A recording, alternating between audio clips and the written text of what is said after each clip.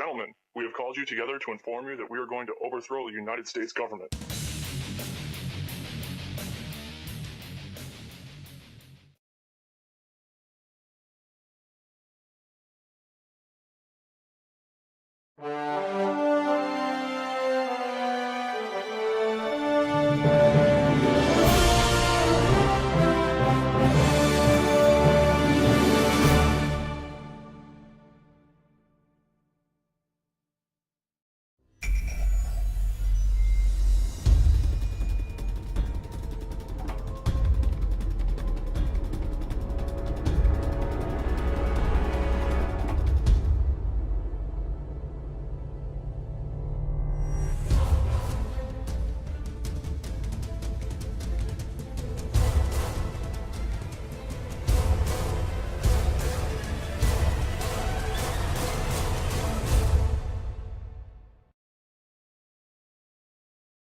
Okay. I want to say thanks to each and every one of you for being here today. It's going to be a great day. I'm going to go through what I consider to be the very heart of my material. And people ask me a lot. They say, you put out a lot of material on your website.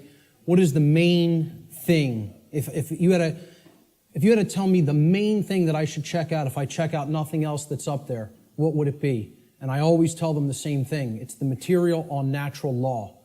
If nothing else, that's the material that you need to understand deeply. So that's what we're going to be covering here today in an extended presentation format. I want to go through a few things before we actually get started. So I call this section Before We Begin. And the word begin is actually important here because that's really what this presentation is actually about. It's initiation. This is an initiation into really, really deep, esoteric material that has been hidden from humanity for millennia. So I just want to ask people before we get started, how many of you are new or relatively new to my work? By a show of hands, please. That's excellent. This is great. That is great news. I am so glad to hear that. Okay? What I actually didn't want is to come here and talk to a bunch of people who are already totally familiar with my work and have already heard it. So this is great, okay? How many of you here today feel that the human condition and life on earth for humanity right now is tolerable just the way that it is, by a show of hands? That's also pretty good, because if that was the case, I was going to say, there's nothing for you here today. There's the door. Okay? So that's good, that we're all hungry for change. One of the big complaints I hear about my work, when I check in on forums or something, or read some YouTube comments, many people will say, there's nothing new here. I've heard this before somewhere else. This person covers this. I've read this in this book. Well, ladies and gentlemen, I have news for you. There is nothing new here. I am not going to present anything new. I am not going to present anything that has not actually been in existence and will continue to be in existence. I'm not making up new material. I call myself, I would refer to myself, Art said it the other day, actually yesterday when we were having dinner. He said, I consider you an aggregator of material. And I love that term. I love that description of what I do. I am an aggregator. I bring things together into a tapestry and then help to explain it in simple and easy to understand terms so that people can readily absorb it, take it in, and then do something with that information. So you will not be seeing or hearing anything new here today, okay? As the old saying goes in all of the old mystery traditions, there is nothing new under the sun.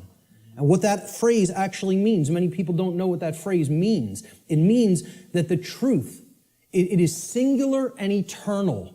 Truth has always been here among us, and it will always be here. It is our perception that must be aligned with it. So there's nothing new you're going to hear today, okay? These are eternal truths that have always been here among us.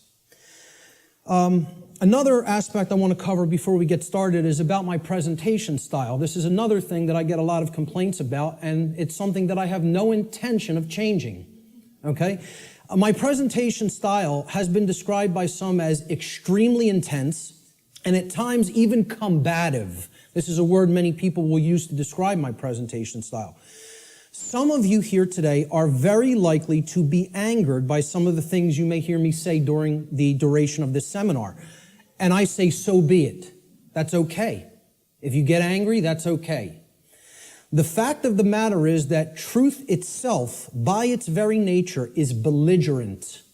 And I'll actually be putting up a quote to that nature later on in the presentation. The reason truth is belligerent is because it actually is at war. It's at war with the lie. It's at war with deception. It's at war with mind control. So truth can be belligerent. Many people don't want to hear it when they first encounter it. So I tell people all the time, I don't do this. I don't present this information, okay, to be liked. I don't do this to make friends. Okay, I'm not interested in making a whole bunch of new friends. If it happens, that's great, okay? But that's not the reason I do what I do. I don't do this to be popular. I don't do this to make money. It's not a popularity contest. Telling people many things that they don't want to hear is not going to make you popular, or it's not going to make you a whole lot of new friends, okay? So those aren't the reasons I do what I do. To be honest, and I tell people this, and sometimes they get upset by just hearing this, I don't even really want to do this, okay? I don't want to do this with my life. I don't want to do this with my time, okay? As I already know, understand, and live the information I'm going to present. So I get this. I know this, okay? I don't need to keep going over this over and over and over again for my own entertainment, okay? The reason that I actually do this is because I recognize that in a time of such overwhelming ignorance of this critical information, this information which is capable of saving humanity from its current condition, all right? The fact that I do already understand this information places me in a position of moral obligation and responsibility. That's why I do what I do. I'm in a position of moral obligation to speak this information to other people in an effort to help to get them to understand it and live it as well. And that is the reason I do this. Every person here today who wishes to take real world value, practical value from this seminar here today, I'm going to ask them to make a deliberate and conscious effort to do two things. The first is try to set aside, to the extent that you are capable of doing so, your perceptions of me as the presenter, okay? And this includes things like how you think I look, how you think I dress, the sound of my voice, my mannerisms, etc. Try to set those things aside to the extent that you're able to do it. And I know that's difficult for some. And I say this because paying attention to such trivialities will detract your own mental focus away from the information that is being presented today. And that's the worst thing that could happen, because it's the information that is important, not me. Try to ignore me and focus on the content. All right? The second thing I ask people to try to do is to be consciously aware of any of your own impulses that you may have here today, to immediately reject the information that is being presented in this seminar based solely upon your own initial emotional reaction, your initial emotional response to this information, okay? This is a logical fallacy.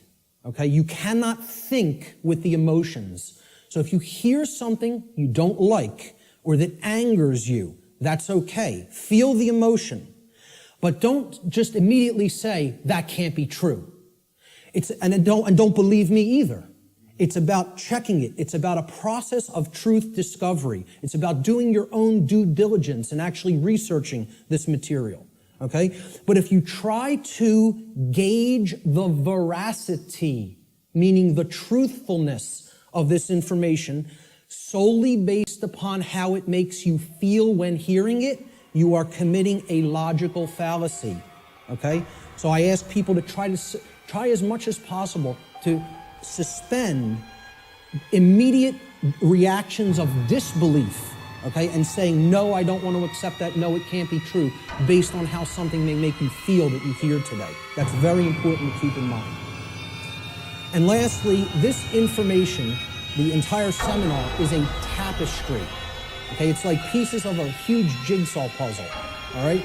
It is meant to be seen and taken as a whole in its entirety. Now, I know I'm asking a lot here, too, because it's going to be a long day, okay?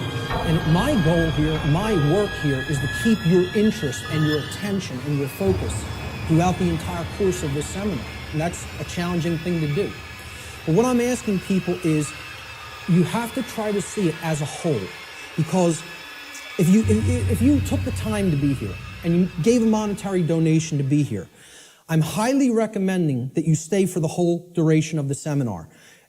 There's a reason for that. You're only going to get the full tapestry, especially if you're new to my work, by hearing this information in its entirety, okay?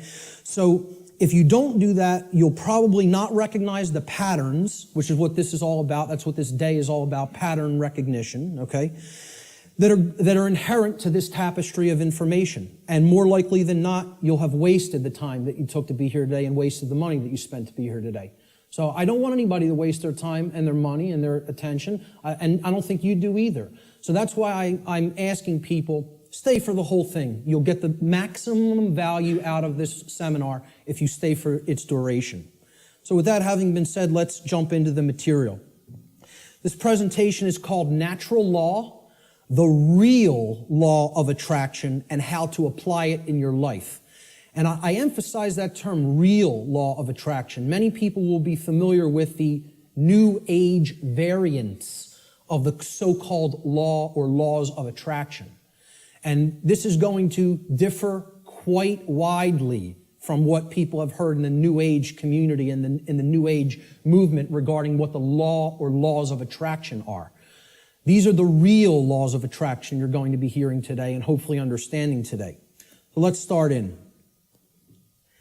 The first section is about teachability, the teachability of the student, okay? How does a student place themselves in the best position to learn? An individual's teachability, or their ability to learn by way of being taught by someone else, is extremely dependent upon the open-mindedness or closed-mindedness of the individual being taught. Low teachability derives from arrogance and rigid skepticism. But it also derives, low teachability also derives from naivete and gullibility. High teachability, on the other hand, derives from a balance between healthy skepticism and an open-minded willingness to learn and change. So we don't want rigidly skeptical people, okay, that don't have an open mind at all. And we don't want naive and gullible people that will accept everything they're told. We want to strike a balance between these two modes. This is called a teachability bell curve, okay? And down here is the mental state of the student, whether they are, and it goes from arrogance, cynicism, skeptical nature, a teacher, a student, and then up to being trusting, then being gullible, and then being outright naive. Okay, so that's the whole spectrum of teachability. The best position to learn is up here at the top of the bell curve. This means you will learn the most if you are here. And that means you're in the balance between teacher and student. It means that you're somewhat skeptical and you're also somewhat trusting. It means that you're able to hold a proposition in your mind without accepting it or rejecting it immediately. It means you will consider the information with an open mind, okay, somewhat trustingly, but also somewhat skeptically. All right? That's going to be the mental state we want to attempt to keep during the duration of this seminar, and therefore you will be in the best position to learn. Of course, as we already said, the poorest positions to learn, the things that, if you're in these mind states in arrogance and rigid skepticism and naivete and gullibility, you're not going to take very much away from this seminar. Okay? So we want to remain at the top of that bell curve if at all possible. Human beings should consider with great care where their information comes from, the source for the information. And this is because by refusing to present certain information and by influencing people to dissuade them from looking into certain information because they're telling you that it's unimportant or unnecessary to consider, many modern institutions like media, like so-called education institutions, are seeking to actually control human perceptions, or let's call it outright what it really is, to control the mind, okay? And therefore, to limit what human beings may even come to understand, and therefore by limiting what they are coming to understand, they're actually limiting what they're able to do, what they're able to change, what they're able to create in the world. Okay? So you have to be skeptical of where your information comes from. And that's why I tell people at the very beginning in my lectures, do not believe me. The worst thing you could do is believe what I'm telling you. You need to look into it for yourself, and most of all, you need to do personal introspection to really feel inside of yourself whether this information resonates with truth. Everybody has that intuitive capacity. That also has to be turned on and engaged and used. All right? If anybody is coming to this seminar from the perspective of modern, organized, institutional bodies, meaning political thought, political agendas, political organizations, religion, religious thought, religious organizations. I'm talking about organized religion here, okay? What I call scientism, not real science, but scientism, science as set up by institutional bodies to be rigidly skeptical belief systems that blot out anything that could possibly say anything to the contrary of their pre-existing beliefs. I call that scientism. Okay? And of course, the New Age movement, which you could group that in with religion. It's just it's for those who don't fall into the religious mindset. This is an alternative religion proposed for them, and they call it the New Age movement. And I tell people, please don't think this is going to concur with any of these belief systems, with any of these boxes for consciousness. This presentation is going to shatter these boxes. It stands outside of all of these because these are limiters for perception and thought. They want to place everything in a box, say nothing outside of this box is fit for human consumption, so do not go there. And as a result, they act as a mind control influence. The other and biggest limiter of the human perceptions and the mind, and ultimately of our behavior, is money itself. If you want to talk about the biggest religion, if these other religions aren't big enough and powerful enough for you, there's the one that is the ultimate power in the world, the ultimate religion, the God of this world, if you will. Okay? So what I'm basically saying here is if you're already in a mindset approaching the let's call it the discovery of reality or the exploration of reality from any of these perspectives, you will be sorely disappointed here today by what you're going to hear, because the information here falls well outside of any of these institutional limiters for consciousness, okay? The requirements for creating change and the role of knowledge. Let's talk about these concepts for a moment. Human beings everywhere say that they want certain things in their life, and they say that they want certain things to be present for all humanity, okay? We say we want certain conditions to be present for ourselves and our species as a whole. And we say we want things such as happiness, health, peace, prosperity, freedom, etc. And all these things are great things to aspire to. And we say we want them. Most people will say and tell you we want these things. All right? However, I don't really feel that they're truly being honest with themselves. Okay? They'll say they want them, but then when you tell them, well, those aren't automatic conditions. They don't just magically manifest. Okay? There are requirements for obtaining these conditions. Okay? And people wouldn't say they want these conditions if these conditions were already omnipresent, right? They're saying that they want something because they don't have it at all, or at least in fullness, right? So when you tell them there's requirements for obtaining them, many people will say, oh, well, I may not be willing to go there. I may not want to exert that much effort. And they believe that somehow they're going to magically get these things, right? Well, this is what the real laws of attraction are about. It's explaining conditions that you want don't just automatically manifest by thinking of them or just having a feeling about them. This is a New Age deception. There are requirements for obtaining the conditions that we say we want. Requirement exists in nature. It does exist.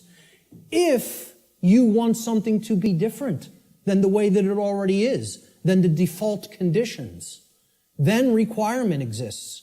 If you're okay with things being the way that they are now, requirement doesn't exist. There are no requirements to creating change. You just accept the default conditions the way they are now and go on with your existence and accept it's going to be this way and possibly get worse. But if you want real change to happen, requirements exist. And this is what many New Age teachers will not tell you, or they'll outright deny that requirements exist for creating real change.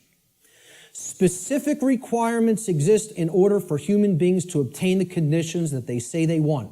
If the requirements for obtaining those conditions are not met, those conditions do not just magically manifest by magical means automatically. That's not how it works, folks. And that bursts a lot of people's bubble right off the bat. This is a key concept to understand. So what are these requirements? We need to know certain things. Knowledge is required. Knowledge that will spur us to action. That's what's required. Okay? Since human beings as a species do not already have the things that they say they want, and again, at least not in fullness. If we want to split hairs, we could say we have a modicum of what we may say that we want, but we don't have it in the fullness that we will say that we want it, especially societally, globally. Okay? So since we don't already have these things, it follows logically that the knowledge of the requirements to obtaining these things, okay, either must be absent. The knowledge is not present anywhere. Or if it is present, if that knowledge for obtaining those things, the requirements for obtaining those things, if that knowledge is present, then it must be willfully being ignored. It is here, and yet people aren't paying attention to it. They aren't taking it in and accepting it and doing anything with that knowledge. So they're ignoring it because it's uncomfortable. As long as this knowledge continues to remain either unknown or ignored, the manifestation of the desired conditions that we say that we want is impossible. Cannot happen. It is an impossibility for it to magically, automatically manifest without the requirements being met. And that's what we're going to talk about here today. What are these requirements? What is this knowledge? This knowledge is occulted, meaning hidden. Okay, now, how many people here came here today thinking that they were going to hear information about the occult by a show of hands? Okay, about half the room. Good. Okay, for the rest of the people, that may come as a shock. But what you have to understand right off the bat is that the word occult, it's simply derived from Latin, the Latin adjective occultus. Occultus in Latin means hidden, hidden from sight. And it's derived from the Latin noun oculus, which means eye. Okay? The word ocular in English means related to the eye or related to sight or vision. So what the occult is something, it is a body of knowledge that has been hidden away for a specific reason. And we're going to get into what that reason is. Okay, so from the term oculus or eye in Latin comes the verb occultare. Occultare means to hide, to conceal, or to keep secret, to keep hidden from the eye so that it cannot be seen.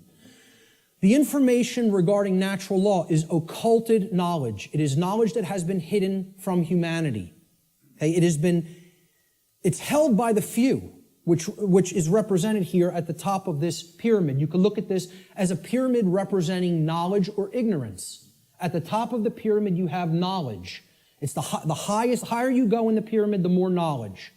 Okay? But the pyramid tapers because at the top, very few people understand that information. Very few people have that knowledge and have actually integrated it into themselves to the point where it becomes understanding. All right? Down here, you have no knowledge, the ignorant masses. Okay? And up here, you have the people who are in the know, right, who have this knowledge about how natural law works and are actually using it for a certain reason. We're going to get to that next, what that is. So please, as you go through this seminar, please keep in mind, if I ever use the term occult, all I'm talking about here is hidden knowledge. That's what it means. Occulted knowledge is hidden. Now, why would anybody want to hide knowledge that is extremely important? Well, there's a very specific reason, all right? But before we even get to that, we have to talk about what is this occulted knowledge? What is the body of knowledge? What does it comprise? When I'm saying the occult, the knowledge of the occult, what do I mean by that? All right? Occult knowledge constitutes two things. There's two general bodies of occult knowledge. In the actual mystery traditions and in occult schools, they talk about these as arcana, A-R-C-A-N-A, arcana. The word arcana is also Latin. It means knowledge, okay? That's all it means. So there's two bodies of knowledge. There's one body of knowledge in the occult called lesser arcana, the lesser arcana or the minor arcana. This means the knowledge of the microcosm, the knowledge of the small things, okay? It doesn't mean it's less important. It means it's dealing with the individual units of consciousness, the human psyche, the psyche of the individual, okay? So the first major body of occult knowledge constitutes knowledge of human consciousness, how it works, how it operates, what our motivations are, things like that, okay? The second body of occult knowledge is called the greater arcana or the major arcana. All right? And again, this doesn't refer to that it's more important. It refers to it is the macrocosmic understanding, the understanding of the very large laws of nature that govern the macrocosm. Okay? So universal laws are part of the greater arcana of occult knowledge. And what I call here today, under the umbrella, the term natural law, falls into that second category of greater knowledge, the greater arcana of occult knowledge, okay? And what these natural laws are unseen and universal spiritual laws. We could talk about the word natural here too. Natural is derived from Egyptian and other Middle Eastern tradition languages, okay? The word neter in Egyptian, which would have been spelled without vowels. If we transliterated it, it would be NTR in English. Neter means spirit in Egyptian, in ancient Egyptian. The suffix al, even in English today, but if you go back into Arabic languages and ancient Middle Eastern languages, al as a suffix actually means of or related to, or having come from, okay? So natural, if you put these root words together, neter and al, right? It means of or related to the realm of spirit, of or related to God, actually. The word neter also meant God, spirit or God, okay? So this is the spiritual domain, the laws that actually are operating in the unseen realm, okay? Now, they manifest in the physical realm. We're going to talk about that. Okay, because that's the operation that it trickles down from. It starts in the spiritual domain and then it manifests in the physical domain. All right? So it's important to understand these two bodies of knowledge. The lesser arcana, okay, is about the monad or the individuated unit of consciousness. of the human being. And then the greater knowledge is about the laws that govern the macrocosmic universe. All right? So, what these laws do, this body of the workings of nature that I am calling under the umbrella natural law, they're universal spiritual laws which govern the consequences of behavior. They govern the consequences of behavior. And I would add a caveat to that. They govern the consequences of behavior for intelligent species, for beings that are capable of coming to their understanding. Okay? I would delineate that from, like, the animal kingdom. Okay? The animal kingdom is not held to the same standard as human beings when it comes to this body of information, because I don't think you're going to sit down with your cat and explain natural law to it. Okay? So when people say, well, why doesn't the animal kingdom held to account in the same way the human beings are? It's because, surprise, surprise, we don't share the same level of consciousness. Okay? There is differences in levels of consciousness and abilities to comprehend information and to actually know how something works. Just like you will not be explaining physics to your dog anytime soon, okay? You're not going to explain natural law to the animal kingdom and have them grasp it, because they're not at the same level of consciousness as we are. Okay? So we are held to a different account when it comes to natural law. It governs human behavior. It would be an easy way of saying it. This body of knowledge has actually been called consequentialism by past researchers and teachers. And I have no problem with that term. I've actually looked into consequentialism, and it's quite similar, okay, in its scope and what it teaches. It's been called karma, karmic law, in many Middle Eastern and Eastern traditions, okay? And I have no problem with that term for it either. It has been called in some of the Western traditions and Christian traditions moral law, and I have no problem with that term either. Religionists have called it God's law, and I have no problem with that term either.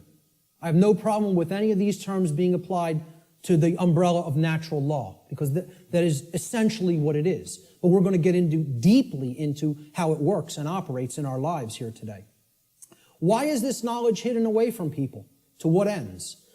The knowledge of the occult, the hidden knowledge about how natural law works and how consciousness works, is not commonly known. That's why it's not the exoteric.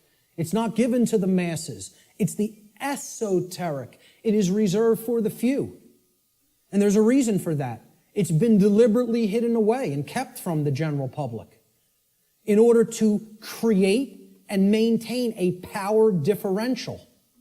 Because if someone else is an extreme level of knowledge, and they know how something works, like something as trivial as how human consciousness works, how human motivations work, how human perceptions work, how human beings can be manipulated. If somebody has deep knowledge of that information, and there's a whole bunch of people over here who have not one iota of how that works, what kind of a number do you think somebody can do on people like that? See, the way I ask people to look at this is real simple.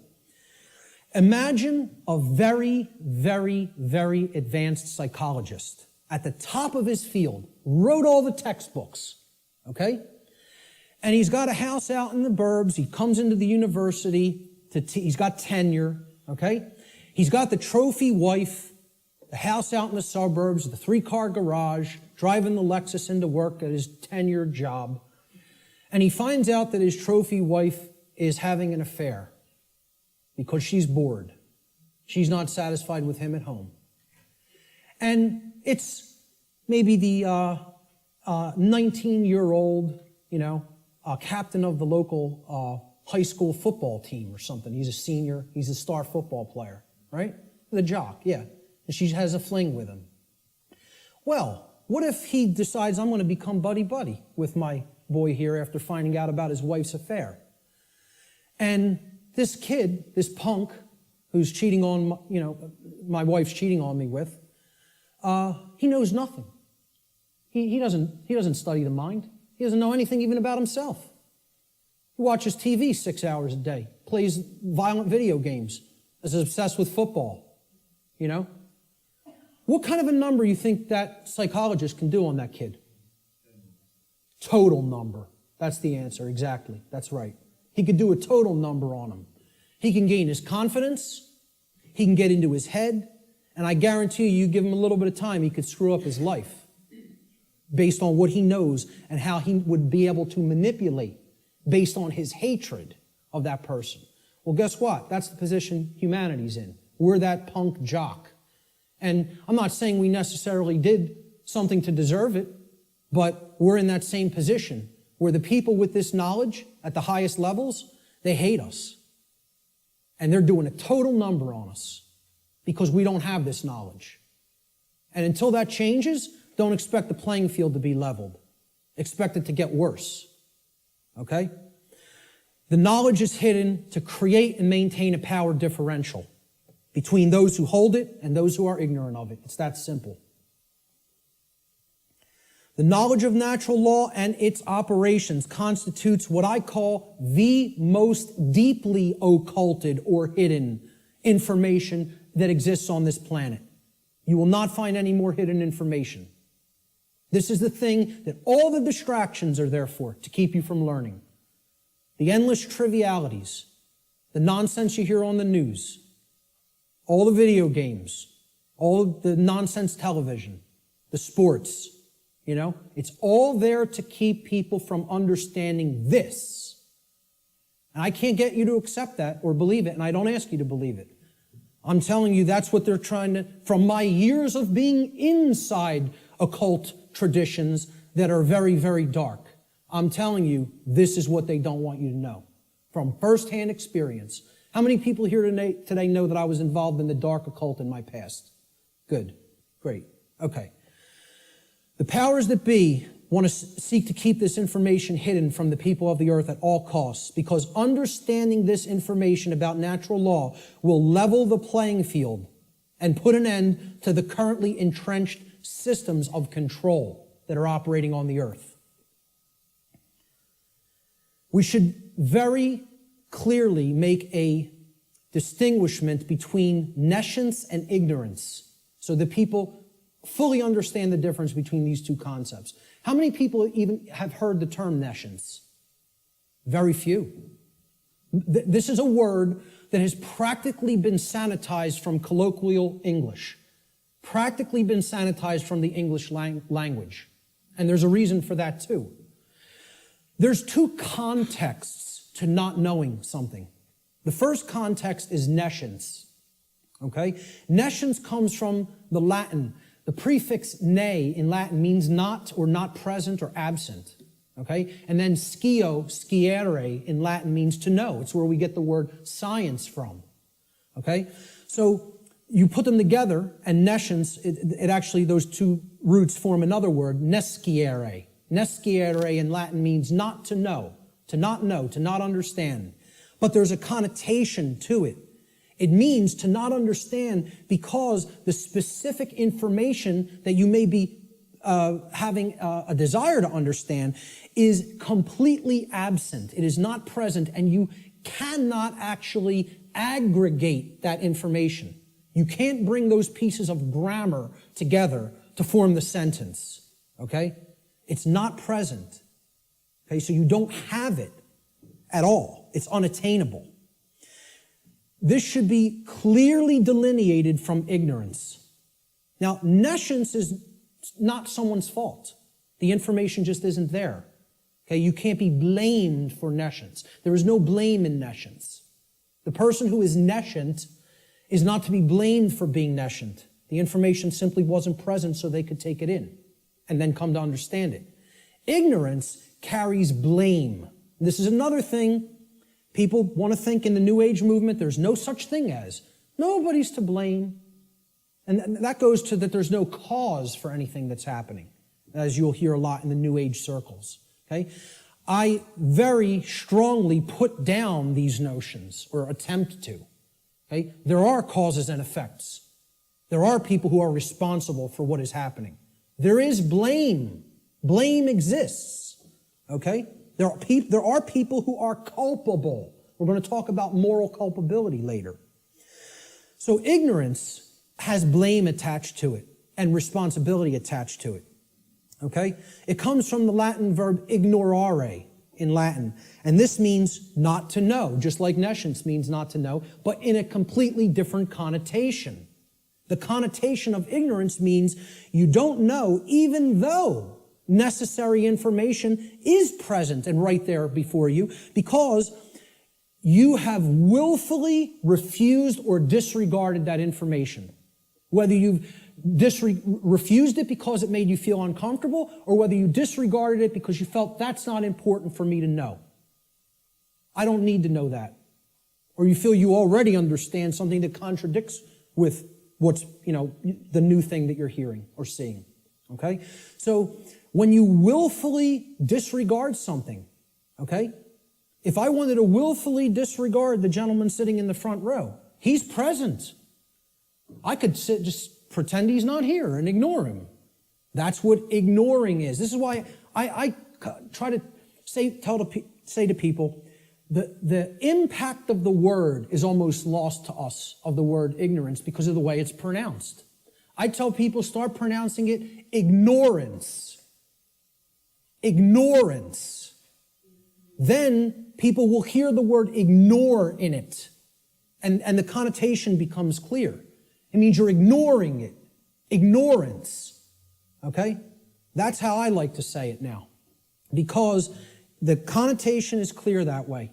The information is there. The truth is there, and somebody wants to ignore it completely. Now, that is inexcusable, and there is blame that is attached with that. So what I ask people all the time is, do we have a nescient society, or do we have an ignorant one? Do we have an ignorant one? Is our society ensconced in nescience, or is it ensconced in ignorance? I would argue absolutely that we are ensconced in ignorance in society, not nescience. I think we are drowning in information. I think we are drowning in the truth that is all around us, but people are ignoring it, largely. Not everyone. There's many people who are very hungry for it and taking it in as fast as they can, But I think the majority of human beings are in the state of ignorance, even though the truth is present all around us. And that constitutes what Art talked about earlier, this consensus trance, which people in the so-called truth community or truth movement have likened to sleep. They say that they are asleep. I liken it to hypnosis. If you look at the origins of the word hypnosis, right, it means suppressed knowledge. It comes from Greek. Hypo means under, as in hypodermic, under the skin. And gnosis means knowledge, the suppression of knowledge. Hypo means suppression also, under and suppression. So hypnosis is the suppression of knowledge. And that's the state that these people are in. And it's done by themselves. It's not, we have to stop looking at this as a victim relationship. This is a willful choice. In a time of overwhelming information available at people's fingertips, the truth being ignored is not an option. It's a willful decision that people are making. And it's a decision that they should be held accountable to because of what is going on, that they are ignoring, what they are allowing to go on in their name and not saying a thing about it. Content to let evil run amok. All right?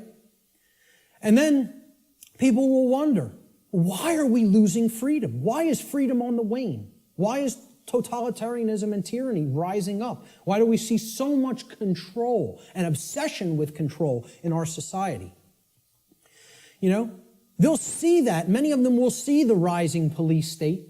They'll see the injustices in our society. They'll see the restrictions on our inherent natural liberty. Okay?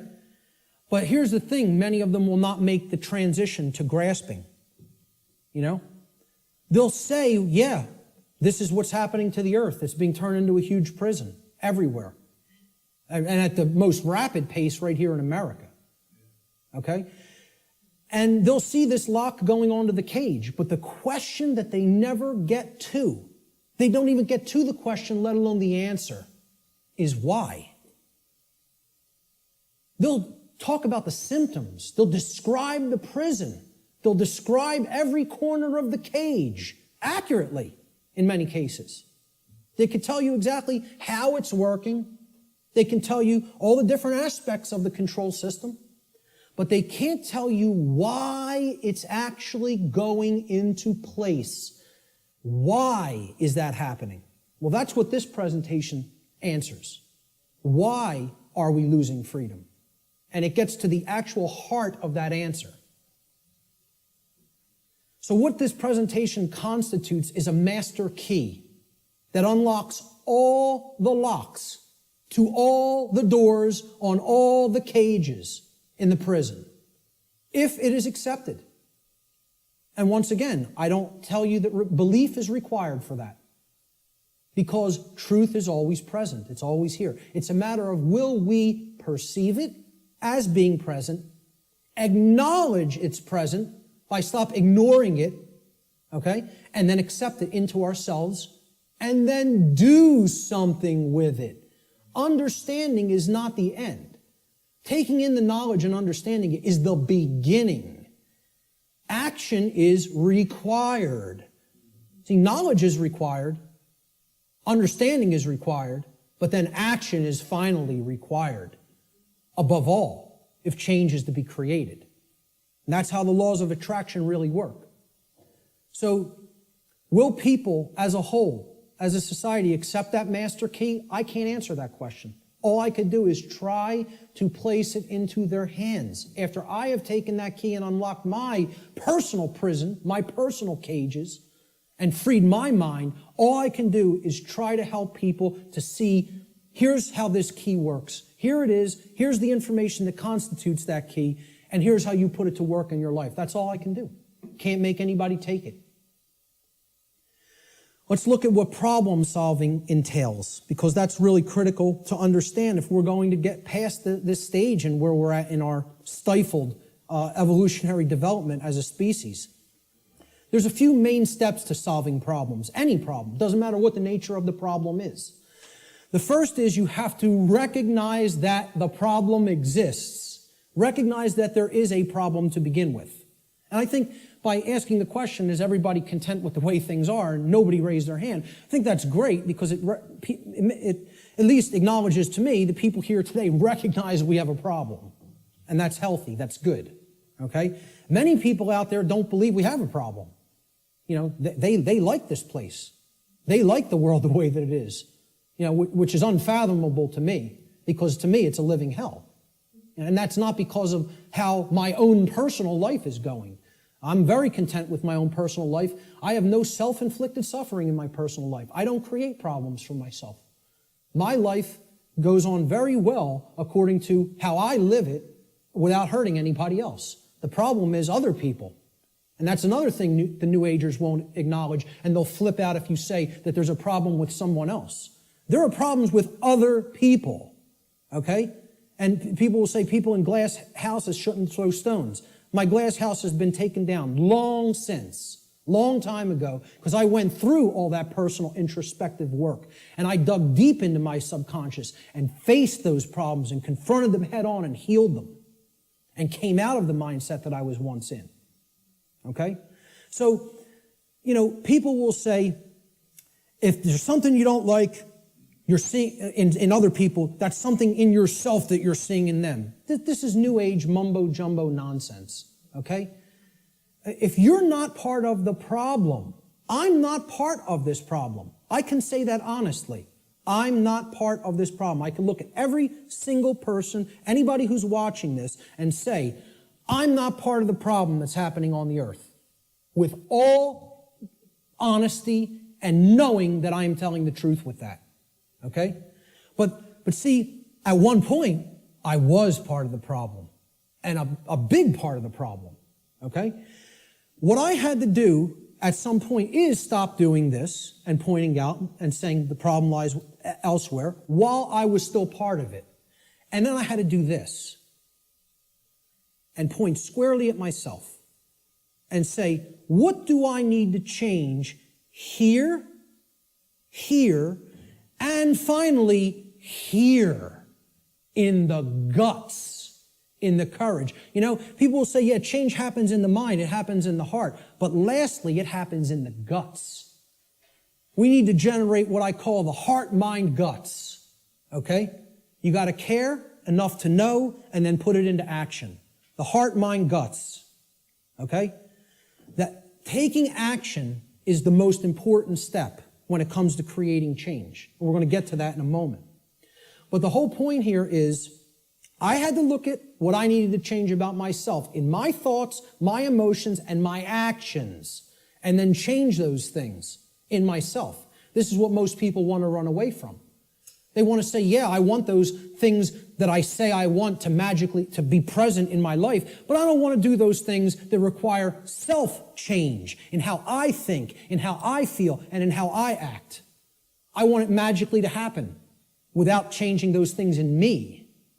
So I can honestly look at the rest of the world and say, the problem does not lie within me. I am not seeing a manifestation of myself in other people. Other people have not done the same process that I have, the introspective work that I have, and gone through that painful, painstaking work that involves effort, hard effort. I'm not up here telling people, I'm offering you the tonic. You're going to take a sip and magically you will be enlightened.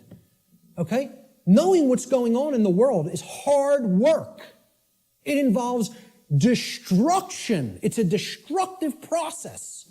It involves destruction of belief systems. It involves completely breaking down barriers that are in your head. Okay? Hardly anybody wants to do that work. People want to run 1,000,000 miles an hour in the opposite direction from that work. Anything but that. I'll take the grave instead of that. Okay? That's where most people's heads are at. All right? So let's get back to the steps here for problem solving. The first is you got to recognize that there's a problem. If you are in denial, good luck. Let me know how that works out for you.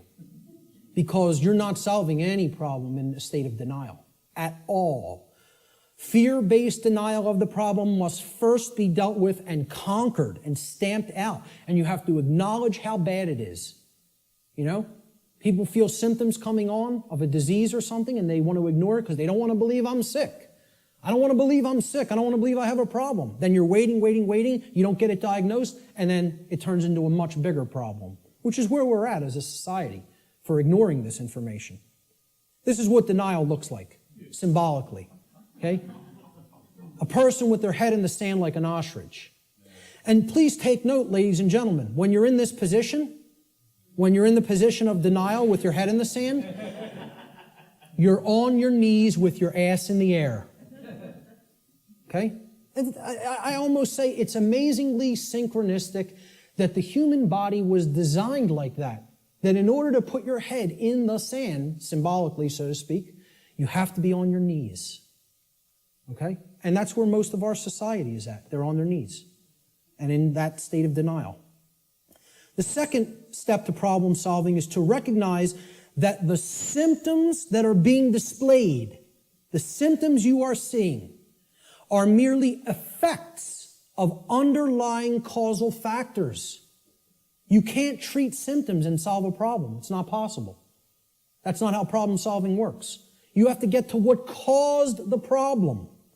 Okay? Instead of simply treating symptoms, make an accurate diagnosis of the causes of the problem. So what does the word diagnosis mean? Diagnosis comes from Greek. The preposition dia, transliterated there in the parentheses, you see it in Greek script. Okay? It means through or by way of. So by a method, by a particular method. All right? And the second part of diagnosis is the Greek noun gnosis. Gnosis means knowledge in Greek. So what a diagnosis means is through knowledge or by way of knowledge. You're going to solve the problem by way of knowledge.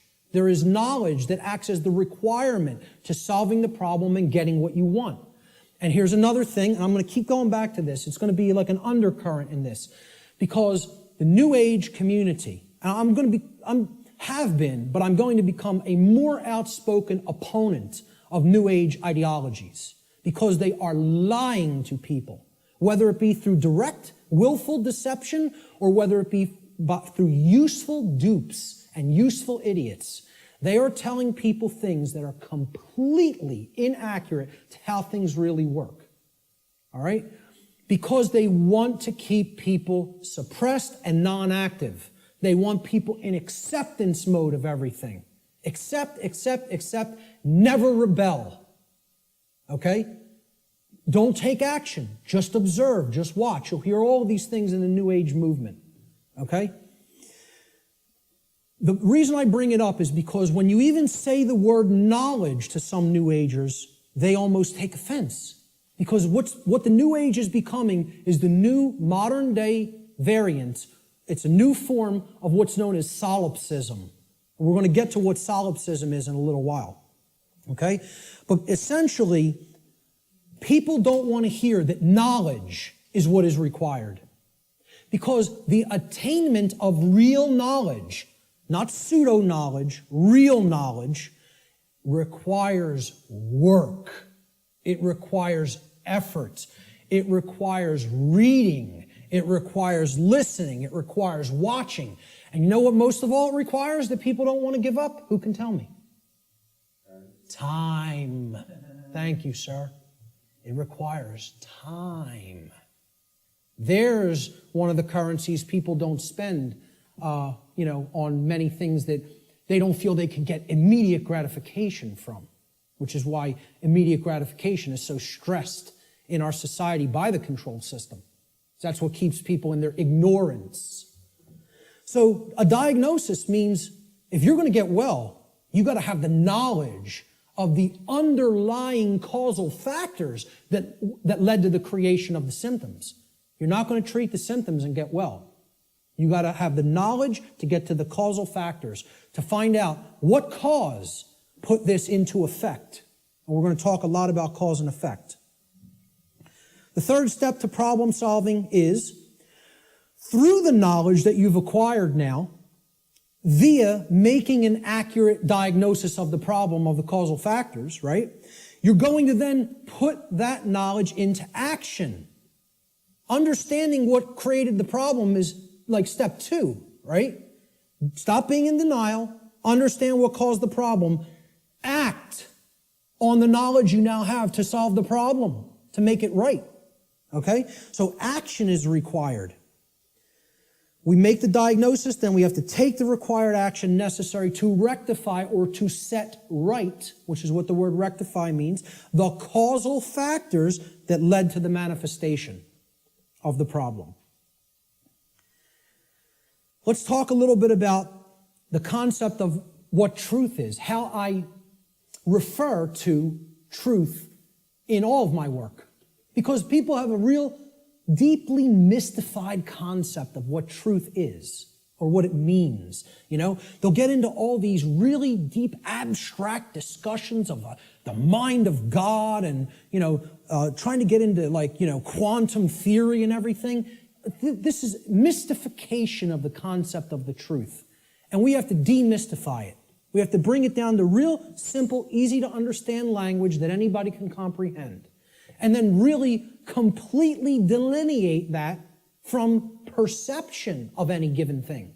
Because the two are not the same. When people say perception is reality, nothing could be farther from reality than that statement.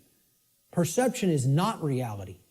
Okay? It is just what it says, perception. Seeing through, perceive, to see through something.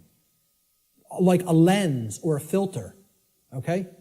I perceive things differently without these glasses. That's one perception. When I put them on, I perceive things quite differently and more clearly. Okay? Well, that's how human perception works, like a lens. It's a filter. Okay? But what's there is the same thing. What's there is the same thing. All that changes how I perceived it. All right? So let's look at this concept. Truth is objective. That means that it's not dependent upon the perceptions of human beings. No one wants to hear that. That is a direct assault, a direct frontal assault on the human ego. Because everybody wants to hear, my perceptions are important. And we want to also believe my perceptions are accurate. Okay? Now people will say, well, what makes you say your perception of this topic is going to be accurate? That's because I went through the process of having to admit over and over and over and over and over again, endlessly, how wrong I was about my former perceptions. I went through that destructive process of breaking down my former belief systems, of breaking down my former emotional patterns, of most of all, changing my behavior. That's the thing that's the most destructive, because we get attached to our behaviors and patterns. So asking people to change, I recognize it's not easy. It took me probably about 8 years of my life to do it. Most people don't want to spend a minute on creating personal change, let alone 8 years. And, when I look at myself, in all honesty, again, none of this is to sound egoic or to toot my own horn, but I look at it like I was a mild case of ego entrapment, a mild case compared to where I see other people at. I feel like I was the, a very brittle stone that just needed to be hit with a chisel a few times and it broke into powder. Other people are hardened granite or diamond. To break them down is going to take enormous effort and work. And most of them don't even want to do it. They're so calcified, they've been so compressed into that hardened state that they don't even want to start. So I realize telling people your perceptions are not what really matters, that truth isn't based upon how you perceive things, that it's independent from your perceptions. Most people don't want to hear that. They don't want to hear that. Human beings' perceptions are capable of wavering. They can waver slightly from the truth, and they can waver wildly from the truth. All right? What truth is that which does not waver. It doesn't move. It's that which is. It doesn't matter what anybody thinks about it. It doesn't matter whether anybody believes it. It doesn't matter whether anybody knows it. It doesn't matter whether anybody sees it. It doesn't matter whether anybody wants to see it. It's there. It's always been there. It's always going to be there. Nothing anybody does can change what has happened. Can anybody change what has already occurred in what we call in the thinking of linear time, the past? Not one person here is capable of doing that. Let me tell you something. Not one being in the entire manifested universe is capable of doing that. Because that which has already occurred is set in the record of the universe. Nothing can change the past. Ever. Great movie on this. Watch the new movie, The Time Machine. Not the original 50s version or 60s version. The new one. I think it came out in late 90s or early 2000s. Okay? This movie got crushed in reviews. Crushed. Whenever reviewers crush a movie and give it the worst ratings, go see that film. Because I guarantee you there's very important allegorical concepts that you need to understand embedded in that film, and that's why the reviewers crush it, because they don't want you getting any ideas, This movie got crushed in the theaters, and I'm telling you, it's one of the best films to understand the concept of the absolute impossibility of changing the past. The past cannot be altered. You know what can be altered? The future. That's what that movie's about. And you know where the alteration of the future begins? In the present moment. That's exactly right. That's the only place it begins.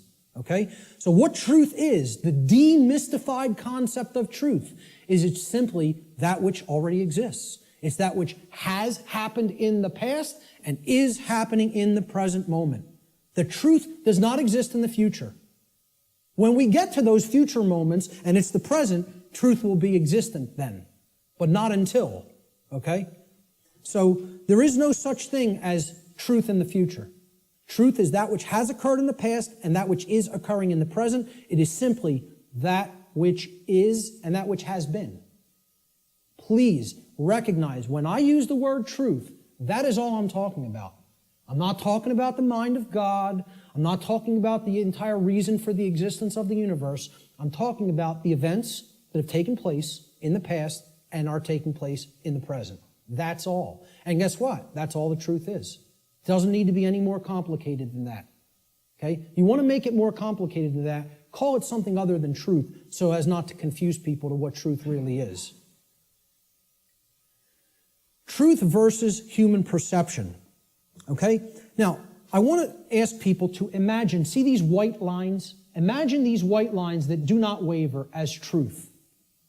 And imagine that the perception that is set against the truth, we're going to take three different individuals. This is individual A, this is individual B, this is individual C. Okay? Their ability to perceive what has occurred and what is occurring is what I would refer to as consciousness. Okay? Consciousness is a being's ability to recognize patterns and meaning with respect to those patterns. Meaning you have an accurate understanding of what's taking place within and around you, or you have an inaccurate understanding of what's taking place in and around you. If your consciousness is high, meaning it's at a high frequency, okay, that means you're going to have more of an ability to understand and recognize the patterns. If your consciousnness is low, you're at a low frequency, you're going to see the pattern less. You're not going to accurately perceive. So I liken this to a waveform. In simple, physics, a wave, this is a simple sine wave, okay? It has its crest here and its trough here, okay? And then the pattern repeats, goes up to the crest, down to the trough, and it repeats over again. The distance between the either crests or troughs of the wave is called the wavelength, okay? The longer the wavelength, the shorter the frequency. What that means is how frequently is it going to be intercepting the line that represents truth? How frequently is it going to be aligned with this line, which we are calling truth? Okay? Now, can everybody just, with that explanation, understand this simple model and what I'm talking about here? Is that clear? Okay, because it's important. Because this is a low frequency vibration. It's a low frequency wave. A wave like this, if it was an audio wave, would produce a low frequency, would produce a low bass tone. Okay? As we go up to a higher frequency, you can see the wavelength is shorter, meaning that it intercepts the line which represents truth much more frequently. We can count them. 1, 2, 3, 4, 5 here. 1, 2, 3, 4, 5, 6, 7, 8, 9 there. Okay? So this is a higher frequency vibration. And we go up to an even higher frequency. Let's say person C has this consciousness. They have a higher frequency. Okay? And they're intercepting the line that represents truth, much more frequency. I won't count those out because there's a lot of them, okay? The higher the frequency, the more in tune with truth we are. What would happen if this frequency became infinitely high? What would it become? It would be indistinguishable from a line. And therefore, someone would be aligned to that which is. The higher the level of consciousness or frequency, which is their perception of reality being accurate, okay? Not wavering as much from the truth, because it's hitting it in more places. We would basically, this wave would turn into a line at some point, the higher the frequency went. Think about this in sound, right? You hear a low bass tone, it's like, then it goes up, and it would go eventually outside the range of human hearing, because the frequency went so high. Same concept here. The higher the frequency, the higher the perception of reality, the quality of the perception is going to be. Okay? The concept to keep in mind here is perception is not reality. It's the filter we see reality through. What the human being's work is to do is to align their perception to the reality which exists, which is truth. We need to set aside what we want the truth to be and look at what it is. What it is altogether different than what we want it to be. But until we recognize what it is, we're not even in a position to make an accurate diagnosis of what's going on and therefore create what we want it to be. So I'm going to give the first quote here, comes from a gentleman I personally greatly respect. How many people are familiar with Travis Walton, by a show of hands? Hardly anybody in the room. Wow, 2 people. Amazing. And I know Barb is in the back because we've met him personally. I spoke with this gentleman at a conference last year in 2012. And I just want to say, I just think he's a totally genuine individual. I don't care what anybody thinks of me saying that, okay? I believe him. Do I know factually that what he claims happened to him did? No, I do not. But I believe what he is saying for a reason. When I am around somebody, especially for any length of time, I think my intuition is good that I can get a feel for their heart, okay? And when he's telling you stuff, it's very consistent. And in his book, he asks people, you need to listen to my whole story, suspend your disbelief for a minute, and then do your research, and then make a judgment call. Do you want to believe me? Do you think I'm telling you the truth? Do you think I'm lying to you? And then make up your own mind, okay? And who Travis Walton is, he claims that he was an abductee, that he was taken on board an extraterrestrial craft at a point in his life. He disappeared for days. They were out looking for him, and his best friends were accused of murdering him. And he shows up 5 days later in like deplorable conditions, out on a country road someplace. But anyway, again, I spoke with him back in 2012. I just bumped into him again. We were just at a conference. I'm bringing this up for a reason. We were just at a conference in Philadelphia where he spoke. And this quote, I feel I would start, if I was going to quote somebody, I was going to make this like the first quote in the presentation today.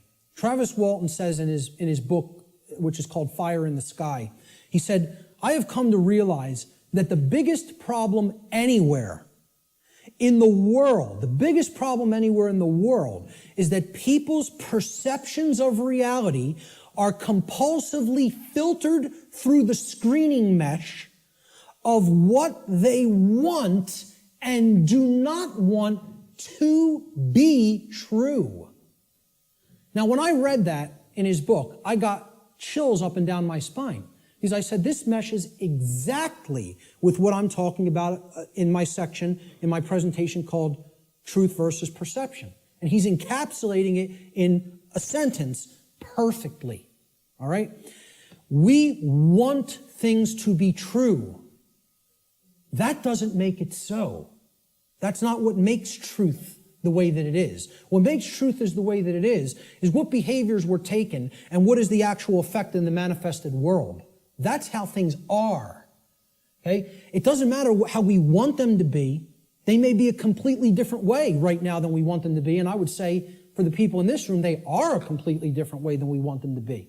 But most people in the world think, they kind of believe that they're the arbiter of truth. And that's a bad place to be in. That's a very, very low level of consciousness. To think that if I don't believe that it's this way, it's not this way. Many people are trapped in that state of mind, okay? Now, the reason I even bring this up and included Travis's quote here is at this conference that we were just at a couple of weeks ago, okay? I didn't speak at it, I tabled at it. A woman came up to my table and she picked up my New Age Bullshit DVD, which is available here today in the back. And she said, what's this about? With a real skeptical look. And I explained, well, it's a 7-hour extended video podcast that has many, many slides, okay? I gave a shortened version of it at the Free Your Mind conference in Philadelphia.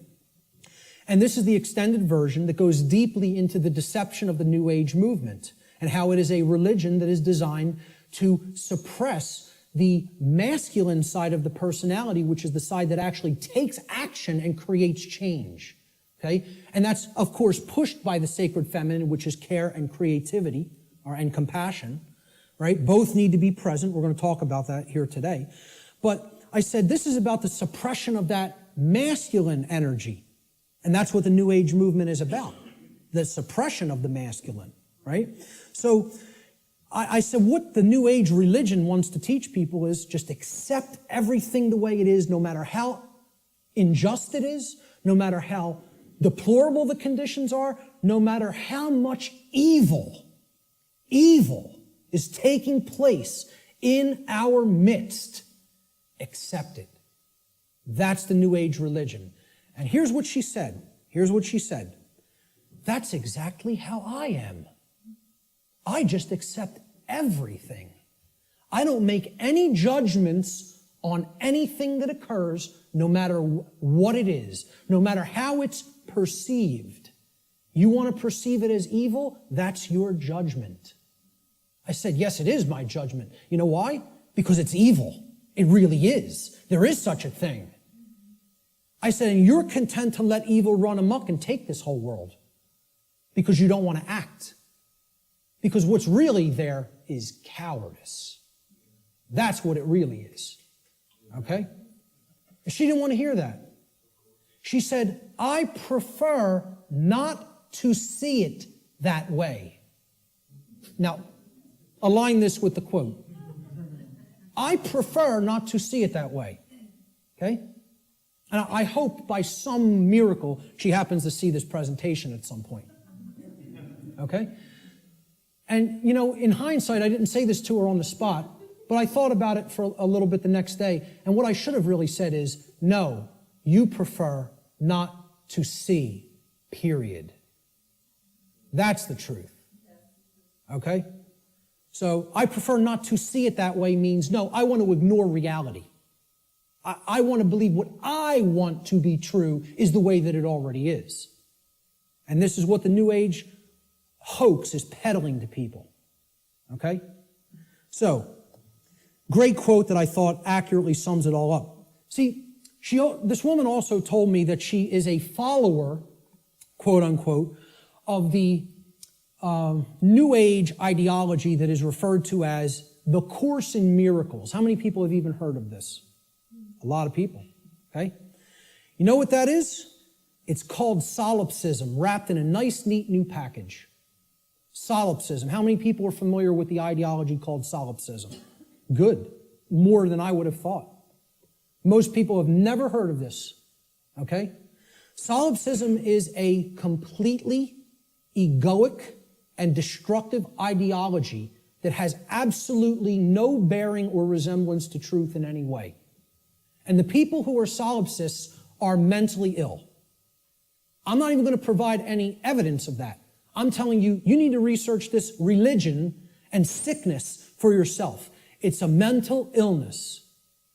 A solipsist is a mentally ill person who should probably be somehow removed, segregated from society, and institutionalized until they are made well, because they are a destructive influence on society.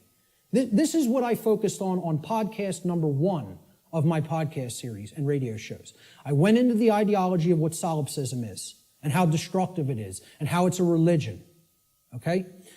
What this is, well, first of all, let's look at the word. And you'll notice I'll be breaking down words all day long.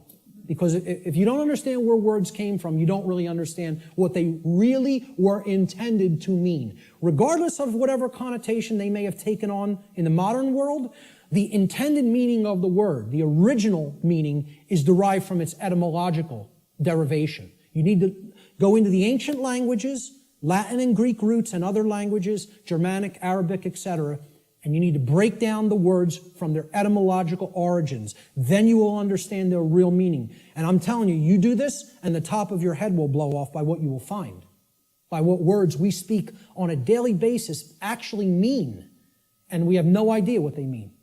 Okay? So the word solipsism comes from the Latin adjective solus, which means alone or one. And then the Latin pronoun ipse, which means self, myself, etc. Okay? The ideology of solipsism is that nothing exists outside of me. I'm the only being that exists in creation. Or essentially, it's another way of saying I'm God. Okay? That my perception is the only real perception and no one else is here. Now imagine that. Now, what I'm essentially telling the audience here today is your perceptions are not the truth. You have to work to align your perceptions with the truth. That's damaging enough to the human ego, okay? If I just said, none of you exist, I'm only perceiving your existence, I'm the only one who exists, imagine how egoic that statement is, and actually how demoralizing it is to other people. You're even telling them, I don't even consider that you exist. That's what a solipsist is. They believe the universe is a big illusion created somehow for their amusement. And that there's no objective reality, that you don't exist, you don't exist, you don't exist, you don't exist. I'm the only one who exists. And that's not mental illness. We don't diagnose that as mental illness. Okay? I don't care if you want to accept the notion everything is one. I personally accept that notion. I do accept that we are all one. That doesn't mean you're not existent in the physical domain right now as I'm talking to you. Of course we all exist here. We are in the physical domain. Okay? The whole point is, these people want to believe the entire spiritual physical domain is such an illusion that nothing that takes place in it matters or has any significance and should just be watched, and nothing should be done to change it. And let me explain what this is, folks. When I was a Satanist, okay, and I was working inside the Church of Satan and other dark occult organizations, they have a set of sins, believe it or not. They don't look at them as sins in the same way that, religionists look at sin. But they have things that, these are behaviors and thought patterns that should not be engaged in by the dark occultist themselves, by the magician, if you will. You are not to engage in these behaviors, but we are to peddle them to other people. We are to get them to engage in these behaviors. Okay? You know what the first one is? No, it's not. That's the second or third. I think it's the third, if I'm not mistaken. I don't have the list handy. But the first one is stupidity. That's the first satanic sin. Okay? For the dark occultist. But they want other people in deep stupidity. They want other people in deep ignorance. The idea here is we will know it all. We will know the truth so that we can control others and keep them a dumbed-down herd. Okay? There's a bunch of other ones, but I think the second or third is solipsism. Solipsism is one of the biggest sin for Satanists and dark Luciferians and dark occultists. They don't want any of their membership believing in this mental illness nonsense. Okay? But they want to propagate it and peddle it. They want to do that. And they told me personally, higher ups in this network told me personally when I was working with them, wait until you see the New Age books that our membership, will be writing, or either writing ourselves or putting into the hands of useful dupes to write and put out there. We'll be giving them the idea, they'll write it for us, put it out there as their own idea. And they said, we are going to propagate and peddle solipsism like you have never seen. And you know what? When they say something, they do it. I'm serious. They're aligned. Their act is together. They act on the same page. And for that, I have respect for them as an enemy. And I don't take anything they do lightly. I recognize they have the will. They're not like the rest of humanity. They align their thoughts, their knowledge, with their version of care. It's not like our emotionally based care, but they care about what they're doing, and then they act. And when they act in concert, and they get it done. Okay? I'm not saying, I agree with any of their agenda, because I don't, and I'm trying to stop it. But I have respect for their unity. They are unified and on the same page, and humanity is not. And that's why, in all honesty, we're having our rear ends handed to us in this spiritual battle right now. At least right now. Solipsism is the ideology that only one's mind is sure to exist. Solipsists contend that knowledge of anything that is outside of one's own mind is unsure, and hence there is no such thing as objective truth. Okay? No such thing as objective truth.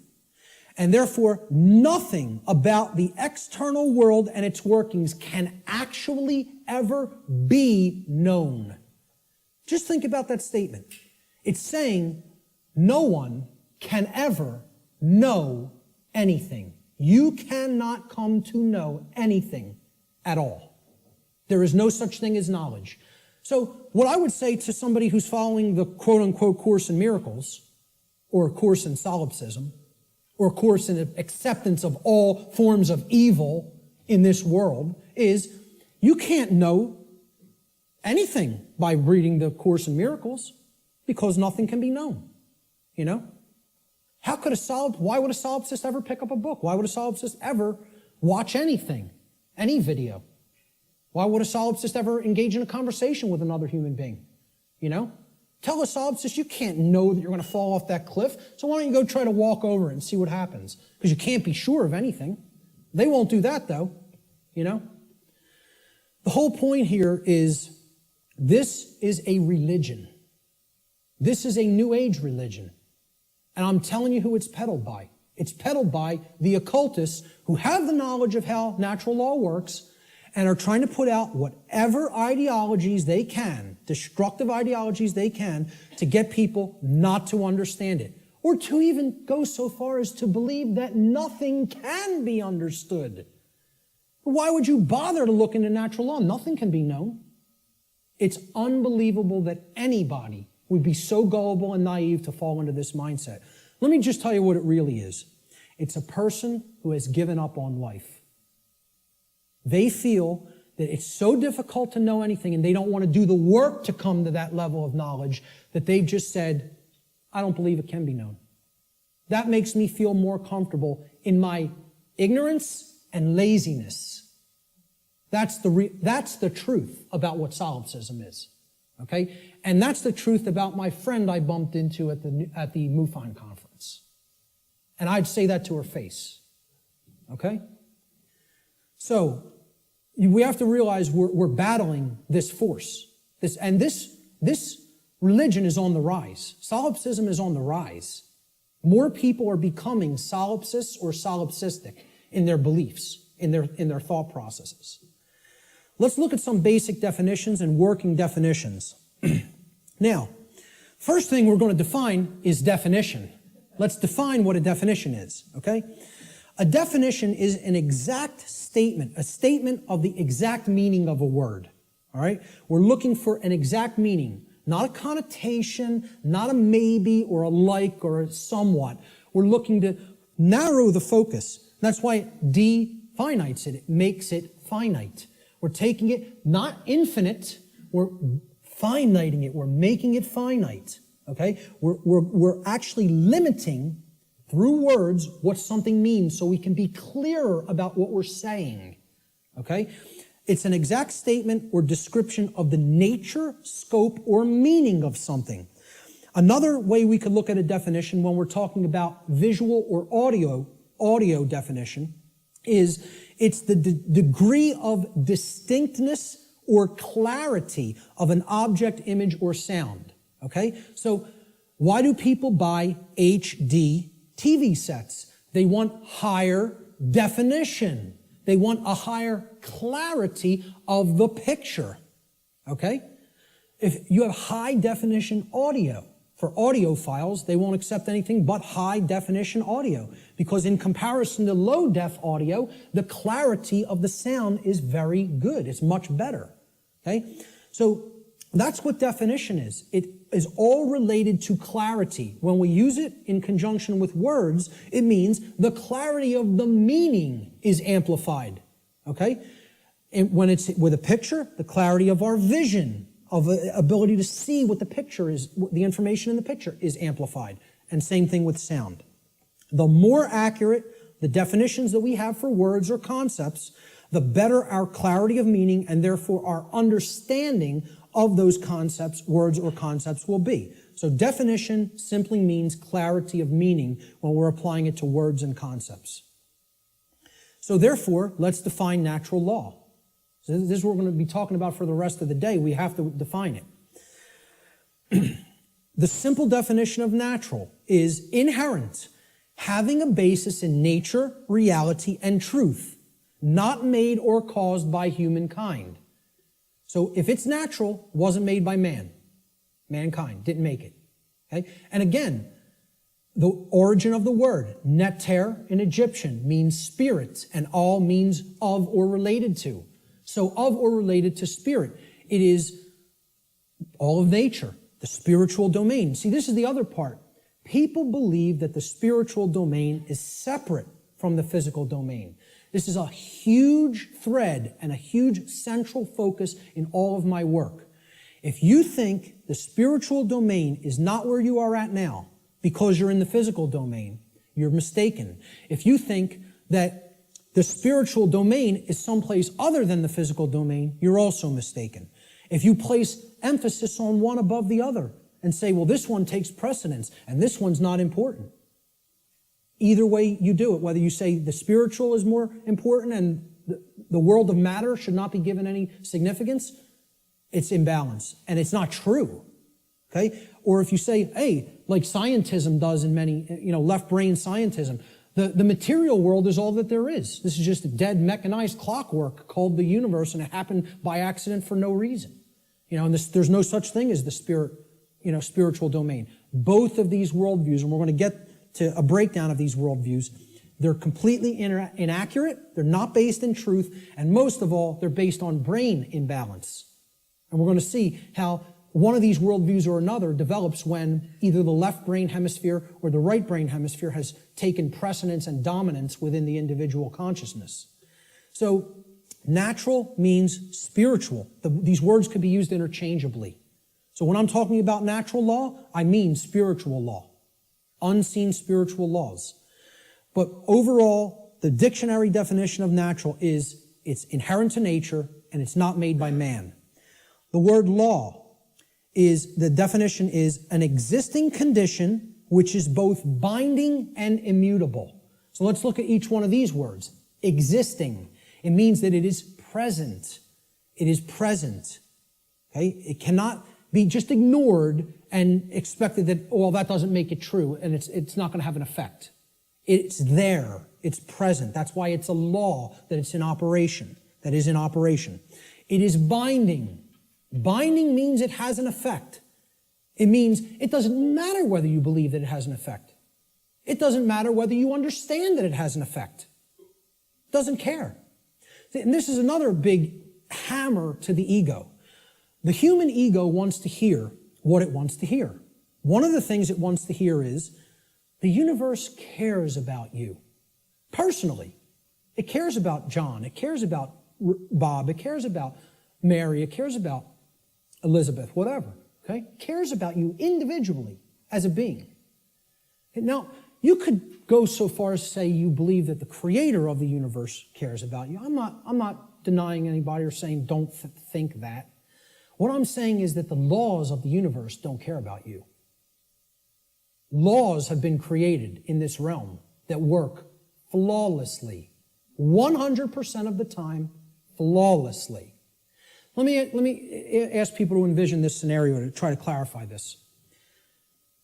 A couple are on a picnic. They're out in a state forest or something like that. They're on a picnic.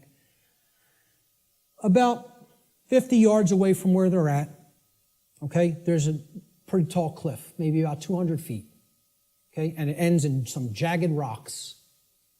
They brought their 2-year-old child on the picnic with them. They unfold the blanket, take out the picnic basket, they're having their picnic. Maybe passions got heated and the husband and wife were, making out a little bit. Their kid, 2-year-old daughter, in her nice Sunday sundress or whatever, wanders off, gets to the edge of that cliff. Will gravity care if that girl goes over the edge? No. Will gravity allow her to go over the edge? Yes, it will. Gravity is not going to say, this girl doesn't understand this law, and she'll die if she goes over that edge. She's innocent. She's nescient even. Not even ignorant. Innocent and nescient. Will that law still have an effect?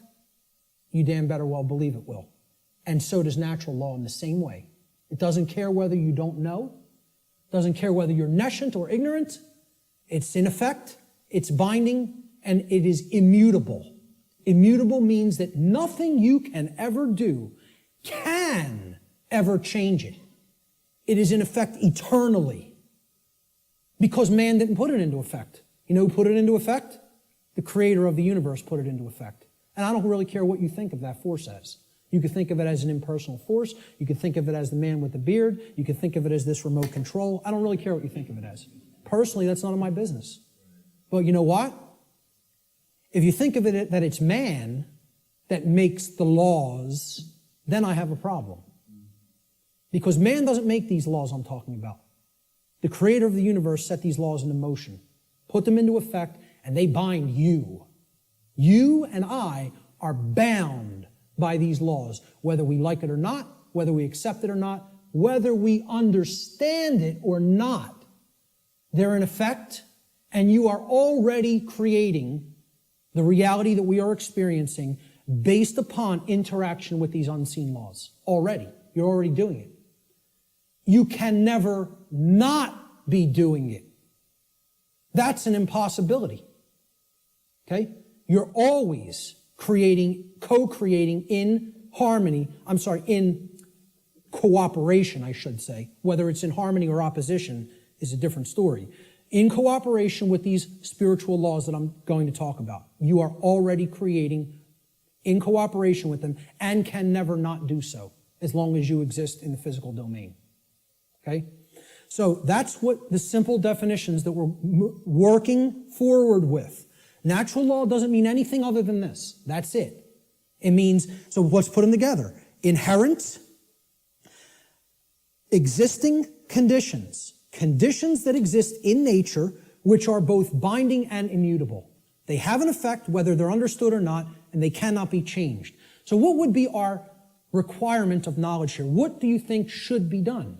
If we are always working with these, do you think we're going to create something that is wise to create, that is good, that is in alignment with what we say we want, if we don't know how these laws operate?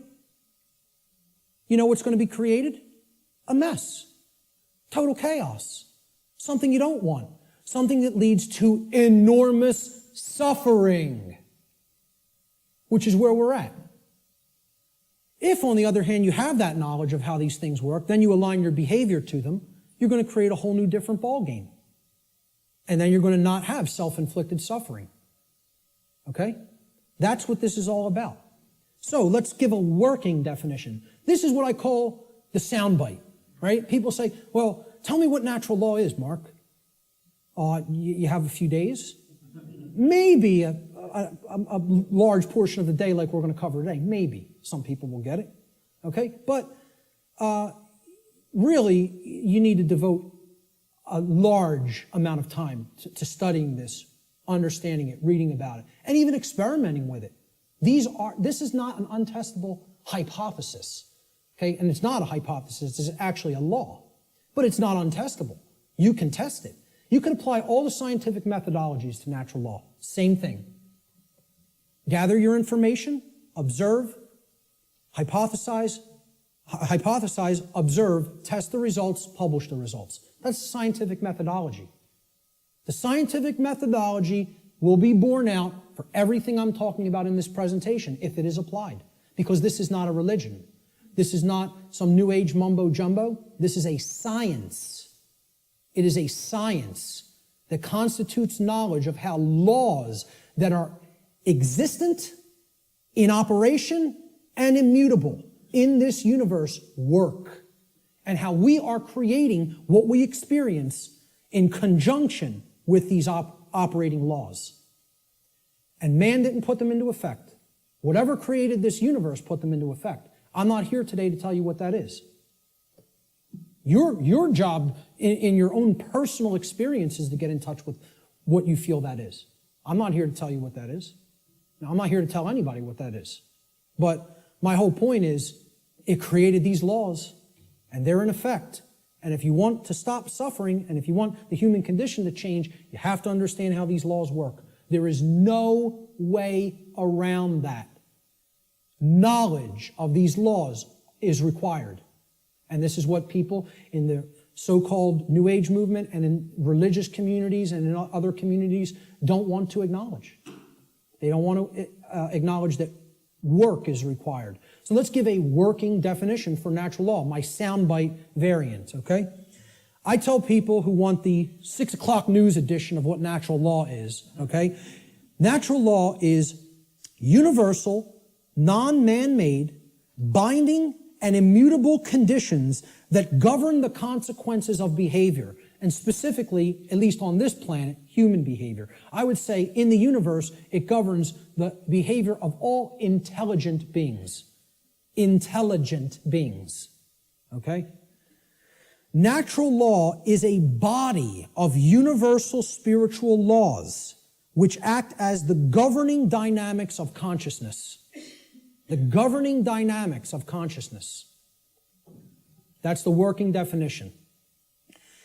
Let's look at the dynamics between discovery and belief, the difference between discovery and belief. Because again, natural law is capable of being discovered, understood, and harmonized with. Now, does that sound like a religion? Religion asks people to believe, accept, and do without question. What this is saying, this exists, you're bound by it. The best you can do is to understand its operation like you would understand gravity, and therefore not just walk toward the edge of a 200-foot cliff that is bottomed by jagged rocks. If you're intelligent and you understand how the law of gravity works, you won't do that behavior. Okay? Just like if you're intelligent and you understand how natural law works, you won't do certain behaviors to create a prison for the entire species, for your entire species. Unfortunately, humanity has not reached that level of consciousness yet. They are not at that level of co-creative intelligence to understand how these laws work and then align their behaviors to them. So natural law has nothing to do with religion. It's not a belief system. It's a science. It is a discoverable operation that is already in effect that we can either understand and align our behavior to or remain ignorant of and suffer as a result of that ignorance because it's already in effect and already has a binding effect upon you and your behaviors and everyone's. So when it comes to belief, and anybody that was trying to propagate a religion wouldn't put this slide up here. When it comes to natural law, it works just like gravity. So the clown that's going to jump over the cliff saying, I don't believe in gravity, what's going to happen? Down he goes. Because belief is irrelevant. Because natural law does not care about you. It does not care about you. It is in effect, no matter what you do, deal with it. And people don't want to hear that. And I recognize this. I recognize I'm not telling anybody anything they want to hear. If I wanted to sell a lot of stuff, if I wanted to be real popular, I'd come up here and I'd tell you exactly what you want to hear, and then I'd be making $50,000 a presentation like Wayne Dyer does. Okay? And that is his fee. I know because I've actually had some people speak to his management. That's what a New Age presenter gets. You know what I ask for? 0. I don't even ask for a stipend because I don't even care about fake money. I care about making real money. Real one I. The word money is actually one I. And people don't even have said it a billion times in their life and never recognize what they're saying is one eye. And it's the symbol of the one eye, which represents spiritual enlightenment, is plastered all over the $1 bill. Okay? Well, this is the one. See, I tell people, I'm a poor man when it comes to the fake money, but I'm very rich in the real stuff. The real thing, I have tons of. The fake stuff, I don't do so well with, and I don't care. It's not what I'm concerned about. I know it's fake. Okay? So I don't ask for a stipend when I present. I tell whoever's setting up the presentation, pay for my travel and lodging. Hook me up with a dinner or whatever. That's it. I'll come out and speak anywhere. Okay? The point is If I was trying to appeal to somebody's ego and what they wanted to hear, I would tell you your beliefs are very important. Your beliefs shape, and they do shape your reality. In a negative way, if you don't align yourself with truth and you want to stay attached to a belief system because you prefer it over what's real, okay? So when it comes to natural law, I'm not telling people don't believe in yourself. People will say, there's forms of belief that are good. Yeah, I acknowledge that. I understand that. Believe in yourself. Believe in your own ability to come to this understanding of information like this. But I'm explaining when it comes to a law that is existent in the universe, your belief doesn't matter. It's irrelevant. The universe doesn't care what those parents at that picnic whose child just went over the cliff believed. It doesn't care whether that girl doesn't know how gravity works. It's going to have an effect. You act a certain way, like a computer. Boom, you put this in, here's how you program this, that's what has to come out. Invariably. Invariably. It is nothing personal. Natural law is not a personal force. It is an impersonal force that every single mystery tradition and occult tradition that is actually wanted to share this knowledge with people has been telling people about and attempting to tell people about since time immemorial. It is an impersonal force. It does not care about you. It does not worry or care in the slightest bit whether you understand it or accept it or not. It is in effect, you are bound by it, the end, and stop crying in your milk over it. That's it. No one wants to hear that. And I'm not so naive that I recognize people don't want to hear that I don't recognize that. I do recognize that. Believe me, I realize the wall I am up against in saying this. I get it fully. Fully. If I wanted to blow smoke up people's rear ends, I'd come up here and I'd say, the universe cares about you and what you believe. And it's going to gauge that, it's going to look at all that, and it's going to tabulate it, and it's going to say, well, what did he believe when he took this action? It's not going to say that. It's going to say, is this what happened? Yes or no? Yes? Here's the result. That's it. Unwaveringly and invariably. The human ego has a hard time with that. There was some popular TV show, I don't even remember what it was. Barb had downloaded it, and she was watching an episode, and it said, humanity's greatest fear is that truth is absolute. And I usually don't bother watching any television, okay? I download a couple of shows to watch them because they're allegories, and I want to pick apart the allegory. But I wasn't even watching this one, but I heard it, my head snapped around. Whoa, that came through a network television show? How'd that happen? Humanity's greatest fear is that the truth is absolute. The ego has a hard time with the concept of any absolutes. It loves relativism. That's another part of the big trap of where we're at. Relativistic ideas, and especially when it comes to morality. We're going to talk about moral relativism. But the concept here is natural law does not require your belief to be in effect, no more than gravity requires your belief to be in effect. Okay? That needs to be understood. Human belief is completely irrelevant when it comes to the existence and operation of natural law, just as it is irrelevant in relation to any of the other laws of nature such as gravity, inertia, momentum, thermodynamics, or electromagnetism. Similar to such other phenomena of nature. The workings of natural law require no belief in order for them to be discovered and known. So what I'm saying is, your belief will not change natural law, but your inquiry into it can lead to an understanding of it. You can develop the knowledge of it if you are willing to open your mind and look at how these laws function and what we're getting as a result of our disharmony with them. The philosopher Søren Kierkegaard said that there are two ways to be fooled. One is to believe what is not true, and the other is to refuse to accept what is true. Okay? So, believing in untrue notions, which is what religion is, all forms of it, all the 5 religions I posted at the beginning of the presentation. Organized cultural religion, money, scientism, politics, and the New Age movement. There's the world religions, folks. People think of religion as only the cultural religions. No, there's 4 other ones.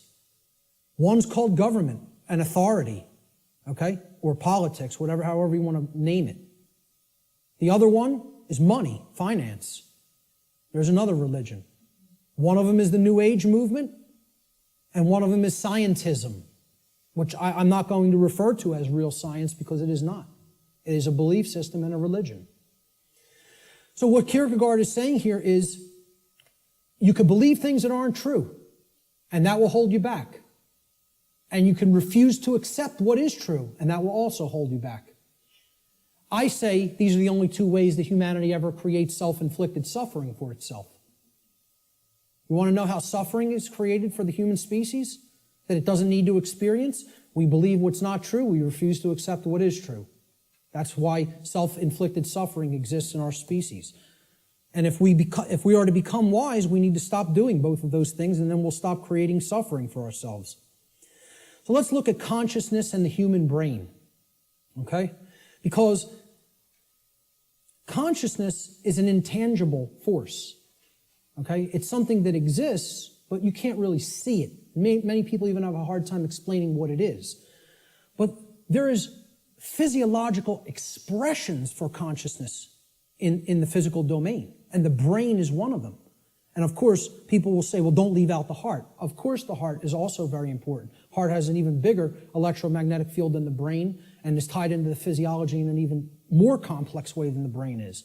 But we need to understand the basic structure of the brain to understand the types of imbalances that go on within it that lead to these debilitating conditions within humanity that continue to create suffering for us. And also, what these belief systems do is they prevent the activation of the heart and the actions, of care and action. Not only do they prevent real knowledge from manifesting within the being, they prevent care, and they create apathy, and they create inaction, laziness, inaction, and cowardice, so that we don't actually act and take action based upon what we've come to know. So let's look at how the brain and consciousness actually work.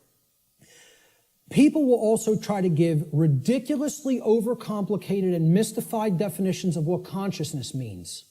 And many people are even scared of the term, okay? We have to demystify these terms and bring them down to real simple English and real simple concepts that the average person can grasp, okay? And stop trying to make it more complicated than it is.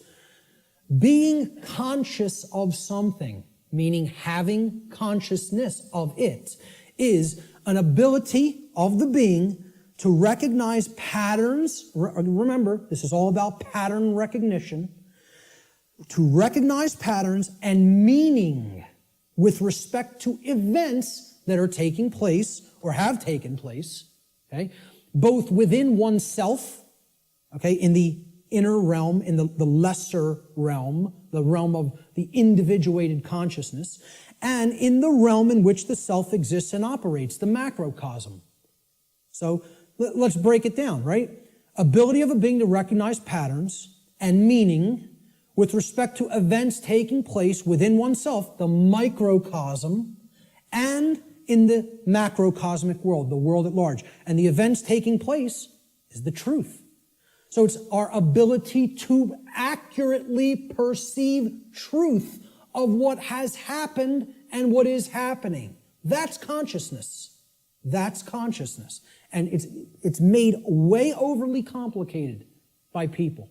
It's mostly made overly complicated in the New Age movement, again, which I can't stress enough how big of a deception it is. For people, really have to go and check out my work on the New Age deception. Okay? It's on my website. It's in the video section, and it's in the podcast section. And it's a 7-hour presentation. But I'm telling you, it will be as worthwhile for you to check out as this seminar. So that's what consciousness is. Now, how does consciousness express? There's a difference between what it is and how it expresses in our life. Consciousness expresses. I ask people, just tell me, what are the ways you could ever make yourself known to any other being? How can any other being come to know who you are in this incarnation, in this physical manifestation? How could they possibly come to know you? How could you manifest yourself or make yourself known to them? And there's only 3 ways: thoughts, emotions, and actions. Okay? And I would say speech falls into the line of the combination of thoughts and emotions. And speech is also a form of action.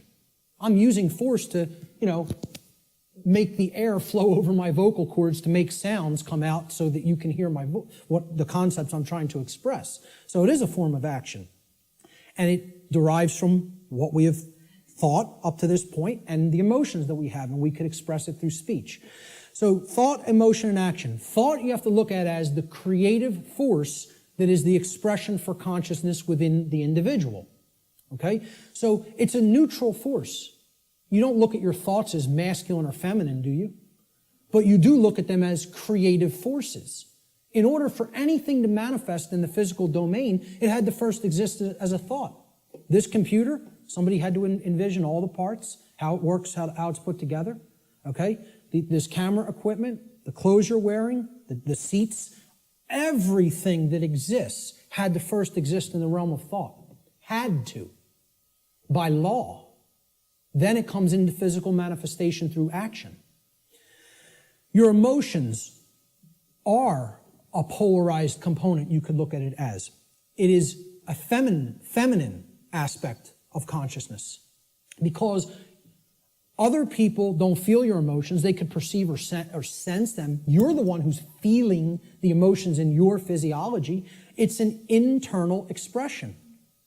You feel emotions inwardly, inside in the physiology. Hence, this is a feminine expression for consciousness. It is something that is not externalized and put out. It is something that is felt within. So the emotions in the mind-body-spirit connection are the spirit in which we do something. Okay, so that's the feminine force or the spirit. Of course, thoughts are within our mind, hence that's the mind component of the consciousness. Then there's a marriage between them. Okay, so you could look at thoughts as the creative essence, which then blends with or marries to the feminine. Now, see, we're getting into a notion that is taught in many different religious traditions. It's called the Trinity. And I challenge anybody, go and look in any of the trinities that exist, in any of the religions.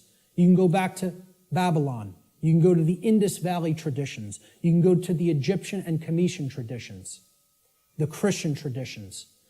Every single religious tradition that is talked of a Trinity, okay, it is always a Father Creator, a sacred feminine figure, okay, of some kind that the Father then impregnates or inseminates in some form.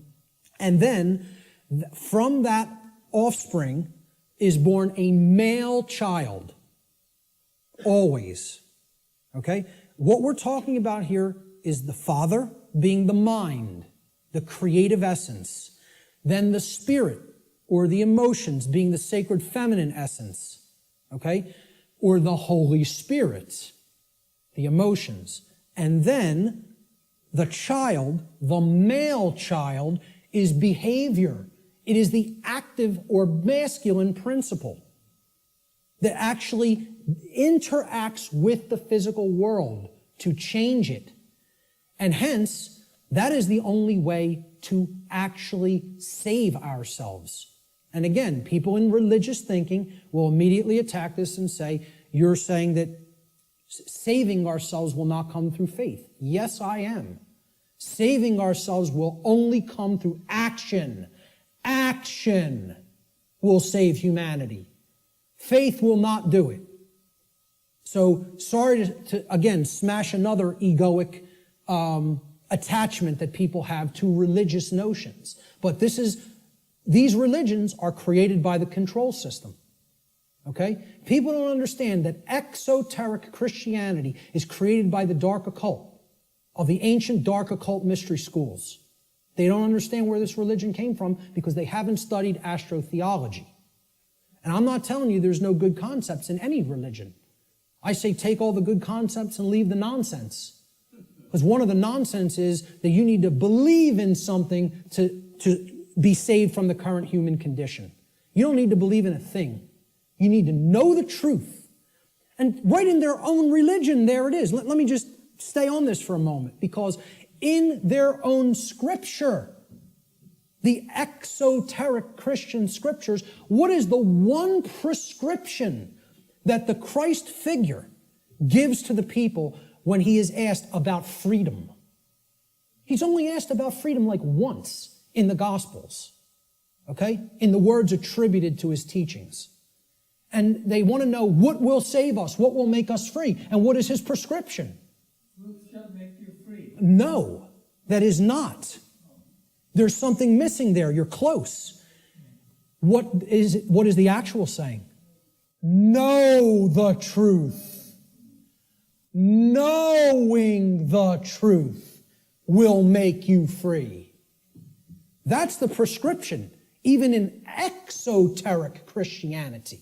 It's right there in the Gospels.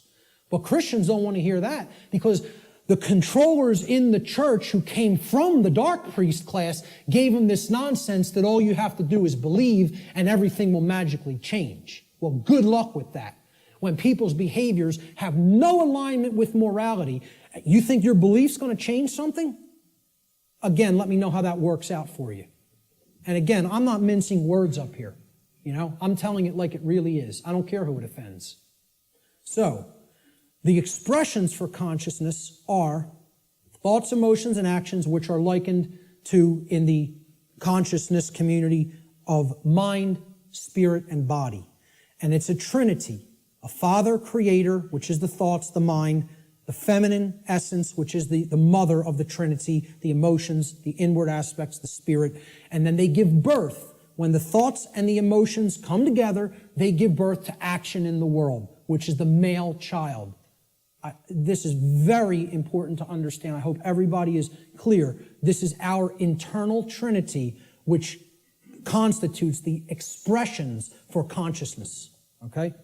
So let's move on. Yes. Okay, how much time? It is. Okay, we're going to stop right there and take a break. We will resume at 1:15 precisely. Okay, so you want to come in a few minutes early to get settled. I will start again at 1:15 p.m. Thank you, ladies and gentlemen. Thank you.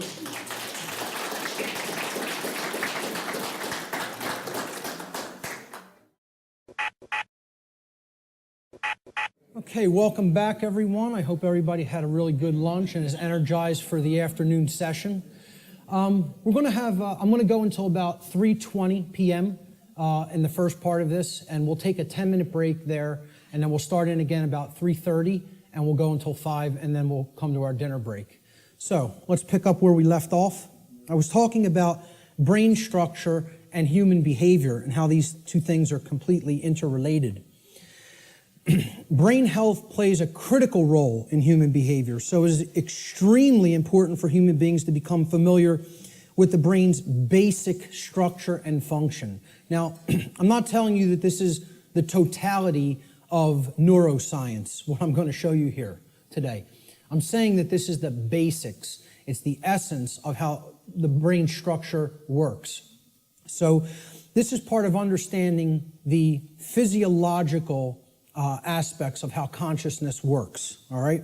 So there's three main complexes, structures, that comprise the total human brain. The first is the R complex, or the reptilian brain. So this part of the brain facilitates basic survival functions. It's the part of the brain that goes to work and becomes active when we're in what's called fight or flight mode, okay? when survival is at stake. It also controls basic motor functions and respiration, okay? The second part of the brain is above the R complex. This is called the limbic system. It's also known as the mammal brain, the mammalian brain. This part of the brain facilitates human emotions, and it makes human emotion possible to be felt in the physiology. It does this by releasing what's known as neuropeptides into the bloodstream through different glands that comprise the limbic brain, or what's called the midbrain also. So the final part of the brain, the highest structure structurally, and the newest part of the brain, evolutionarily, it's called the neocortex. Now, really what this part of the brain is really called is the telencephalon. That's what we traditionally think of as the gray matter of the brain, okay, with the hemispheres, okay? The neocortex is where all of the actual electrochemical activity that comprises our human modes of thought takes place, and that's in the outer shell of the telencephalon, which is known as the neocortex. So this part of the brain actually facilitates all human functions of thought, what we consider the things in thought that make us a human being and separate us from the animal kingdom. Higher thought functions, logic, intuition, creativity, okay? So we'll break down these parts of the brain and give you some visual understanding of them. So down here,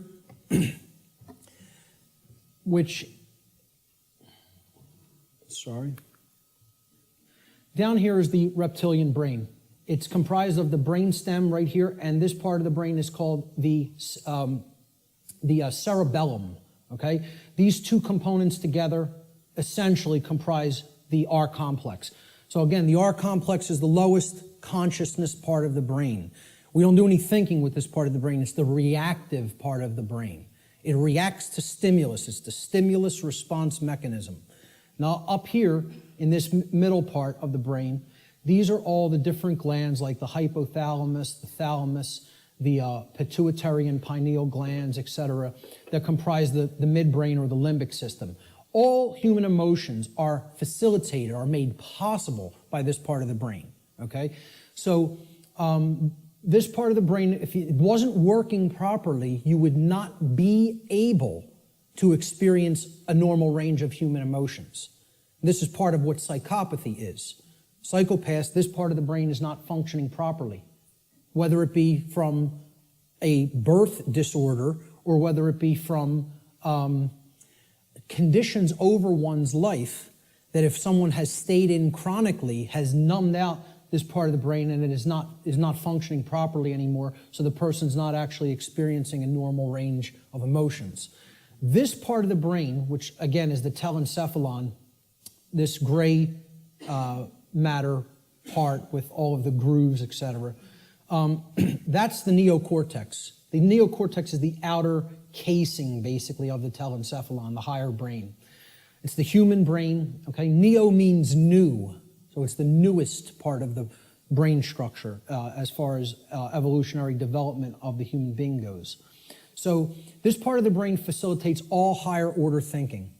Now, what you have to understand about the telencephalon, or the hemispheres of the brain, is that they're first of all bilaterally symmetrical, and they generally control different functions of thought. Now, I'm not telling you it's 100%. Neuroscience is more complicated than that, okay? But in general, the left hemisphere of the brain is what governs logic, analytical thought, and scientific and mathematical thinking, and also linear thought processes, okay? Physical world tasks and details, being able to break things down and analyze them, all right? So this is taking things apart, breaking them down into smaller components and analyzing the pieces. That's what the left brain does. You could look at it as a series processor, okay? It has to go into this part first, then here, and then we could spit out the output. A linear process, like a series processor, okay?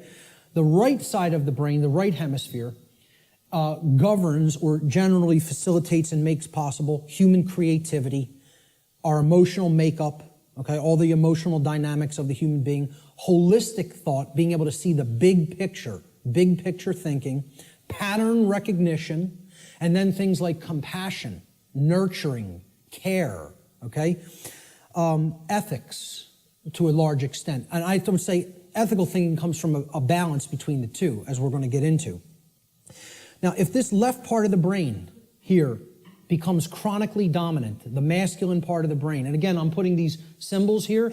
This is an ancient archetypal symbol called the blade. It's a simple upward pointing triangle.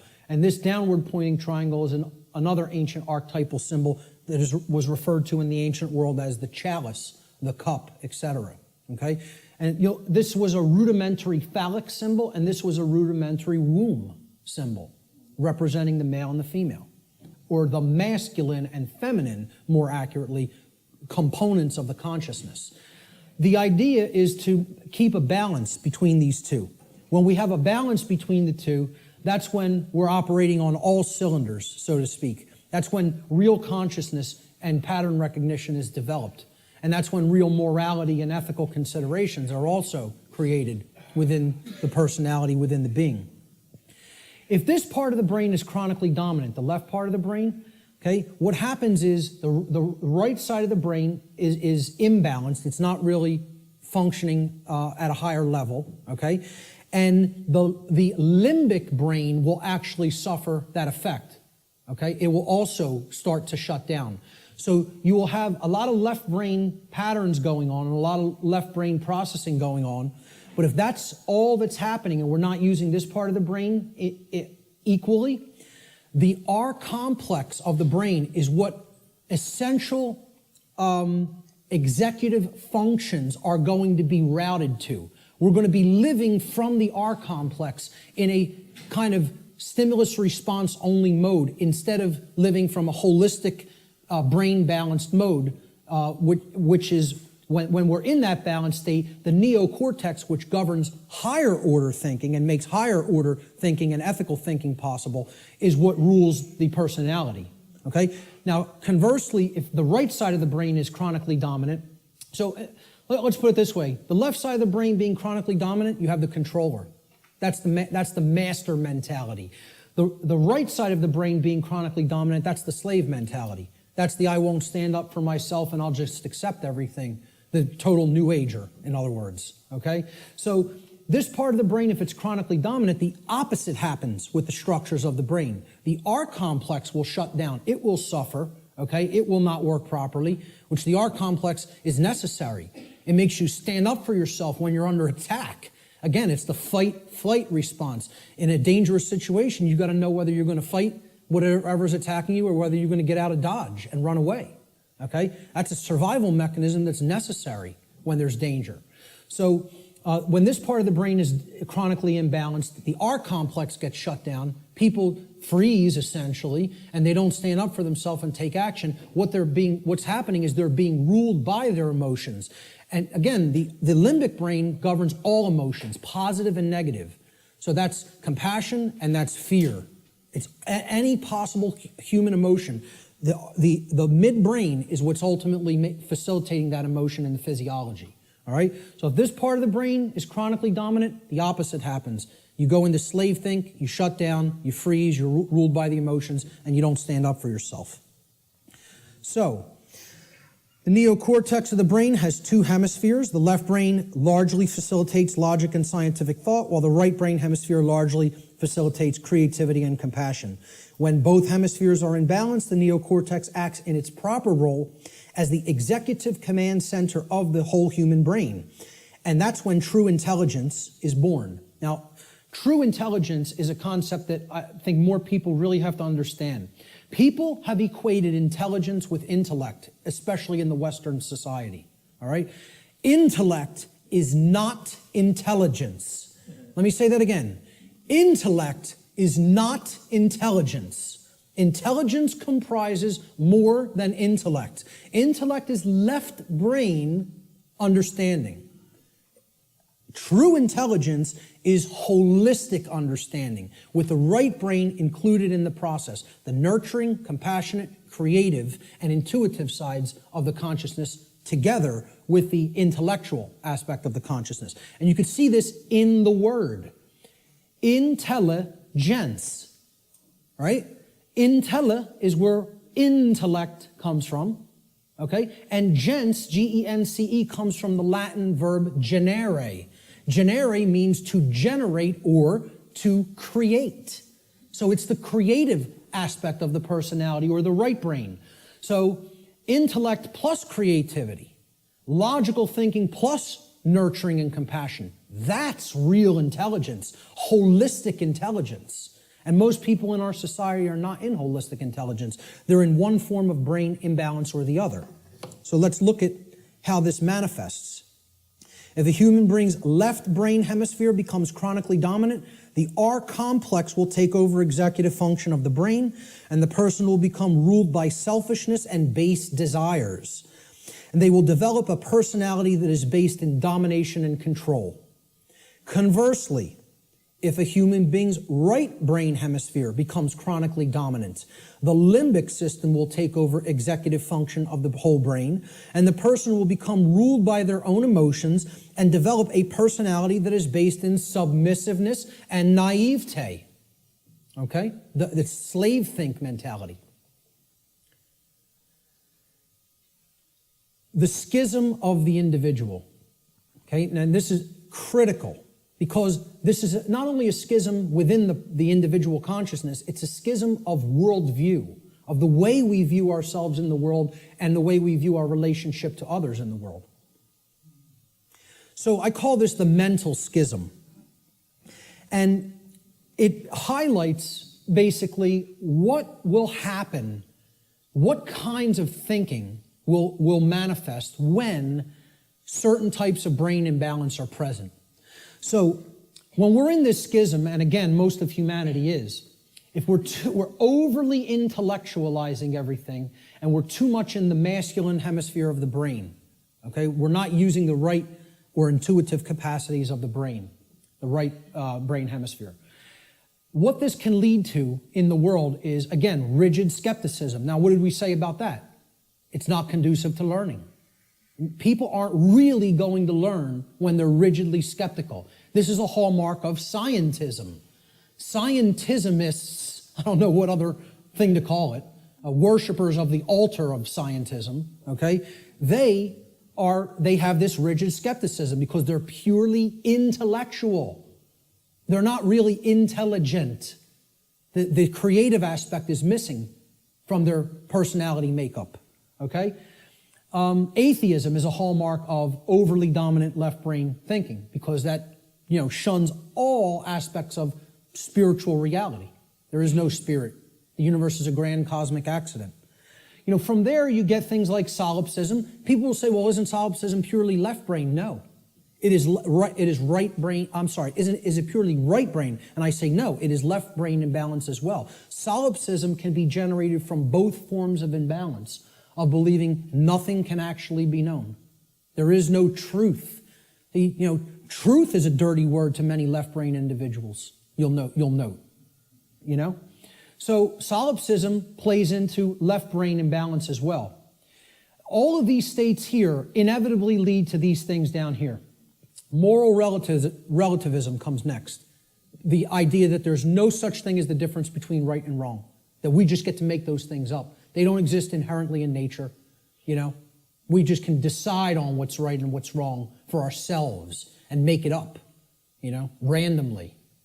So very, very dangerous ideology, which we're going to be talking about a lot. Social Darwinism inevitably comes after that, all right? This is the idea that a certain class of society can get to direct how the lives of everybody else will go because they're the intelligentsia, so-called, okay, or the intellectual people, really is what it is, the over-intellectualizing, and we'll direct society because we're the fittest. Like Darwinism postulates the survival of the fittest, well, social Darwinism postulates the survival of the most socially ruthless. And many people believe that's the natural order. They believe that's the natural order, and nothing could be farther from the truth. What that is it's the psychopathic chaos. It has nothing to do with nature, and it has nothing to do with order. It's the exact opposite. So, this state, and these are hallmarks of dark occultism as well. Okay? I think I should know a thing or two about it, as I was a priest in it for almost 10 years. I might know a couple of things about Satanism. Okay? So, moral relativism is one of the big tenets of Satanism. It's actually one of the pillars of Satanism. Social Darwinism is highly praised and valued in Satanism. And eugenics. Okay? Because if people don't understand what eugenics is basically people, who have gone so deep into this form of left-brain imbalance that they believe they're God and they can get to decide who lives and who dies. That's really what it is. We will control who breeds and who does not get to breed, who gets to live and who does not get to live. All right? That's essentially eugenics in a nutshell. And again, these are all authoritarianism, forms of authoritarianism. Okay? And it's the idea that man is the author. Man is the creator. Man is the God. Man will make the law. Man will decide who, life and death at any given moment. We will decide what's right and wrong, etc. That's essentially what all of these forms of thought are. Extreme left-brained imbalance. And I was there. I was in this state in my life. I was in it for years. For years. All right? Let's look at the other form of imbalance. If the right side of the brain is chronically dominant, this leads to, similar kind of imbalance, but in the exact opposite form. The brain is still completely imbalanced, therefore the person's not in a high state of consciousness. They're completely unconscious to what's really going on within them and around them. But the manifestation is generally the opposite of the left brain forms of imbalance. So if you're in real right brain imbalanced state of consciousness, this will lead to naivete, believing anything you're told, accepting things from quote unquote official channels and official sources without actually checking into them for yourself. Blind belief. You'll believe the next religion that comes along. We just have to tell them what they want to hear, and I'll believe that. So, New Agers are basically in this category: naivete and blind belief. People who trust government, of course, are in that category because, again, it's about creating the masters and the slaves. That's what brain imbalance is for, and that's why the controllers want to propagate this imbalance and keep it in place. Again, religious extremism, that's hallmarks of right brain belief, right brain imbalance. Solipsism, no such thing as truth, all from right brain imbalance as well. Feelings of unworthiness, self-loathing, accepting orders from other people, being an order follower. We're going to have a whole section on order followers later and how this is the exact opposite of anything virtuous. For people that believe order following is some kind of a virtue, I don't know what to tell you, but it's the thing that leads to all evil in the world, is accepting somebody's orders and not actually gauging for yourself whether the activity, the behavior is moral or not. Okay? And it creates a willing slave. This form of imbalance is ultimately generating a willing slave, whereas this form of imbalance is ultimately generating a psychopathic master. And they're all forms of mind control.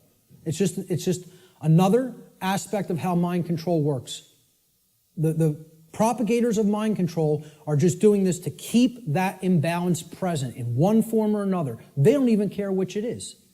As long as they have some that are imbalanced toward one direction and some imbalanced toward the other direction, that's how the dynamic plays off against itself. And you have a world that is continued to be kept under lockdown. So let's look at the worldview schism that goes hand in hand with the brain schism or the mental schism. And again, worldview is exactly what it says. How do you view the world? How do you view yourself in it? How do you view others in it? Well, when there's chronic left brain dominance, the worldview that emerges is one of randomness. And again, this is a hallmark of scientism. The world is this grand cosmic accident. All right? The whole universe is a grand accident. There's no purpose. Right? There's no creator. Everything just magically manifested on its own for no reason from a single singularity, a single point in space-time for no reason. You give me that one, and I'll tell you everything else that happened after that. But you got to give me that one, and I have some bridges to sell you, you know. So, you know, there's no underlying intelligence in nature. Nature is dead. That's what this worldview is about. Nature is dead. It's a dead thing. It's a mechanized machine that is there for no reason. Okay? There's no such thing as the spirit at all. No such thing as spiritual dimension. No such thing as natural law, certainly. Because for one to accept natural law, well, where does it come from? You know, I ask people like whether they accept that natural law exists or that, you know, there's actual objective truth and morality, and like 2/3 of people don't accept it. They don't believe that it exists. They don't think there is objective reality and objective truth and objective morality. You know, they think it's all relative and we get to make it up. I've actually done a psychological, small psychological profiling or study, you know, just asking people this question at random and collecting results and analyzing them. We're at about 2/3 of people who are moral relativists and believe that truth is relative also, that it's not objective. Okay? Now, you ask the same people, do you believe in karma?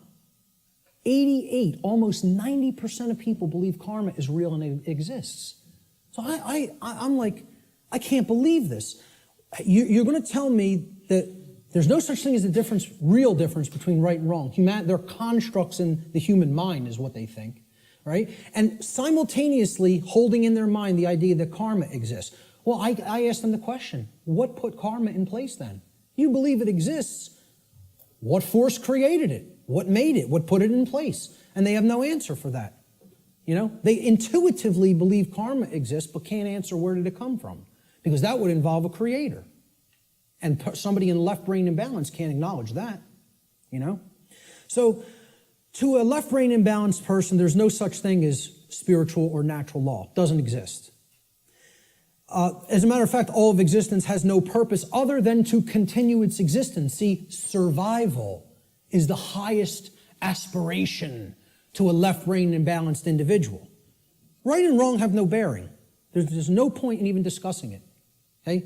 Because right's what's right for me if I'm super left brain imbalanced. Wrong is whatever affects me negatively, okay? It doesn't matter what's actually moral, okay? It's all subjective to a left brain imbalanced individual. And to them, nothing has any purpose. Since it's all a grand cosmic accident, how could there be a purpose for existence? Without a creator, who's going to create the purpose for it? You know?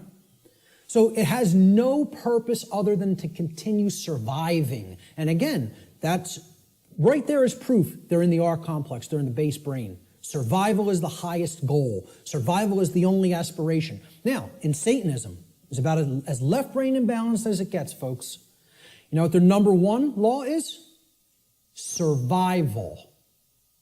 Survival is the highest law. Okay, and we hear about this in Darwinism too. The ultimate purpose of the being is to continue to survive.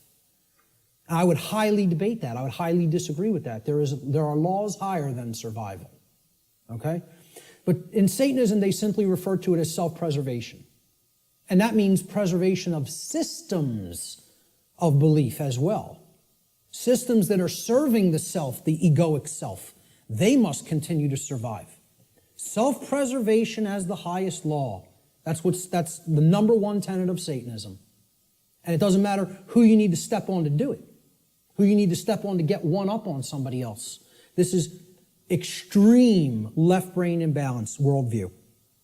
All of these characteristics in the randomness worldview are hallmarks of scientism, atheism, totalitarianism, and dark occultism. You could add to that list. You know, whether you refer to it as Satanism, dark Luciferianism, it doesn't make a difference. It's the hallmarks of the dark occult. On the other side, on the right brain imbalanced side of the worldview, there's another worldview called determinism. Okay, determinism is based in right brain imbalance and is defined by, in general, helplessness, religiosity, and the dismissal of free will. This worldview will eventually lead to a society of blind order followers and willing slaves who accept their conditions as their lot in life. So hallmarks of deterministic worldview. God controls every event in creation. Nothing happens at random. There is no free will. So you can never throw anything a curveball through free will. Every event is preordained. Okay? And religionists believe in this. See, I like to say, my presentation is going to piss everybody off. And that's what it should do. Because if you're in one of these forms of belief systems, it represents one form of imbalance or another. So people who believe in government and science are in that left brain imbalance. They're going to get pissed off that I'm talking about that form of imbalance. And then the people who are in religion and the New Age movement, they're in that right form of imbalance, so they're going to get pissed off at that. Good. Let them all be pissed off. The truth will piss you off, and then it will set you free if you accept it. So, all occurrences are preordained. Free will is an illusion. No, you know who just said this in his latest book? Stephen Hawking, who you would think is the most left-brain person that you could think worships at the altar of scientism, believes the universe is a grand accident, okay, and a mechanized machine, okay? It's like this comes full circle. It feeds off of each other like a feedback loop, these forms of imbalance. He went so far through left brain imbalance, he's so in the left brain, that he actually developed the hallmark of right brain imbalance, which is that there's no such thing as free will. No such thing. Since it's all a mechanized machine and there's no consciousness, there can actually be no choice. We are actually robots controlled by matter. Hawking believes this. He actually wrote this in his book. He said free will is as dead as God. Okay? And millions of people buy this moron's books, and I'll call him a moron right to his face. There's not a drop of intelligence in that man, and people think he's one of the most intelligent people in the world. You might be one of the most overly intellectual people in the world, but you have no wisdom at all. Zero, if that's how you think. And again, put him in front of me and I'll tell it to him to his face. Okay? Because these people actually believe he's smart. That person isn't smart. He's dumb. He's intellectual, but that doesn't make you intelligent. Okay? He has no part of the big picture. None. Just because you can theorize something and visualize it and calculate it mathematically does not make you an intelligent person. That means you're great at using the intellect. You're great at mathematics. You're great at linear and logical thinking. That does not make you wise. All right? So, to continue with the right-brained imbalanced worldview, since God controls everything in creation, nothing is possible to change. Human beings are powerless to create change. Everything is being made to be this way by God. This is what religionists and right-brain imbalanced people think. So, therefore, why take any action? Action is ultimately meaningless. A big hallmark of the New Age community, because it's a religion. The Course in Miracles. Oh, we just need to accept everything the way that it is, right, folks? Doesn't make a difference if evil is running amok in our midst. No, accept it all. Don't try to change a damn thing. Take no action, just observe. And see how far deeper that gets you into bondage. Because that's the best way to get real deeper into chains. Okay? So these are all hallmarks of religious extremism and what I call simply slave think. Because that's what it is. Let's not euphemize anything. Let's call them what it really is. This is master think, that's slave think. And if you want a world that continues to propagate slavery, you'll stay in one of those forms of brain imbalance. And this right brain imbalance, in addition to religious extremism and slave think, is the hallmark of the New Age movement and their followers, their religious followers. Now, there's a balance that is struck between these, okay? And that's what everything really is ultimately about, creating a balance. Because there are components to these two worldviews that if they come together, it shows us what the truth is. And here it is right in the middle here. There is a deterministic component to reality. And there is a random component to reality, existing in cooperation with each other, in conjunction with each other. The deterministic component is what I'm talking about here today and referring to under the banner of natural law. That is determined. It is law. It is set. You're not changing it. It works that way flawlessly 100% of the time. That's determined. Natural law is determined. Okay? It's the deterministic component to reality. Then there is a randomness component to reality that works continuously in conjunction with natural law. And this is a little thing called free will. Our ability to choose our behaviors, to do certain things and to not choose to do certain things. And we have it. Every individual has it, no matter what position, no matter what situation they're in. I don't care what institution you're in. I don't care who you've listened to up to this point. I don't care what background you come from. I don't care what economic class you come from. Every single solitary being that is capable of thinking at all is gifted with free will. You have free will to choose your behaviors, and so does every other human being. Everyone. Okay? It's a gift of creation itself. Okay, we can choose what we will do and not do. Nobody can actually make anybody do something like a robot. Oh, believe me, there's people who are trying. Like Art talked about, Jose Delgado. Was searching for means to electronically, directly control through chip implants and stimulus through chip implants in the brain, human behavior, like a robot, to put a technology into the brain to control the behavior of the individual. And that went on right here. This is where that took place, folks, right on Yale's campus. Okay? Read some of his stuff. You want to be disturbed? You think what I'm telling you is somewhat disturbing. Read some of Delgado's material. He was telling people, we're going to show you that free will doesn't exist. We're going to show you there's no such thing as rights, that we make up what rights are. The ruling class makes up what a right and a wrong is. We tell you what it is, and you have no choice. And he was telling you, we're going to show you you have no rights, that you're our slaves. Yeah, read some of his material. And an excellent book Art recommended too, Jim Keith, Mass Control, The Engineering of Human Consciousness. If you haven't read that book, get it and read it. And that's just an introduction. And many people think he was murdered over it. So truth lies in the middle of these worldviews. There's a deterministic component called natural law. There's a random component called free will, our ability to choose our behavior freely. So let's look at this debate that's been going on since time immemorial of human nature versus human nurture. And again, I'm getting ready to piss everybody off, okay? This debate's been going on forever. Which is it? What's human nature really look like? What's its essence? Is it angelic or demonic? Okay? I would say it's neither. It's neither one of these things. It's not both. It's neither. So nobody wins here, who falls on one side or the other. And it's a very difficult thing for people to accept as well. Because when we ask the question, what is the nature of a human being? It's a very similar question to asking, what is the nature of this computer up on this platform? What is the nature of that projector? What is the nature of those cameras? Well, can I actually say what the nature of these things is? It's a computer. Its nature is to compute information. What is the nature of that projector? Is it good? Is it bad? Is it angelic? Is it demonic? Is that projector demonic? No. Its nature is that it projects imagery.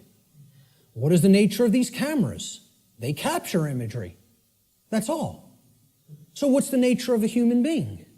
The nature of a human being is that it takes in information, it processes it, and then it outputs it through behavior.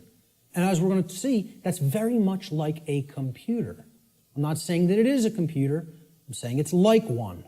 Okay? So human nature is neither inherently good nor inherently evil, as many people think fall on one side of this argument or the other.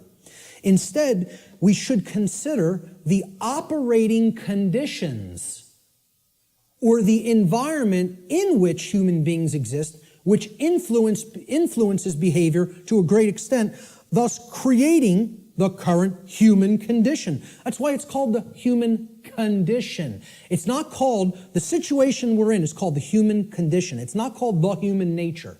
okay? It's called the human condition. There's a reason it's called a condition. For any condition to be in place, well, hey, what condition is my computer in right now? What condition is my projector in? What position is Richard's cameras in? They're in operating conditions. They're doing what they're supposed to be doing because they've been kept up in good condition. Okay, in the example of my computer, it has a working operating system without malware on it. Okay, it has software that does the job, that does what I'm asking it to do properly without bugs. Okay, those are the conditions. The operating conditions will determine how does it perform? What kind of output can it put out into the world? All right, so again, what I'm saying here is that human beings are like computers. Not that they are computers. Let me just state that emphatically. We're not computers. We're like computers. Okay? We are programmable. That's the nature of a human being. How many people have ever heard anybody say that the nature of a human being is that a human being is programmable? To my knowledge, I'm the only person or researcher that is calling that human nature.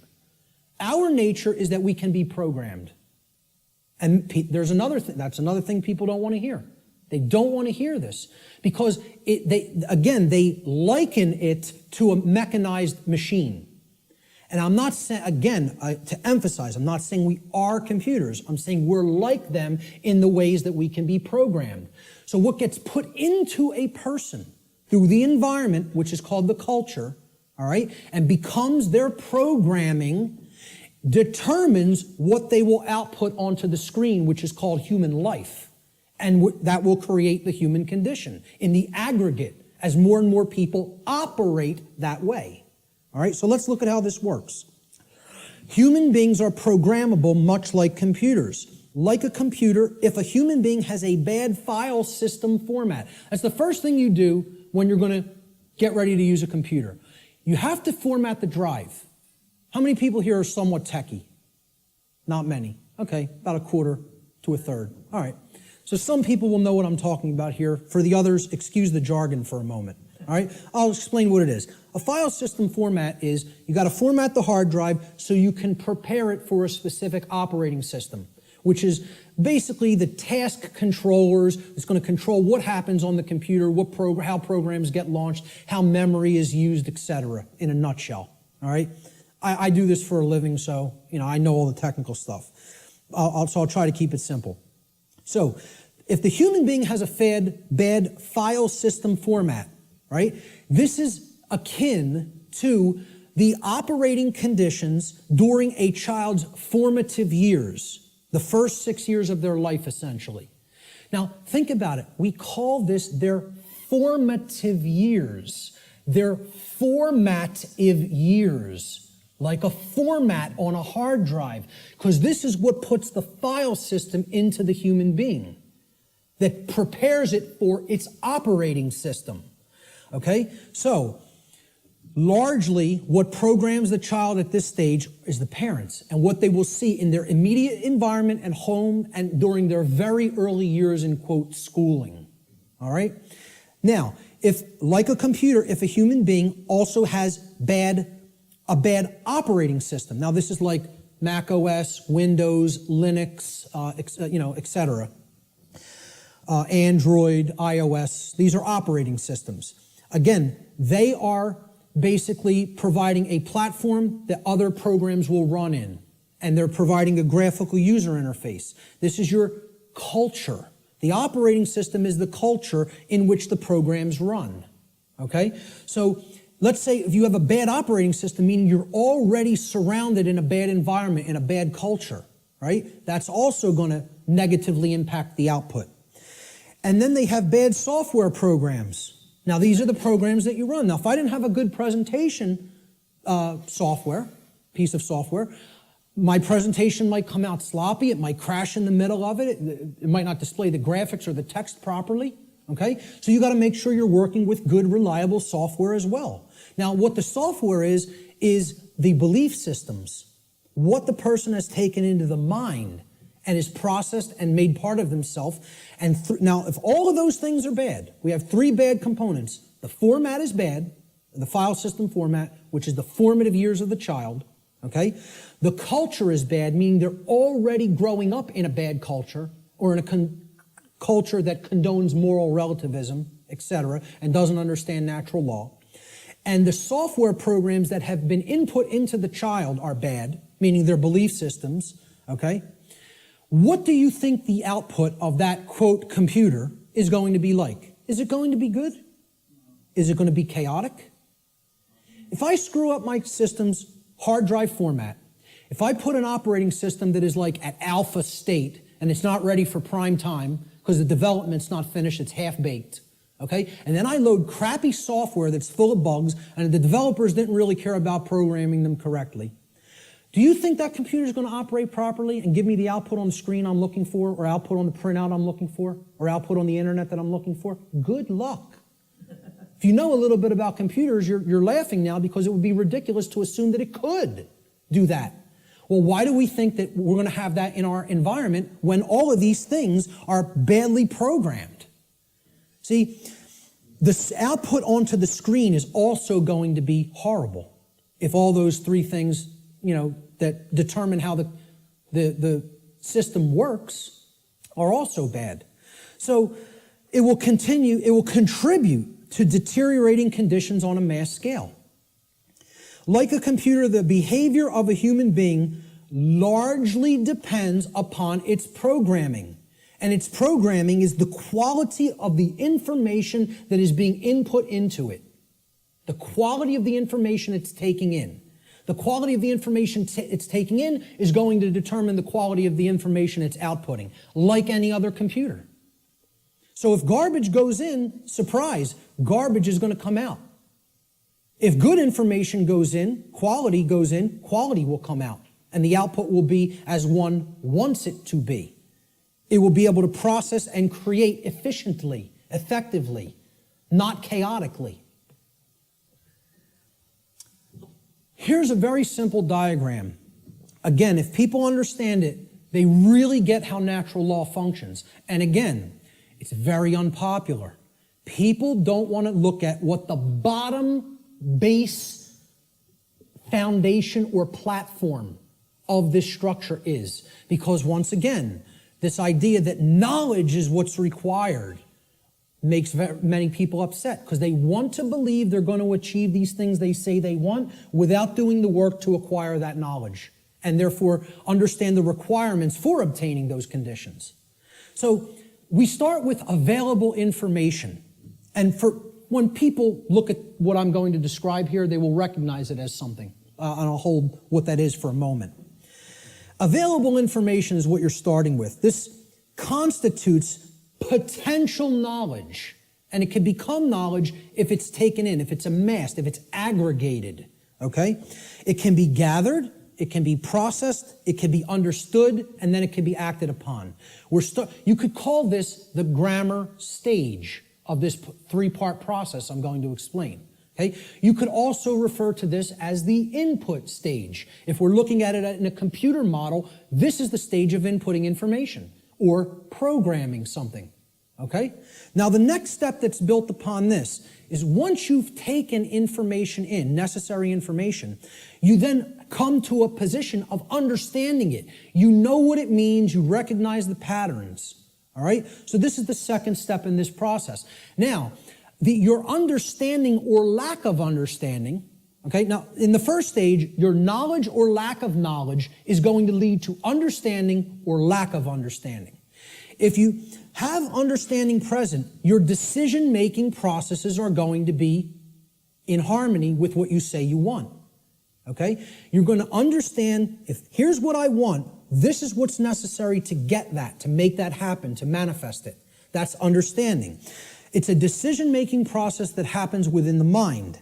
These processes take place in the human mind and are chosen by each individual based upon available information. So again, you can see if information is held back, if it is occulted, or even if it's just people are dissuaded from taking it in because people will say, no, there's nothing there, there's nothing to it, right? You could see how they'll never get to this step. They'll never understand. They'll never get to the second level of creating our reality, all right? Effectively, efficiently. The third stage to this process is what you do with what you have come to understand, to know and understand. So this is the action stage, okay? Each individual's behavior, the behaviors that they choose through their own free will, is based upon the quality of their decision-making processes that are happening within the human mind, okay? That process, as we've already seen, is in return based upon the quality of available information. So this is behavior. See, people don't think of wisdom as behavior. They don't think of wisdom as action. They think of it as something that you just know. No, wrong. Wisdom is not knowledge or understanding. Wisdom is action. Let me say this again. Wisdom is action. It is knowledge and understanding that has been applied. Application. That's the program that you're going to run on the computer that you've put an operating system on and formatted properly. The application is the action. When you're working in a computer doing things, you're working in an application. You're not building the things you're building with the operating system. The operating system is what's supporting the program that allows you to be creative. Okay? And in return, the file format supports the operating system.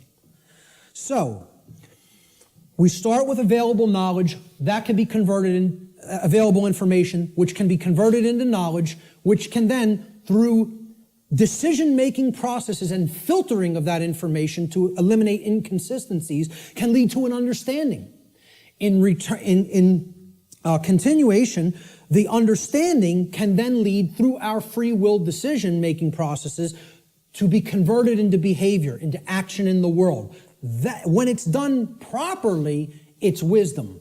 When it's done with morality and ethics in mind, it's wisdom. When it's done without that, it's folly. Okay? And it leads to more and more chaos. So, based upon these three processes, something is generated. Something is created in the physical manifestation, physically manifested reality, the real world, so to speak. So, the manifested reality is based upon the aggregate behavior. Aggregate behavior. No one person is creating the reality we are experiencing. Okay? It's another fallacy of the New Age movement and thinking. In the aggregate, we are creating our shared reality. All the behaviors put together creates the output on the screen, or the generated result. Is it orderly?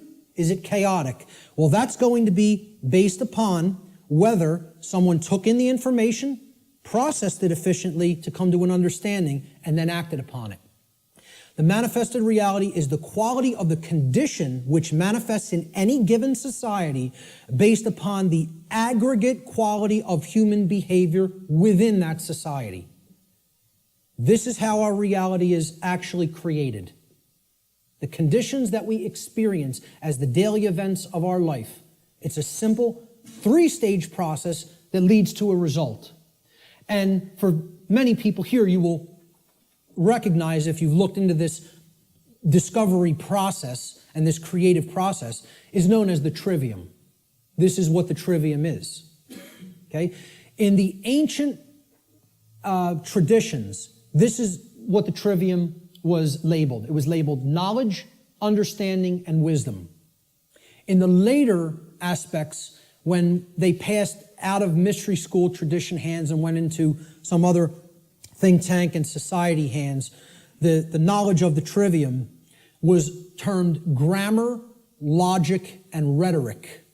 Grammar being the knowledge stage of aggregating available information, logic being the understanding stage of making using processes to analyze and filter said information and come to an understanding of it. And then the rhetoric stage was the application, the action, taking action based upon what you've come to understand. Now, there's a third way of looking at the trivium in computer jargon, and that is input, processing, and output. And then you get the result on the screen, which is called life. All right? Any way you want to look at the trivium, I don't care. But understand it, know how it works. Okay? Because this is why a big part of why we're in the situation that we're in is that the trivium methodology of truth discovery has been completely obliterated from public consciousness. Completely obliterated. And I ask people how many people have even ever heard the word trivium. Raise your hand if you've heard the word. So a good portion of the people here have. Many people have never heard the word. And if you do a Google search on it, most people are going to get back the band, the metal band, the trivium, which is not a bad band. But, but the whole point here is the results that are going to come back through Google or Bing or Yahoo or whatever are going to give you a metal band. A heavy metal band, instead of the trivium method of learning, the classical liberal arts education methodology. Because they want to try to sanitize that as much from human consumption as possible. They don't even want you to understand how that works at all. And that's why it's been removed from public schooling. And that's why, as long as this society stays the way it is, it'll never be put back into public schooling. I tell people a little anecdote. When I was in high school, and thank God I went to the high school I did because they really hammered Latin and Greek into you. You were going to know your Latin and Greek when you came out of my high school, okay? For whatever other indoctrination they put into you, that's a different story. But I'll tell you what, you came out of there knowing your ancient languages. It was still part of the curriculum when I was in high school. And, again, I think I came out better out of there because of simply the linguistics knowledge that I gained from it. And we read Gaius Julius Caesar's war journals in their original Latin and translated them. And in one of them, he's absolutely lambasting one of his centurions. Okay, they're on a campaign in Gaul, which is France now. And Caesar is, making his rounds of his troops, and they're getting ready to, push deeper into Gaul. And he finds, when they would have their encampments, they would have a lot of, slaves of the Roman Empire that they would take with them on their campaigns that would do a lot of the lifting of the equipment and the carrying of the equipment for the centurions to do battle in the next battlefield location. And the slaves would have to do all that manual labor. And Caesar says to one of his centurions, he's passing by their encampment, and he sees one of the actual centurion leaders teaching one of the slaves the trivium method. And he flips out on him in this journal. He says, I caught one of my centurions, teaching the trivium, and freaks out on him. How dare you teach a slave our method of learning? Soon they won't want to be a slave anymore. There'd be an uprising if they knew what we knew, if they knew our truth discovery methodology. He said, I forget how it really ended, but I think how it ended was he told this centurion, if I ever catch you doing this again, I will personally cast you into the wilderness of Gaul and let the Gaulians deal with you, who knew that the Roman Empire was trying to conquer their people at that point, which is basically saying it would be a death sentence, but I won't even carry it out. I'll let our enemy carry it out on you. That's how much he didn't want their slaves to understand their methodology for learning. And that's the trivium. And that's why most people have never heard the word. So you got to look into it and understand how it works. That's all I can say about it. It is how we build our reality, either efficiently or destructively. So let's look at some of the principles of natural law. Now, in my extended seminar, which goes over a 6-week class of lessons, I get into these principles deeply in an extended form. We're not going to do that today because time doesn't allow. I'm going to briefly touch on each one. Okay? The word principles, let's define it. Principle comes from the Latin noun principia. Principia means first, foremost, leading, chief, or most necessary. It is that which matters most. It is the first things that must be understood before anything else can be understood. Principles have to come first. And this is the problem. Our society does not put principles first. It puts trivialities first, and we're no longer a society that even cares about principles or first things. So first things first. First things or principles have to come first. So let's look at what the principles that underlie natural law. These are the things that are most important. That's what principles should mean to people. If we ask people to define what a principle is, first thing they should say, that's the most important thing. The most important thing in my life. Now, when in the natural law seminar, we did a homework assignment, we asked people what the most important thing was to them. Very few responded with principles. Most people responded with saying that people or the family was the number one response. The familial connection was more important to them than principles. Now, when people hear me say that that's backwards, they'll say, how cold are you? That's so cold, okay? What I'm telling you is that the familial connection, no matter what it is, between a mother and a son, a mother and a daughter, a father and a son, father and a daughter, husband and wife, doesn't matter as much as principles. I'm not telling you they don't matter at all. I'm telling you you have to put principles first.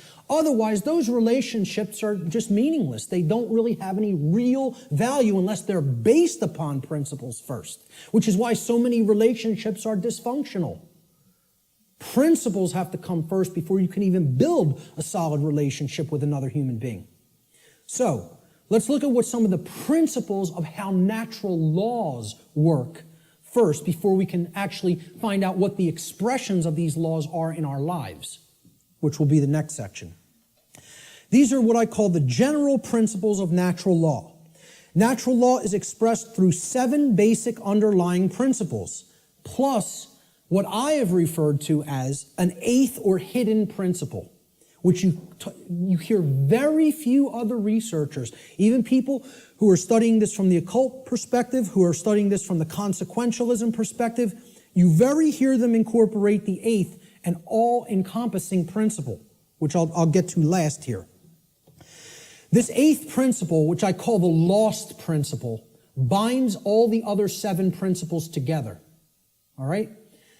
These principles together constitute a master key through which universal wisdom, including the knowledge of the requirements to obtaining what we desire, is then unveiled or de-occulted. When people ask me, well, what do you consider yourself in your performance of presenting what you present? I tell them, I consider myself a de-occultist. I'm no longer an occultist. I'm a de-occultist. I'm attempting to take this information out of hiding. It's been hidden. The hiding of it is destroying the fabric of our society and putting us into bondage. It needs to come out and be non-hidden. It needs to be unveiled and shared widely and freely with anybody who's capable of accepting it and comprehending it now. Because we're not in a position where we could wait longer. We're at the precipice. Okay? There is a moral obligation to bring this information to the public now. Okay? So, I consider myself a de-occultist. One who takes things out of hiding and presents them openly. These are the 7 general principles of natural law. Many people who have studied some variants of occultism may recognize these as what are known as the Hermetic principles. Hermetic essentially comes from Hermes. Hermes Trismegistus, the thrice great one, as he was referred to in the ancient Greek mystery traditions. Okay? He was considered a messenger of the gods. He brought the wisdom of the gods down to humanity. Okay? In the ancient Egyptian and Cometian traditions, he was the scribe of the gods known as Thoth. All right? He has other incarnations as well. But the Hermetic tradition is named such because it's hermetically sealed, like natural law is. Natural law is hermetically sealed. It is binding principles that are immutable. They are laws that are in operation that cannot be changed. Hence, they are hermetically sealed. So, these 7 general principles, they are mentalism, correspondence, vibration, polarity, rhythm, cause and effect, which is a huge one, which we'll be getting into, and gender. So I'm going to briefly describe what each of these are and what they are about. The principle of mentalism states that the all, everything in creation, is actually a manifestation of mind. The all is mind. Okay? What this means is everything that happens has to be a result of a mental state which preceded it. Everything. For anything to exist, thoughts had to form first, and then they formed the physical reality after. The universe itself is a mental construct of the Creator. Thoughts lead to the manifestation of things and events. Thoughts create conditions. Thoughts create things and conditions. They cannot just magically manifest themselves. Thought comes first. Thoughts create our state of existence and the quality of our experience here on earth, ultimately. Therefore, be responsible for everything. We should be responsible for everything that we create by being responsible for that which we think. Because the thought processes are what are driving the behaviors. People behave the way they do because they have certain belief systems embedded in the mind and running like a program. Their thoughts and their emotions are driving their actions. So the behavior is not magically suddenly going to just change. The thoughts and emotions have to change because they're the driving force behind the behavior. That's when reality will change. See, people don't want to hear that, once again. They don't want to hear, if you want to change reality, you, yourself, have to change the way you think. Because the way you think is not conducive to the requirements for getting what you say you want. They're doing the exact opposite of that in many cases. So that's the principle of mentalism. The principle of correspondence states that that which is above is similar or like to that which is below. So what this means is that which is below, and that which is below is like to that which is above. It's a mirror, okay? The above is like the below is like the above, all right? The above, in this case, is the macrocosm. Okay, the laws of the very large things, okay, the laws that govern the creation which we consider is seemingly outside of ourselves. We know at the deepest level that it's not, that we're one with it, but, we perceive this as out here, the laws that govern the large aspects of things. So the macrocosm, or the very large, the totality of everything, and the microcosm, which is the very small, or the individuated units that comprise the whole in their aggregate, okay? They are reflections of each other. They cannot be separated from each other. As one goes, the other goes. The universe is actually a holographic system, okay? A hologram is an image, okay? You pass a laser through it, and it then projects a 3D image, okay? It's like a flat image, and it projects a three-dimensional image. But the aspect, why they call it a holo, like holistic, hologram, holistic image, is if you break a hologram into multiple components by cutting it. So if I take a hologram and I cut it in 4 pieces, you don't have a quarter of the image on one part of the hologram and a quarter on the other and a quarter on the third and a quarter on the fourth. You have 4 whole images that only lose their resolution by a quarter, okay? So everything is contained in all the smaller parts, okay? That's like the reality that we're living in. Our universe is a holographic one. So the universe is inside the individual. And the entire universe is like an individual. They're reflections of each other. To know the workings of the individual will help lead us to an understanding of the macrocosmic laws. Similarly, to learn the macrocosmic laws will help us to learn the way that consciousness within the individual functions.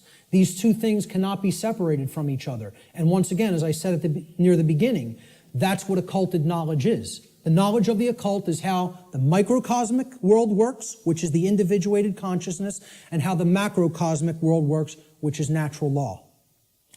So the other part of the principle of correspondence is that our reality is also fractal in nature. Now, if you studied fractals, these are self-similar mathematical generated patterns, okay? We see this through things like Fibonacci sequence in mathematics, and this is repeated endlessly throughout nature. Okay, so you look at the structure of the atom, and it's similar to the structure of the solar system, which is similar to the structure of the galaxy. They work the same way. They look the same. You pull back enough, you'll keep seeing the same pattern repeat. Everybody ever see the movie that was done in, I think, the 1970s or 80s? It's a short, like 10-minute clip. It's called Powers of 10. Has anybody ever seen this? Yes. A couple people. Watch this movie, Powers of 10, and you'll understand what I'm talking about when I say that the universe is fractal in nature. Brilliant movie. It will blow your mind. Real short, 10 minutes long, something like 9 or 10 minutes long. They basically zoom up into the cosmos to show you how everything is self-similar. Then they zoom down into the cells of a human being and in the atoms that comprise the hand and cells of the hand, and show you how everything is similar there, all the way down to the atomic level, okay, and the subatomic level. So the universe is both holographic, meaning that the whole is contained in the parts, and vice versa, and it is fractal or self-similar across all scales of its existence. That's the principle of correspondence. The principle of vibration simply states that there is no such thing as rest, as dead or non-motion, okay? Death, in that sense, is an illusion, because true death would be the cessation of all motion and energy. There is no such thing. It doesn't exist. You cannot go anywhere in creation where something is at complete rest, okay? And I joke around about this. Barb tells me funny stories when she comes home from work, and she's trying to, enlighten some of the other RNs that she works with. And she was trying to explain to one of the other nurses, that desk has atoms in it, and they're not at rest. They're like in crazy, chaotic motion, especially the electron clouds of the atom. And if you could look at it at a deep enough level, you would see it's like chaos going on, and it's all kinds of motion happening, seemingly at random. And the other nurse goes, "Barb, you're so crazy." What I say to that is, how could you have made it to nursing school and not ever have even considered the concept of the atom? Right. And it's amazing. She actually thinks perceived stillness is actual stillness, and didn't comprehend. If you zoom into that with a powerful enough microscope, you're going to see all kinds of motion, and nothing's at rest. And she thought Barb was the weird one for trying to explain that to her. Okay, so there is no such thing as true rest. It doesn't exist. If something's in existence, it's in motion. Everything moves, everything vibrates, and at the most fundamental level, the universe and every single thing which comprises it is ultimately pure vibratory energy that is manifesting itself in different ways, different frequencies, different vibratory forms. The universe has no true solidity as such, as we imagine solidity at the macrocosmic level. Matter is merely energy in a state of vibration. And what this is, if we truly understand this, and many sciences are now finally really understanding this and trying to propagate this knowledge out into the public, we will come to the understanding that this is a spiritual construct for experience to be gained, to have an experience and learn and grow in consciousness. That's what the purpose of this whole thing is for, So nothing is truly solid. It's again, like we say, we are spirit having a human experience. The whole universe is spiritual, having a experience in solidity. All right? That's how you have to look at the principle of vibration. The principle of polarity states that everything has a dual nature to it. There are polarities in everything that exists. Okay? Everything has poles. Everything has its pair of opposites. However, opposites, they are identical in nature, but they're different in degree. So let me give you an example of what that means. Are hot and cold really opposites? Or can we simply look at them as the presence of heat energy or the absence of heat energy? Meaning that they're the same thing, energy. And whether it's concentrated in a specific area, which would make it hot, or whether it's absent from a specific area, which would make it cold. Okay? That's what hot and cold are at the fundamental level. At our level of perception, they're opposites, but at the fundamental level, they're the same thing, energy or lack thereof. Just like those 3 stages of the trivium. Are knowledge and ignorance the same thing? Yeah, actually they are. Because truth is always present. It's a matter of whether it's taken in and processed, or whether it's refused to be taken in and it's not processed. Okay? So it's just like that. They're identical in their natures, but they're different in their degree. Okay? Extremes can meet and blend and, play with each other, like as depicted in the yin-yang symbol, masculine and feminine. They need to be blended. And at some level of reality, everything that is seemingly contradictory may be reconciled. Now again, I stress the term at some level. At the unified field level, everything is consciousness, pure consciousness. However, at this level, there are differences in consciousness. At this level, there are things that are taking place that we need to understand. At this level, there are things that we need to set right and rectify, because it does matter. It does matter. Okay? So, again, be careful with some of the New Age-isms that get put out there. Yes, can all paradoxes be reconciled? At some level. In this realm, we need to have our feet on the ground in the physical domain. This is the concept in the Hermetic tradition, which is where a lot of this understanding derived from. Out of ancient Egypt, what was known as Kem, the land called Kem, was what the actual Cometians referred to it as. The word Egypt is a bastardization of the capital, the Greek pronunciation of the capital city of Kem, which was Memphis at one point. And that city was referred to as Hygeptos in Greek. And that became Egypt in English. But the original name for Egypt was Kem. That's simply called black or dark in their language. It was the black land. And we get the word alchemy, which means, again, al, from. Okay? It means from the black land, al-kemet, which is where alchemy comes from. And that means out of darkness, this knowledge will come and bring light. Because a lot of these mystery tradition teachings do come from Kem. And also the people who took it from Kem and started to propagate it in other areas were the Greeks in the Greek mystery traditions. And again, there was light sides and dark sides to all these mystery traditions.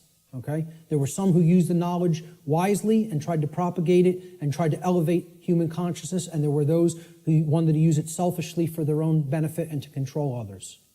So my point was that in the Egyptian mystery tradition, I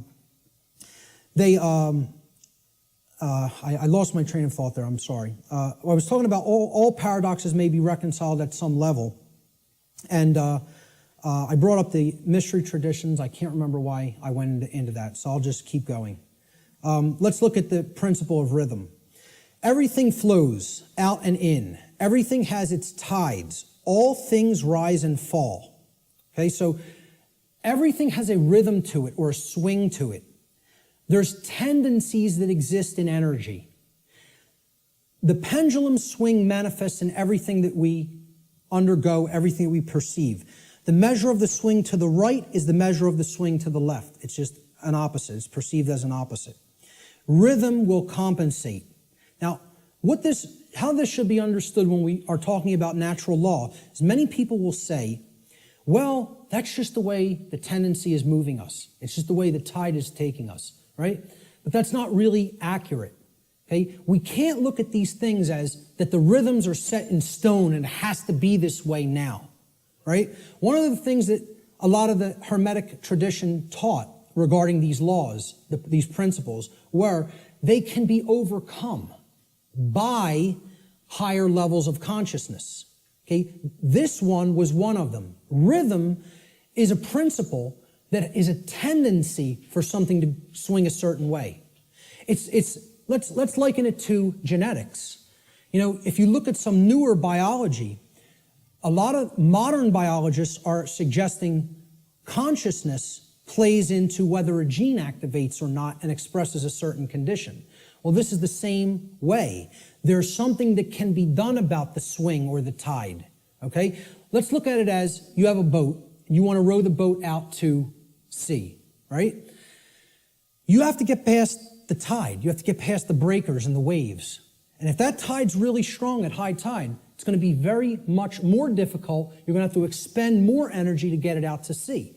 If, however, you were taking it when the current's moving out to sea, okay, there's a flow that's moving outward deeper into the ocean, and you start rowing that boat then, you're going to be able to do it much more easily. Okay, so if there's winds pushing along a plane, it's going to have to expend less energy. It's going to get there more quickly, okay, because it's adding to the energy. If, however, you're flying against the wind, you got to expend a lot more energy. It's just a tendency. You can still get to where you want to go. You may just have to exert more effort. Right now, we're in a tendency of things are not flowing, okay? It's an ebb, all right? And it's something that needs to really have more energy put into it if we're going to resist the tendency. It doesn't mean nothing can be done about it. It doesn't mean it can't be overcome. It means at the time we're living in, okay, we want to make this motion go in this direction, but its tendency is to move in this direction. So more will is required at this time to move the consciousness. At other times, the consciousness may be flowing in a positive direction, and it may take much less energy in order to move that consciousness forward. However, we're not living in that time. We are living at what many researchers have called the Kali Yuga, or the age of darkness and destruction. You know, this is the point that resists the flow in consciousness the most. And it's going to take an enormity of effort to break down these pre-existing belief systems that don't serve who we are. So that's the principle of rhythm. This is the principle here in natural law that most fits in with how I'm using the term natural law today, cause and effect. Many people, again in the New Age community, don't want to believe that there's causes and effects, and that effects are driven by causes that, come first and then manifest conditions. So the principle of cause and effect simply states that every cause has its effect and every effect has its cause. Every single thing that occurs happens according to law. All right? Chance is a name for law, a law not recognized. There are many planes of causation, but nothing escapes the law. So again, is there free will? Yes, there is free will. But is there free will to ignore law without consequence? No, there is not. That's the limit of free will. Free will is operating within boundary conditions that I'm referring to as natural law. It's a series of laws, actually, okay? Free will operates within these parameters or boundary conditions that cannot be exceeded or gone beyond without consequence. Oh yeah, you can break natural law. Yes, you can break it, but you cannot break it without consequence. You cannot break it without consequence, negative consequence. And that's why this body of knowledge has in the past been referred to as consequentialism. It is the knowledge of how consequences are generated by our free will decision-making processes within the boundaries of natural law. So this is the law of cause and effect, the principle of cause and effect. And I think this image, I was searching for images that encapsulate cause and effect, and I found this cartoon, and I think it does it brilliantly. Most of all, because will the effect happen immediately? No, it will not happen immediately. There is a time lag. You set the cause into motion, the universe is going to intelligently bring to you, through a rearrangement of all the dynamics that it needs to rearrange, the effect of what you've generated by setting that cause into motion. And there is a time gap between the cause going into place and the effect coming around and hitting you.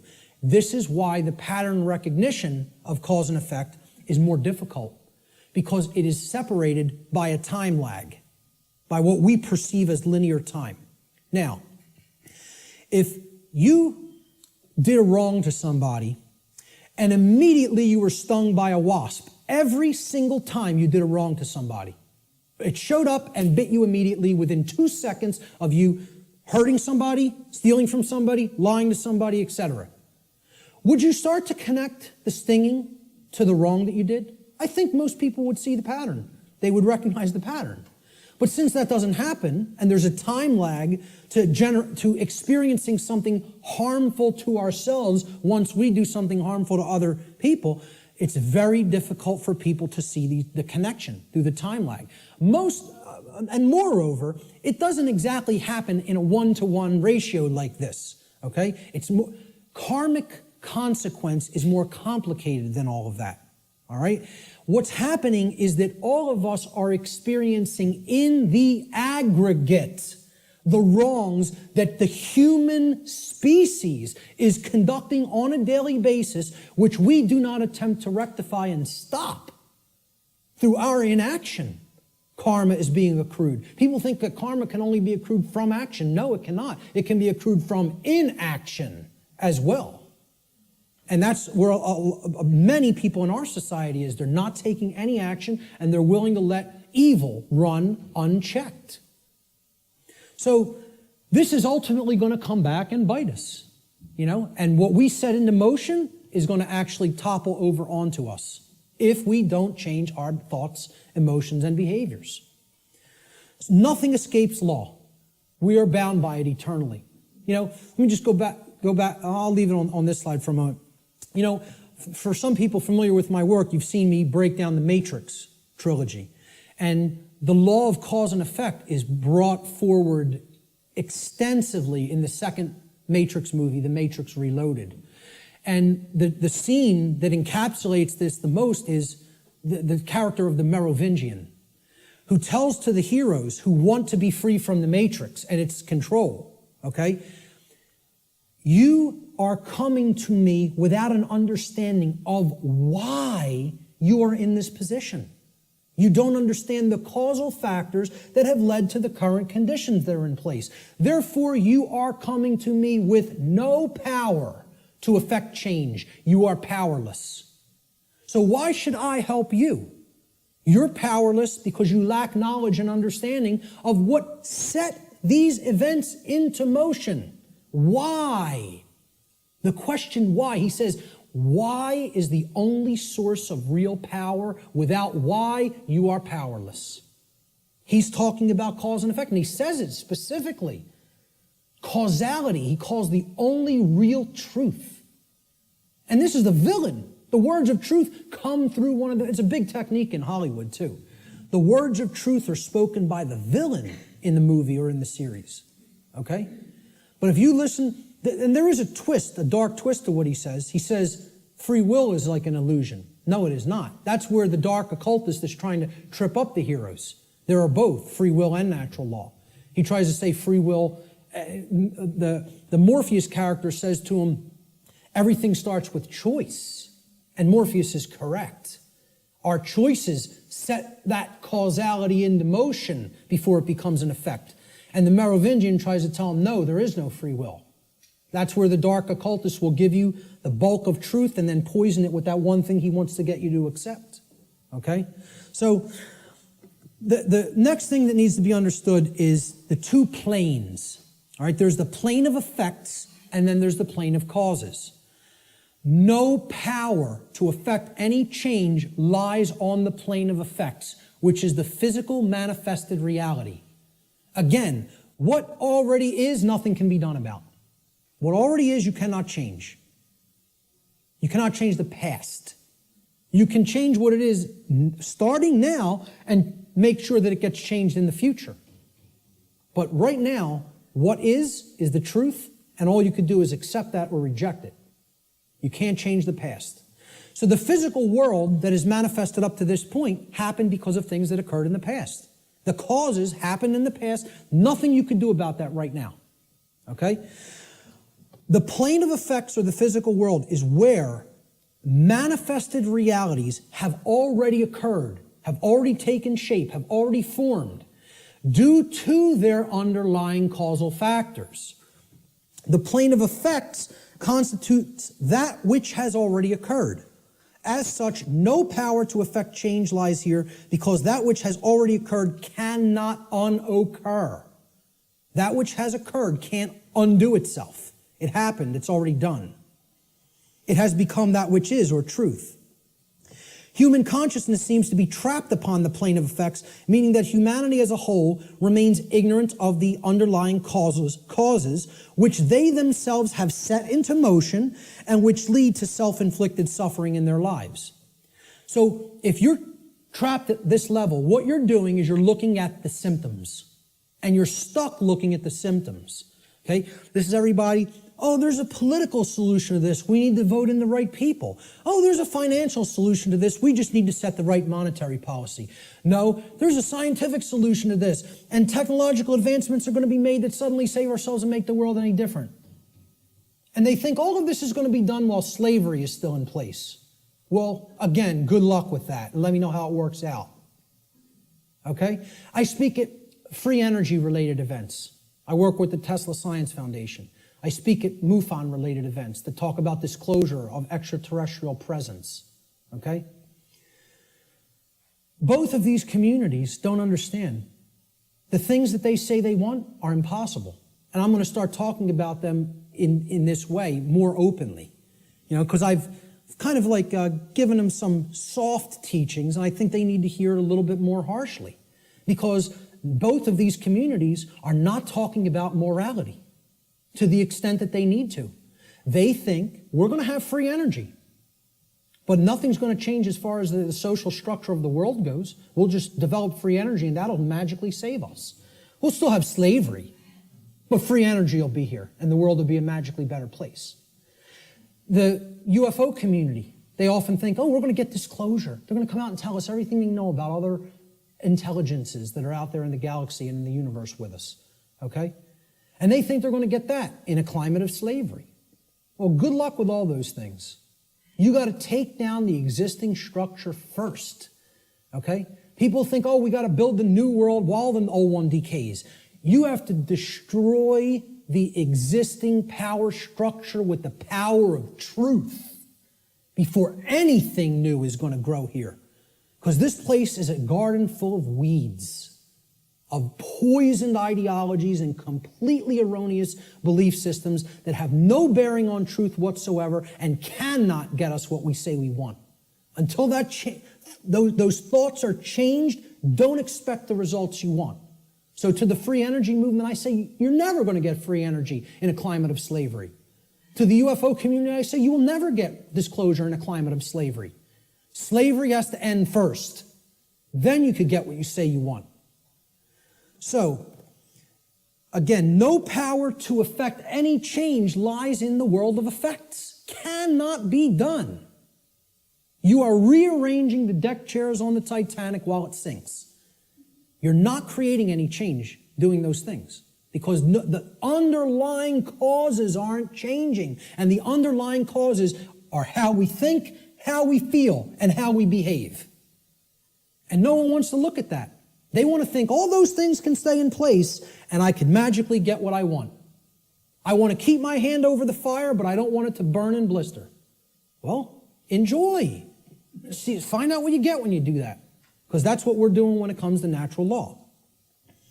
So let's look at the plane of causality. This is the other plane. This is the mental realm, the mental world. Again, according to the law of mentalism, the first principle of natural law, everything that manifests must first manifest in mind before it can manifest physically.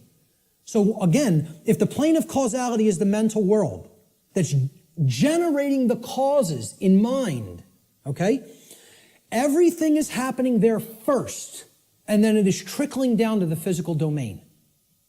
It is manifesting in the physical domain only after it has manifested in the mental world. The plane of causality is where causes are set into motion prior to those causes manifesting as formed realities in the plane of effects.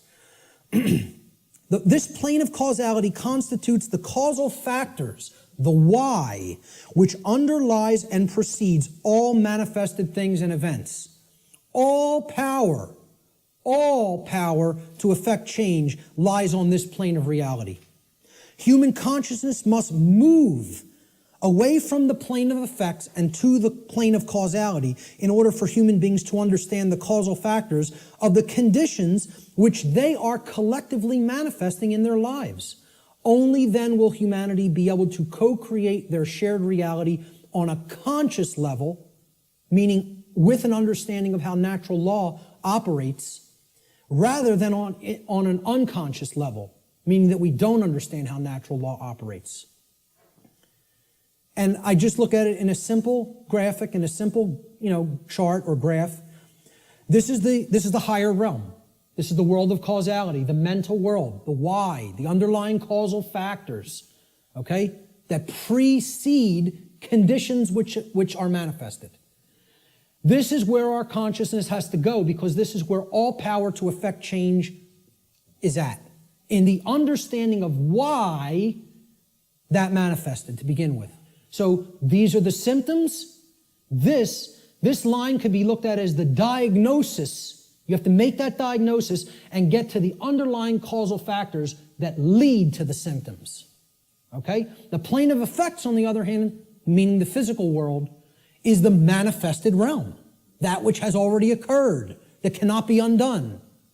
At least in the present moment. You could start in the present to undo it in the future.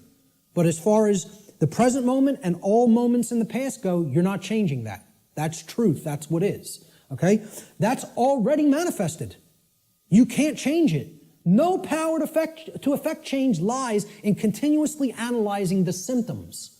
You got to do that long enough that you know where the problem's at. You've made the diagnosis. Now you can get to the causal factors and start going to work changing those causes. Okay? Unfortunately, this plane, the plane of effects, seems to be where human consciousness in the aggregate is trapped.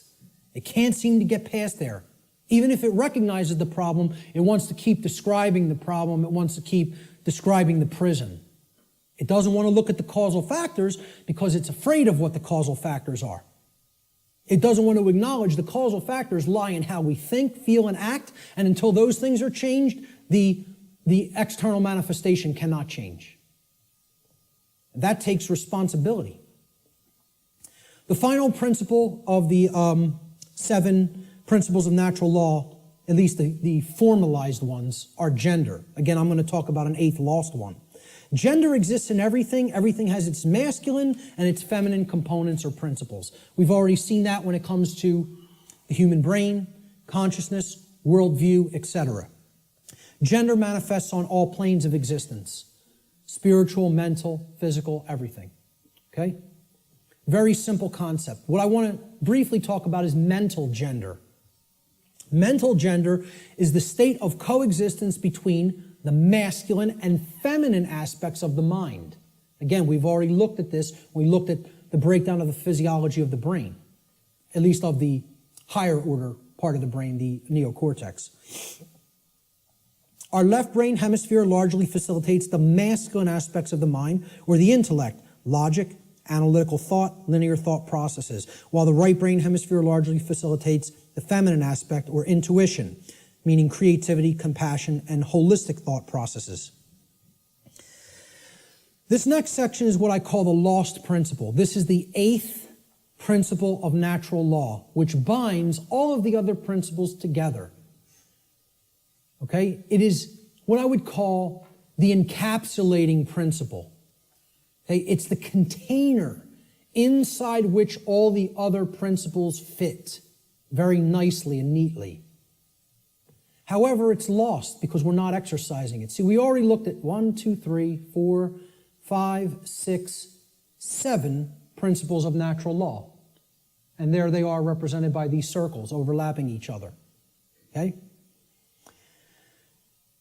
Can anybody see an 8th circle anywhere? You got it. Correct. Here's the 8th circle. And this might look familiar. You might have seen this somewhere.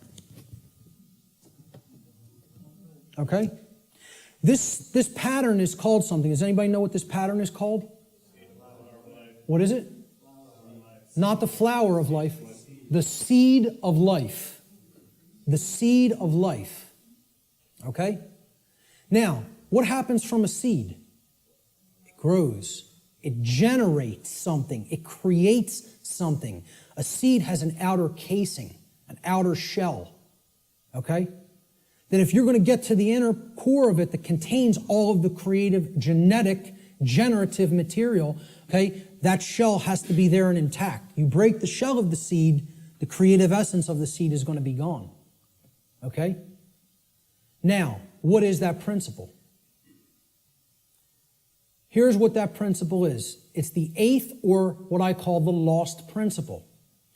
And it's the thing that has to be present in order for any change to manifest itself. And it is not what most people think of it as. Even when I tell you what this is, I guarantee you there will be an inaccurate connotative meaning for what people think this means. Okay? Here's what the eighth principle is. It is known as the generative principle, or the principle which governs creation, which actually is the causal factor that goes into effect and generates the result that we say that we want. But what's the real term for it? Who can guess what the actual term, what the generative principle of creation actually is? No, it is not action. Okay, now most people will say it's love. I want to distinguish it from the concept of love, even as I'm going to describe love in this presentation a little bit later on. Okay? What is it? Procreation. No? What? Somebody said it. But somebody said something else. No? Who? Care. There it is. Okay? The generative principle is care. Now, this is different than compassion. People say, why don't you use the word compassion? Because that's not what I'm talking about. It is a different concept than compassion, or even what I would describe as love. Care, and I mean care with a capital C, and here I didn't even put it with a capital C. I'm just putting it in all uppercase care. Distinguish this from care with a lowercase c, okay? This means, what are you giving attention and helping to grow? What are you focusing upon? Because what focus you're focusing upon, that's what's ultimately getting generated, getting created, and growing. And this doesn't mean be ignorant of what's going on in the world and don't look at anything that's negative because you're going to feed that and give power to it. That's not what it means. Okay? That means, you know what you're feeding? In that instance, if you want to do that, you're feeding ignorance. And that's what's going to grow. It's the exact opposite that the New Agers want you to believe that it is. By ignoring the negative, you are ensuring that more of it occurs. You are fueling it by ignorance, ensuring that it grows and takes over. Okay? What care has to be looked at here as is, this is what you're giving your energy to. This is what you're focused upon. This is what you actually care enough about to do, to spend your time on, to put your attention on, to manifest in the world. That's what I'm talking about as care, okay? That's what generates our experience in the aggregate. Most people don't care about what's really happening. Therefore, it is an impossibility for us in the aggregate to change the direction of energy, to change the direction of consciousness, and ultimately to get what we say we want. That's how the real law of attraction works. All right? Here's how it actually operates. The lost principle is the dynamic of care. What we care about on a day-to-day basis acts as the driving force of our thoughts and actions. What did I say we need to develop? The heart, mind, guts, right? Heart, mind, guts, in that order. Care comes first. You got to care enough to know, to develop the knowledge, okay? Then you got to act on it and put it into practice. Apply it. So that's the order. Heart, mind, guts. Care, knowledge, action. Those are the steps, okay? And all three of those have to be in place. All three. That's what unity consciousness is. It's unifying thoughts, emotions, and actions. The three aspects of consciousness, such that there is no contradiction between them. Our thoughts, what we say, what we think, how we feel, and how we act are one and the same. There's no contradiction. That's unity consciousness. Okay? Therefore, since care is the driver of our thoughts and actions, it ultimately can be seen as the generator of the quality of our shared experience here on the earth. Care is what generates the whole thing. Hence, it has been called the generative principle. Liken the heart to a pump in the body. Well, what does a pump do? It's a generator. It provides energy. It moves the life force through the blood in the body. In every ancient tradition, they talked about the life force being in the blood. The heart is what pumps that through the whole physiology and enables us to continue to sustain life. Okay? The heart is the generator. It's the pump. It's the center of the being. As important as the brain is, which we just talked about the importance of it, the heart is ultimately what's generating the experience, because what we care about determines what we think about on a daily basis most of the time, and therefore how we behave. All right? So, this principle has often been referred to as the generative principle. Is anybody familiar with the compasses and square symbol of Freemasonry? With the G in the middle? Well, that's what the G stands for at the highest level. They'll talk about many porch masons. These are the exoteric masons that are given the teachings of the profane and they think they're in the know. Okay? They're given the information, well, this only means geometry, it only means God, etc. Okay? One of the things they'll tell you it means at a slightly higher level is that it means gnosis, knowledge, okay, which we saw the meaning of in Greek earlier. At a higher level, at illuminated levels of Freemasonry, which are above 32nd degree, they will give you what the real meaning of the G inside the compasses and square is. And it is the generative principle. It means genesis, creation, okay? And yeah, you can tie that right back to God. I'm not saying those things are different. And the forms that get created in the physical manifested world are geometric forms. So it is geometry as well. It's all these things. But at the highest level, it's the generative principle. That's what that G really stands for in esoteric Freemasonry. Okay? It's called the generative principle because that means to create. It comes from, the word generative comes from Latin. The verb generare, as we've already talked about, means to create. And the generative principle is what we create through. And it's lost because people don't care. They don't have care. Hence, it's the lost principle. Okay? Here's how it works, folks. What we care enough to put our will behind. Okay? So again, heart, mind, guts.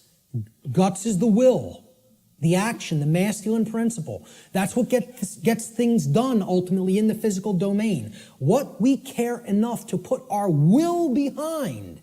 And that's driven by the care. That's the generator or the pump that drives the will. Okay? What we care enough to put our will behind is ultimately what gets created or manifested in our world.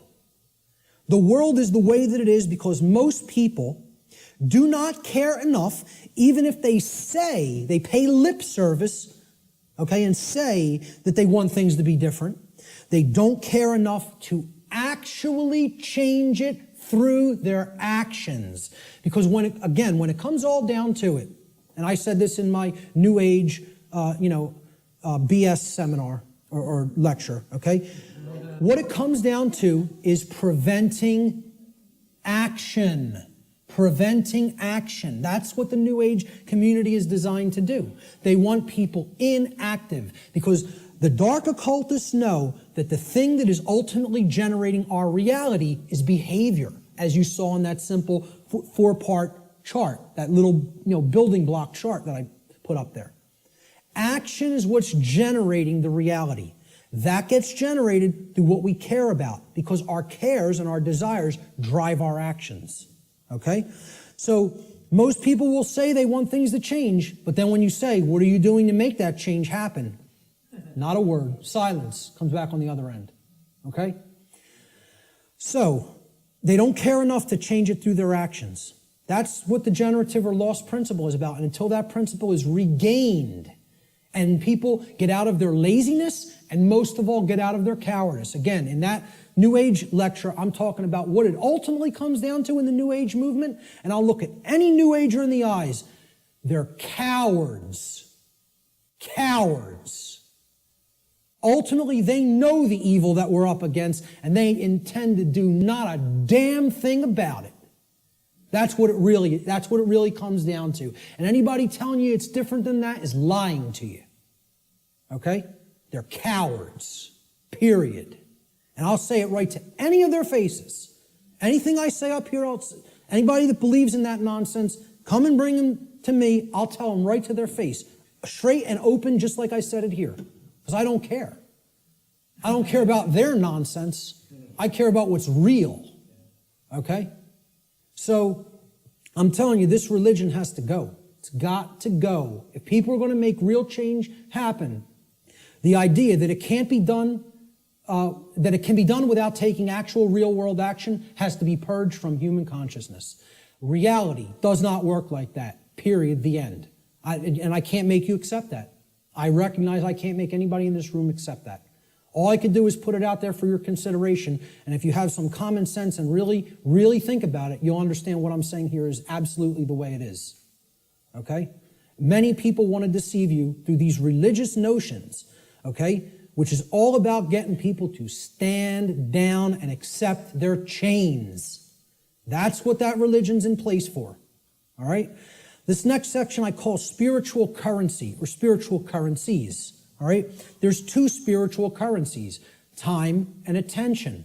Now, look, we can readily see this, right? Time is money, people say. It's currency, right? What am I going to spend my time on?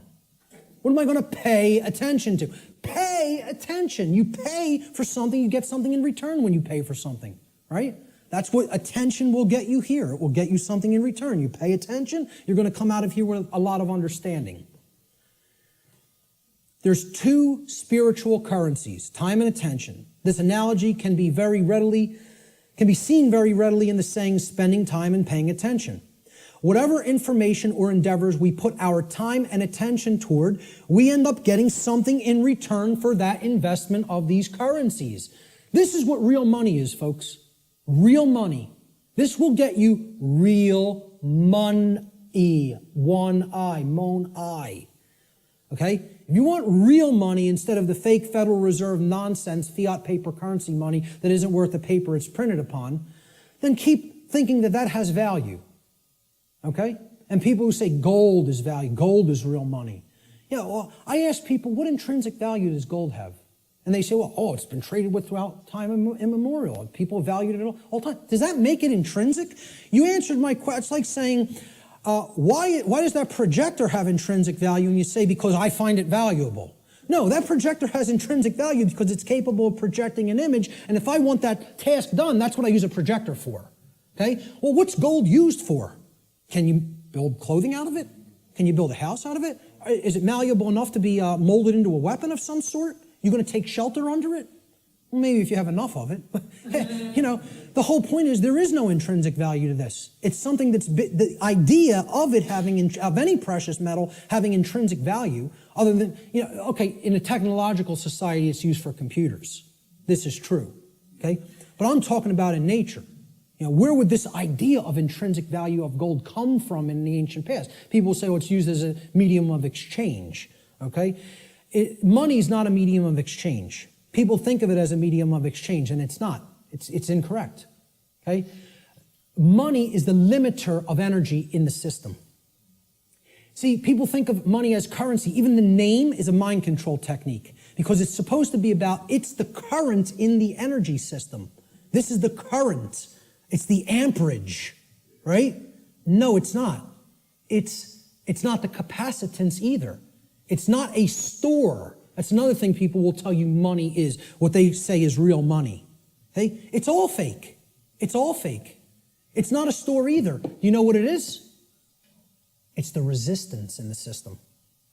It's the resistance to change in the system.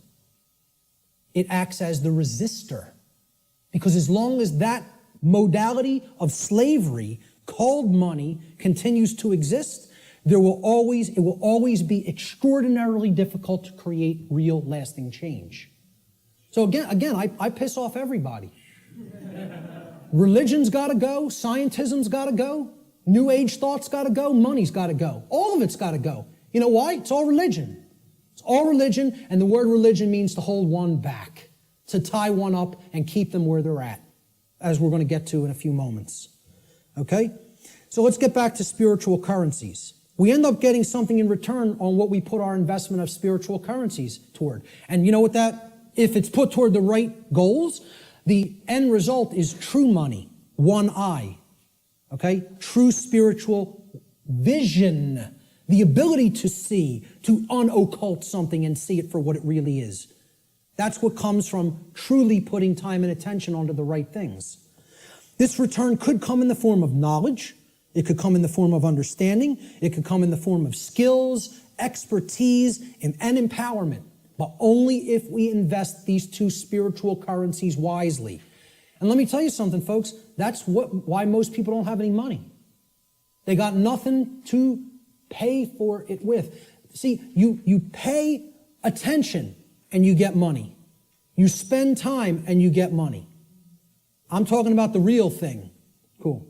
We're going to take a break in about 5 to 10 minutes. Okay? So we have to invest our spiritual currencies wisely.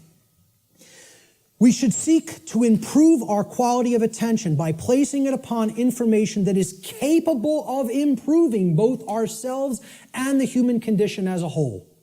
Give me a heads up in about 8 or 9 minutes. Thank you. Such an effort would also constitute a valuable investment of our time. We should ask ourselves, what am I spending my time on? What am I spending my time doing? And what am I paying attention to? That's where you will find whether you're investing in real value, something that is truly valuable. If most of the time we're spending our time on nonsense and trivialities and, divisive things and TV and sports and all other kinds of entertainment and distraction, well, you're going to have a return on that investment, and that return is going to be low. It's not going to result in much money, real money. Okay? Most importantly, we need to ask ourselves, what kind of quality am I getting in return for my investments of time and money? Time and attention, Okay? These are the spiritual currencies. And that's what most people don't want to give. They don't want to give these freely for a return on investment. They don't want to pay attention to the right things. They don't want to spend time on the right things.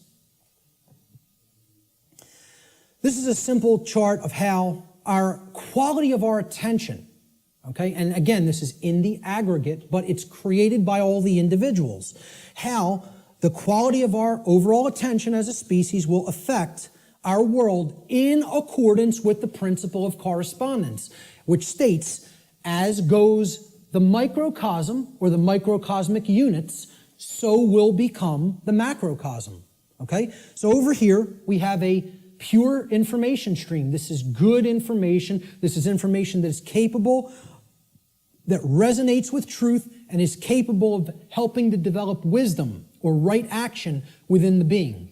This over here is the poisoned information stream like we get from the mainstream media, from scientism, from the New Age movement, from government indoctrination centers called schools, okay? This is the poisoned information stream. Now, everybody's going to take in some form of a mixture of both of these streams. What the goal needs to be is to purify. Just like, hey, you take in bad food, you're going to have bad health. You take in bad information, the output through behavior is going to be bad. So you got to purify. Meaning, if there's valves here on the individual buckets, these are called the individual people, okay? And they're all coming together with the quality of their water, right? What they're holding within their consciousness. And that's all going into the big pool called the world. Everybody's bringing their bucket to the pool, they're pouring it in, and then they're jumping in. That's the world. That's the quality of the world, right? The quality of this whole thing here is going to be based on how much poisoned, polluted information was in your bucket compared to how much pure information was in your bucket. Okay? So there's valves over here. we got to shut this one off, this brown muddy valve over here, and we got to open this one up. Okay? If we do that, the world will be purified, and we won't be creating self-inflicted suffering. We don't do that, we're going to be swimming in brown muck. Okay? And generating all kinds of problems for ourselves. So, how are we spending our time? What are we paying attention to? Is this what we're doing with our time and attention? Sitting behind the hypnosis box? Which means suppression of knowledge. Hypnosis is the suppression of knowledge or the suppression of spirit. Okay? Or are we going to devote our time to some pursuits of wisdom? Which means developing knowledge, converting it to understanding by processing it accurately, and then converting into wisdom through action, through right action. And, you got to read to do this. People don't want to hear that either. Okay? Reading is required. The ancient Romans had two words, it was the same word, okay? They meant two different things in their language. The word was liber, L-I-B-E-R. Liber meant free, as in not a slave. A free being would be described as liber, free. It's the basis of the English word liberty, liberty, freedom, okay? They had the same word also meant a different concept. So the word liber didn't just mean free. If it was used in a different context, does anybody know what else the word liber meant, L-I-B-E-R, meant in Latin? Book. It meant book. Does that tell us something? They associated the Latin word for book also meant free in their language. Okay? And again, liber is the basis for the word library. Okay? Library. Okay? Where you can go to become free if you read the right books. And again, the world is our library now. We've reunited all the parts of the big library that were cast to the four corners of the earth. The mystery traditions are available at your fingertips now, which hasn't been the case at any time in human history. And what are we doing? We're playing Farmville on Facebook. So we have to ask ourselves, what are we spending our spiritual currency on? And are we investing it wisely for a return of real money, which is actually spiritual enlightenment? I'm going to take a quick break right there, and we'll pick it up with the next section in 10 minutes. 10 minutes, right back here to continue. Thank you.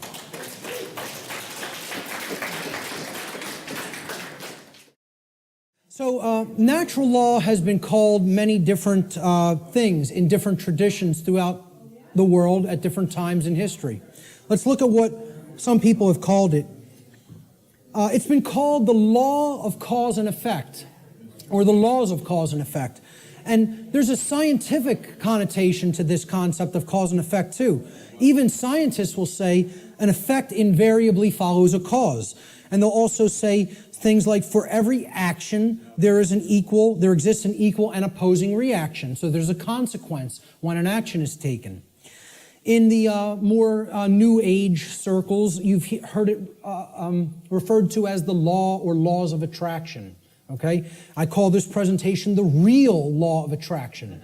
So, however, there are some good things that the New Age community, and I don't tell you it's all bad, I don't make that blanket statement, okay? It is a religion in many respects, but however, there are some truths embedded in it that can be taken on their own and, value can be gleaned from. So one of those sayings is, the energy that we emit is the energy that we attract. This is true.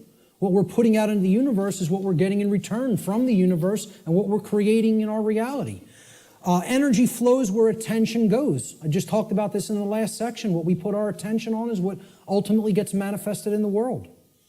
As you think, feel, and act, so you shall be. Some of the teachers of different variants of law of attraction teachings have only put the first part in that. As you think, so you will be. No. As you think, feel, and act, so you will be. And most of all, as you act, so you will be. Most of all. Okay? So, It's been called karma. It's been called moral law, as I talked about before. And this is, captured beautifully by the phrase, what we sow, we reap. The seeds that you scatter, that's what's going to grow, and that's the fruit that you're going to harvest. So, a very accurate way of looking at it. Again, it's been called consequentialism. That's another thing I could put into this chart. In other words, that there is free will, but there is no free will without consequence. That's called consequentialism. That would be another very accurate way of referring to natural law. And finally, the golden rule, it's been called. Okay? And it's been stated in the affirmative as do unto others as you would have done unto yourself. I find this much more powerfully stated in the negative, or what I call the apophatic variant. And we'll talk about what apophatic and apophasis means in a few moments. I think it would have been much less ambiguous, the golden rule, if it was said like this: do not do to others as you would prefer not to have done unto you. Now the ambiguity goes away because people want to be treated slightly differently. Hey, a masochist might want to get beaten by a sadist. Okay, but that doesn't mean do that to others because you like it. But people know what they don't want. They don't want their rights taken. They don't want their property taken or damaged. They don't want to be harmed in their person. They don't want any of those things. They don't want to be lied to. They don't want to be deceived. So don't do those things to other people. So let's jump into this is the heart of the presentation here. It's how natural law actually works in our lives. What are its expressions? How can we come to understand how this operates? There are ways of knowing, and they're through these expressions of natural law. So we defined what natural law is. We talked about the underlying principles that it's based upon. Now we are going to talk about how it works in our lives, okay?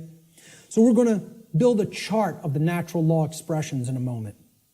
What these expressions are the recognizable workings in our life. And they take place through 5 basic expressions. Each of the 5 expressions of natural law have a positive aspect and a negative aspect. So that gives us a total of 10 overall natural law expressions. And we're going to build a chart regarding these expressions. Okay? So here's the expression, and then there's a positive aspect to the expression, and there's a negative aspect to the expression. The first expression of natural law is known as, and again, this is what I call these things. There's no hard and fast rules. It's just terminology. It's jargon to try to explain them in words, okay? These are unseen concepts and laws in reality, in nature, in the nature of the universe. Okay, these are just English word terms that I'm applying to these concepts, okay? So the first principle of natural law I call the generative polarity, or in other words, this is the force or energy that we are using at the base level to start the process of creation, or you could say of co-creation, okay? We're co-creating the reality that we experience with the laws of nature. So you could look at the first first expression of natural law, which is the generative polarity, as the force that we use to set all of the other events which are to come, which are to manifest in our lives, into motion. Or in other words, what we use, the force that we use to generate or create the quality of our experience. That's the generative polarity. The positive expression of the generative polarity is love. Now, this is not what many people think of as love, okay? It's not familial love. It's not relationship love. It's not Hollywood movie variant of love. It's not romance novel variant of love, okay? I call love consciousness. Love is the force which helps us to expand consciousness and become open to truth if we are in it. If we are in that vibratory energy, we become open to truth. All right? So here's what it looks like visually. I try to put a visual aspect to all of these concepts, okay? And people would think I'm going to put two people together kissing or hugging or something like that, okay? Love is inside each individual if it's present, okay? It doesn't depend on any other person. You can express love with another person, and there's no problem with that. I'm not saying that's a bad thing. That's a great thing if it's present in your life. The capital L, capital O, capital V, capital E definition of love that I'm giving here is not that. It is this force that opens up our consciousness. It's the flowering expression of consciousness, okay?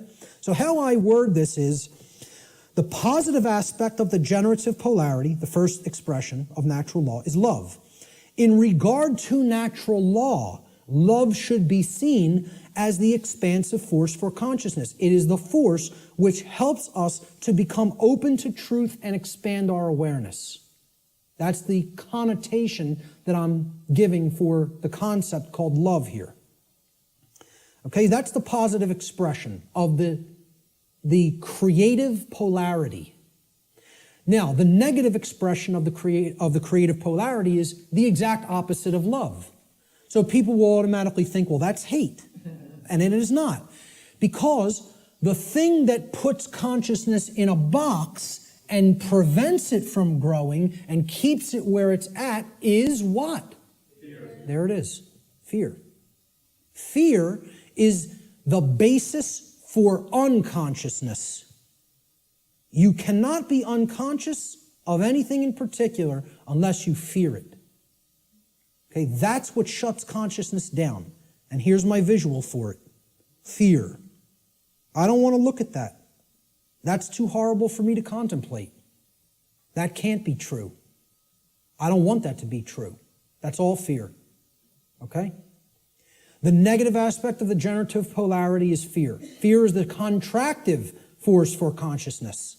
Fear is the force which influences us to become closed to the truth, and it is the force which ultimately shuts down our awareness. That's why so many people are unconscious, because they are fearful.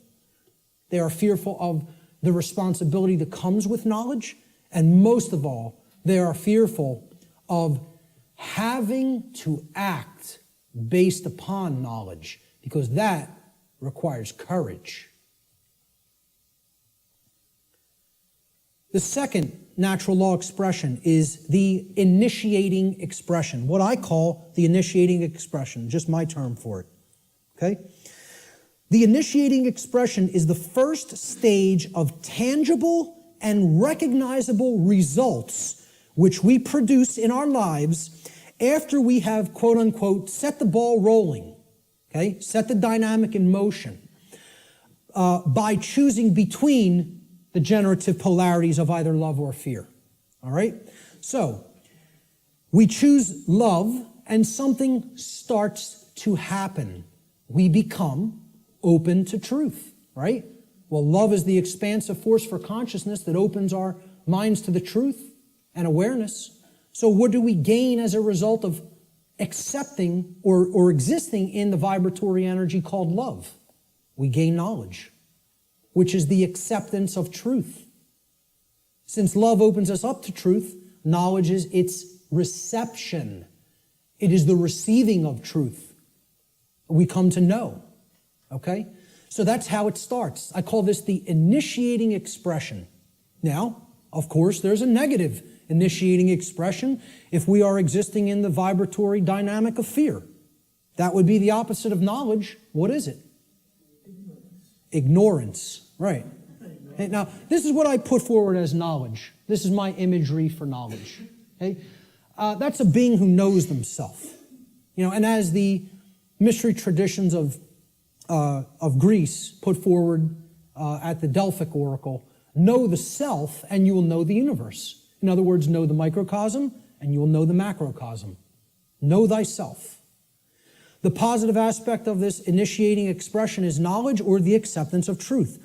Knowledge positively influences the quality of our lives because it positively influences our decision-making processes that lead to understanding in every area of our lives. You want to know how something works and ultimately create something good, you have to have knowledge. You want to know how a car works? Keep it running in good order, you have to have knowledge. You want to know how a computer works? Keep it running in good order, you have to have knowledge. You want to know how the human psyche works and keep it running in good order so that conditions on earth manifest the way you want them to manifest?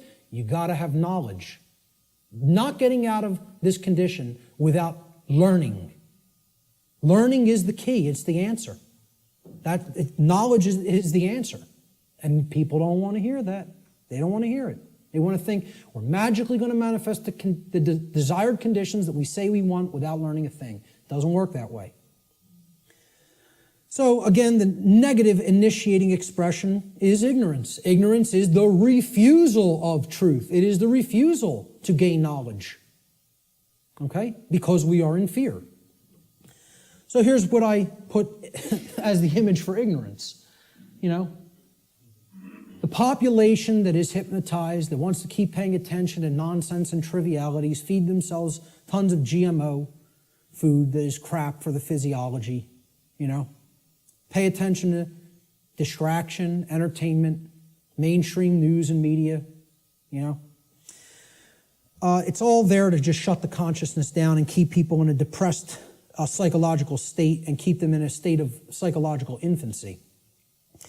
The negative aspect of the initiating expression of natural law is ignorance, or the refusal of truth. Ignorance negatively influences the quality of our lives because it negatively influences these decision-making processes that lead to understanding in every area of our lives. If you're ignorant about how anything works, you can't create the desired condition. It's just not possible. It's important to remember, again, that ignorance should be distinguished from nescience, which means not knowing because necessary information is not present or was unattainable.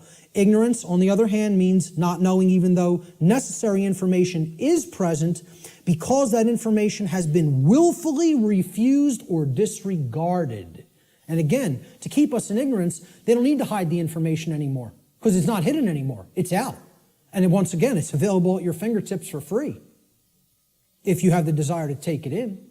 But now, the manipulation mechanism that is used is dissuade people from looking at it, provide endless entertainment, provide endless amusement, provide endless distraction, and say there's nothing to any of that stuff. That's just some old crazy religion that you don't need to understand. It's no different than any other religion, believing that natural law exists. Okay? That's what people will insist on telling you. So people will be dissuaded from ever looking into it, and they'll disregard it of their own choice.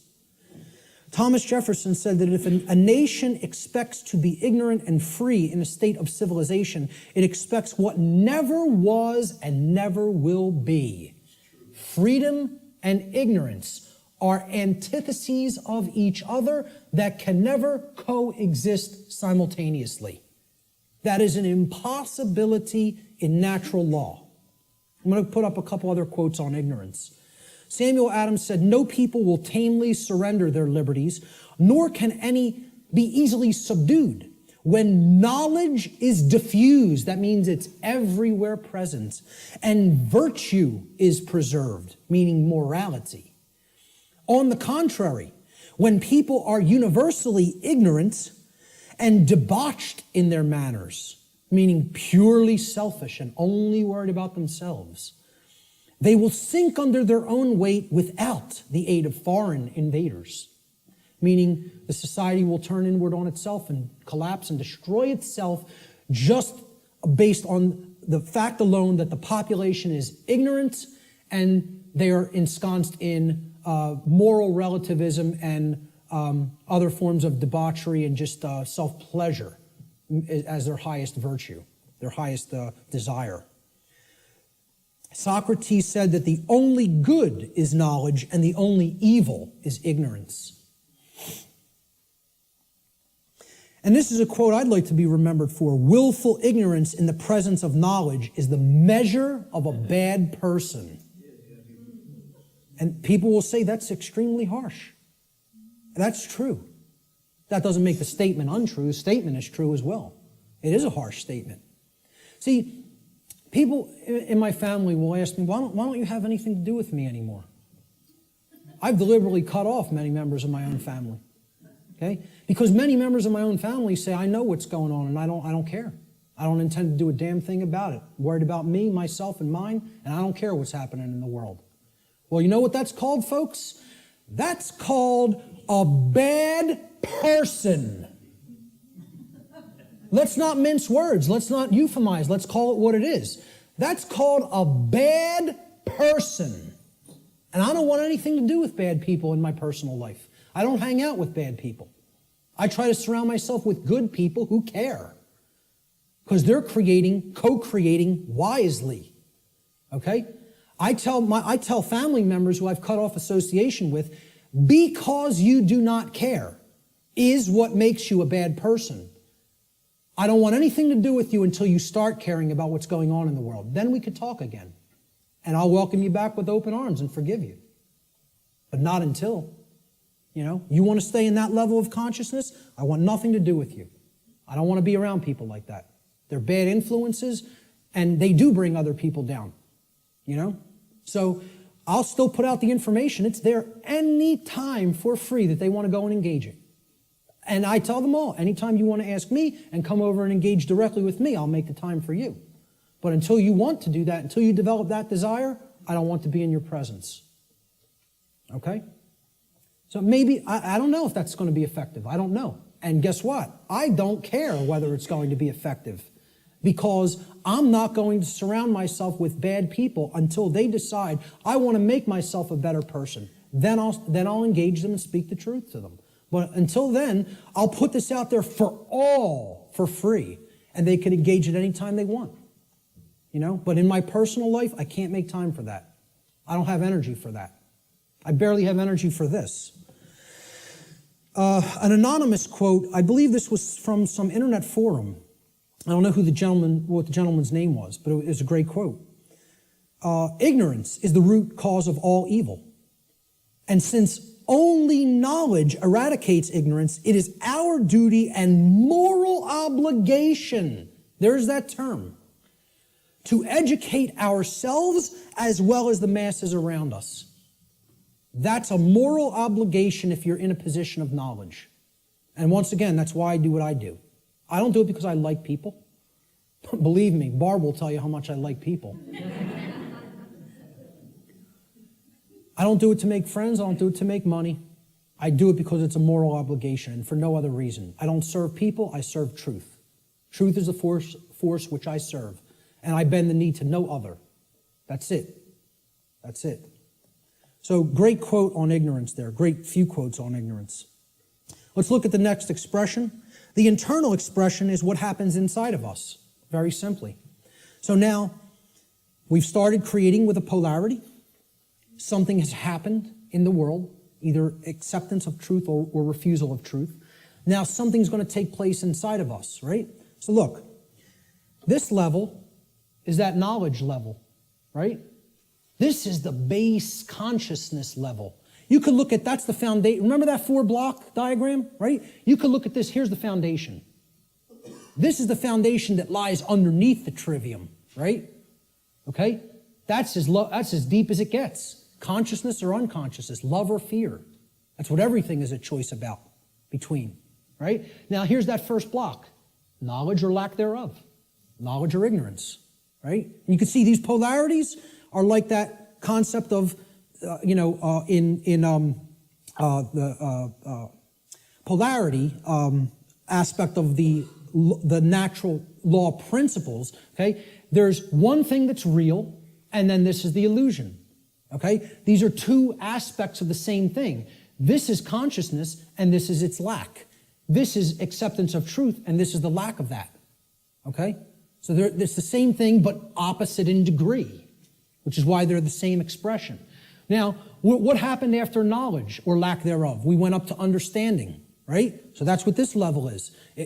Understanding happens internally, right? It's an internal process, all right? So the positive aspect of the internal expression is when we come to understand through developing the knowledge and the acceptance of truth that we are sovereign. Sovereignty is the expression the internal positive expression of natural law. Now, again, underneath these, in parentheses, I always put what I call these things, another name that I've given to these things, these concepts. I call sovereignty internal monarchy. Internal monarchy. Now, monarchy means one ruler. Mon means one, is a prefix for one, and archon in Greek means ruler or master. So, internally, we each need to master and rule ourselves. This is our kingdom that we get to rule and nowhere else. We don't get to rule over anybody else. Many people think they're the rulers of other people, but they're wrong. Each of us is a sovereign being.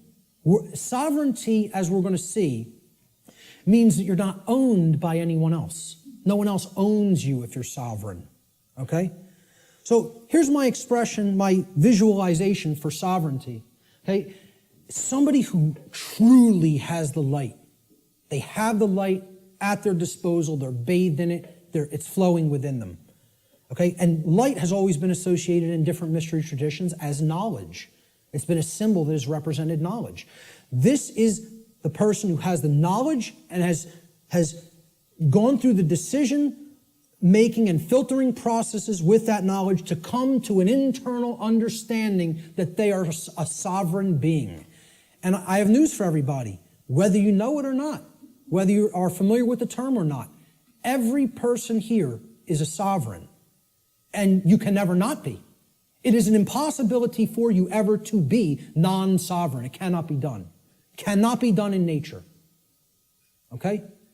Every single human being on this planet is a sovereign being.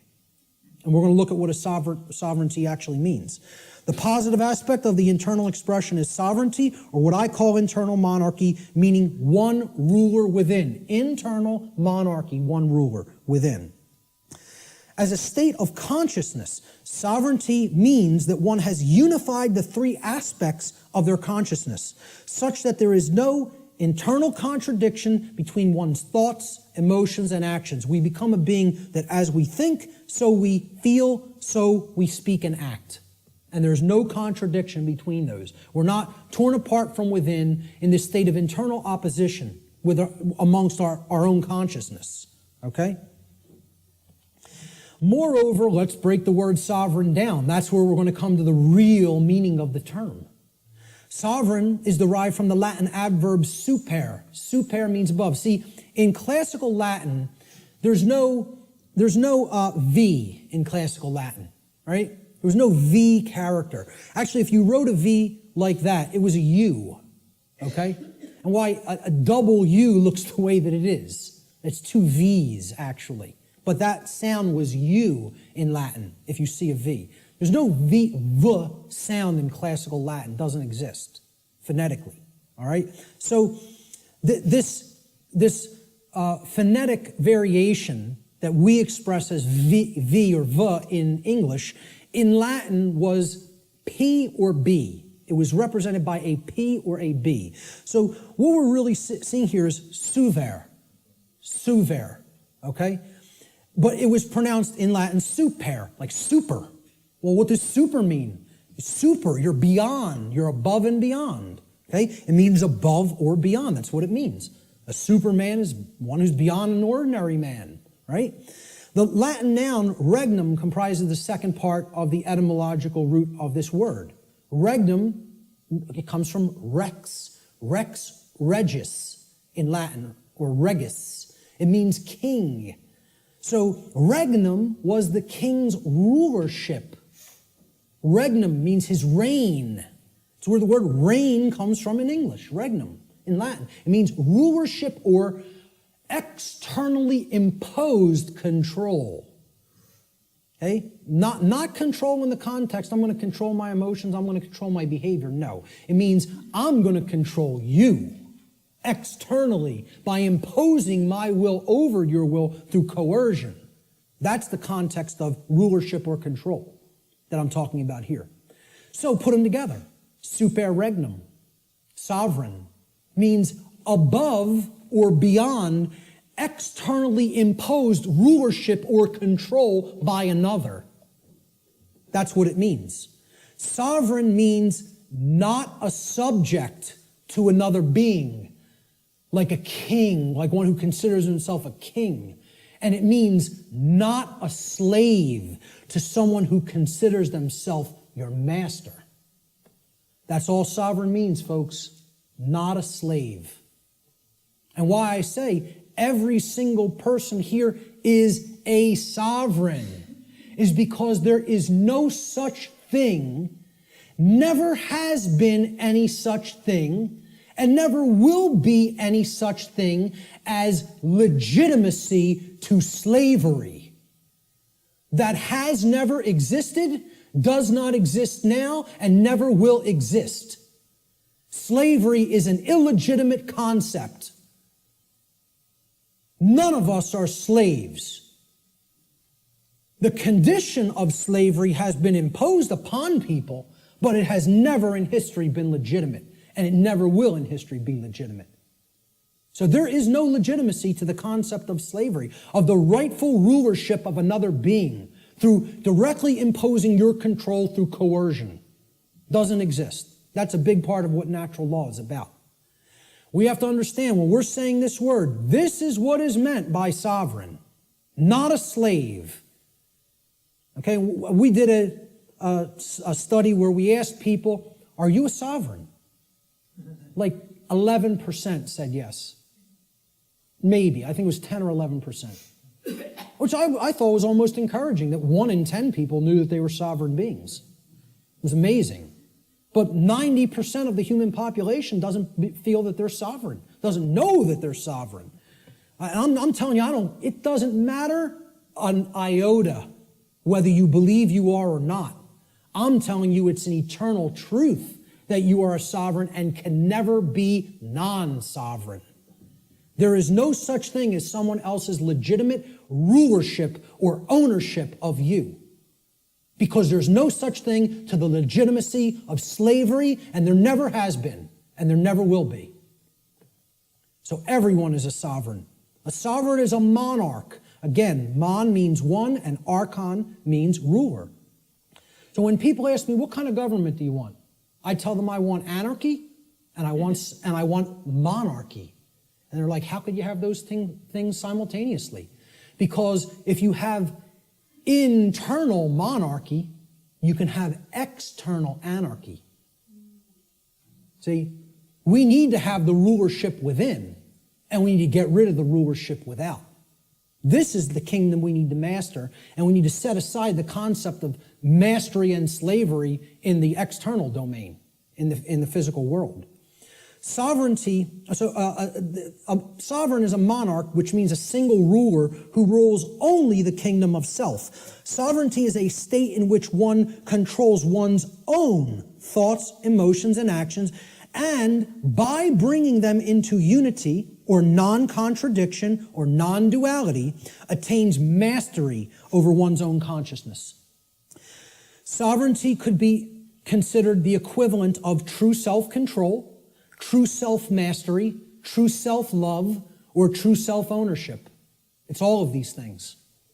And ultimately, it means not a slave. That's what has to be remembered above all else. Let's look at the negative internal expression for natural law, which is confusion. Now, confusion results when we are in ignorance. That's the emotional dynamic, the feeling that takes place within the individual. This is the lack of understanding. Confusion only happens in a lack of understanding. When we have not taken in knowledge, because we are afraid, we are in fear, okay? Ignorance results, and then confusion happens internally. So look, remember, here's the essence, that's the foundation. This is that first stage, that first building block that we called knowledge or lack thereof. Okay? This is the second building block that we called understanding or lack thereof. This is true understanding when truth has been taken in and accepted. And this is the lack of understanding. Now, in that state of lack of understanding, we're confused. So there's no rulership within.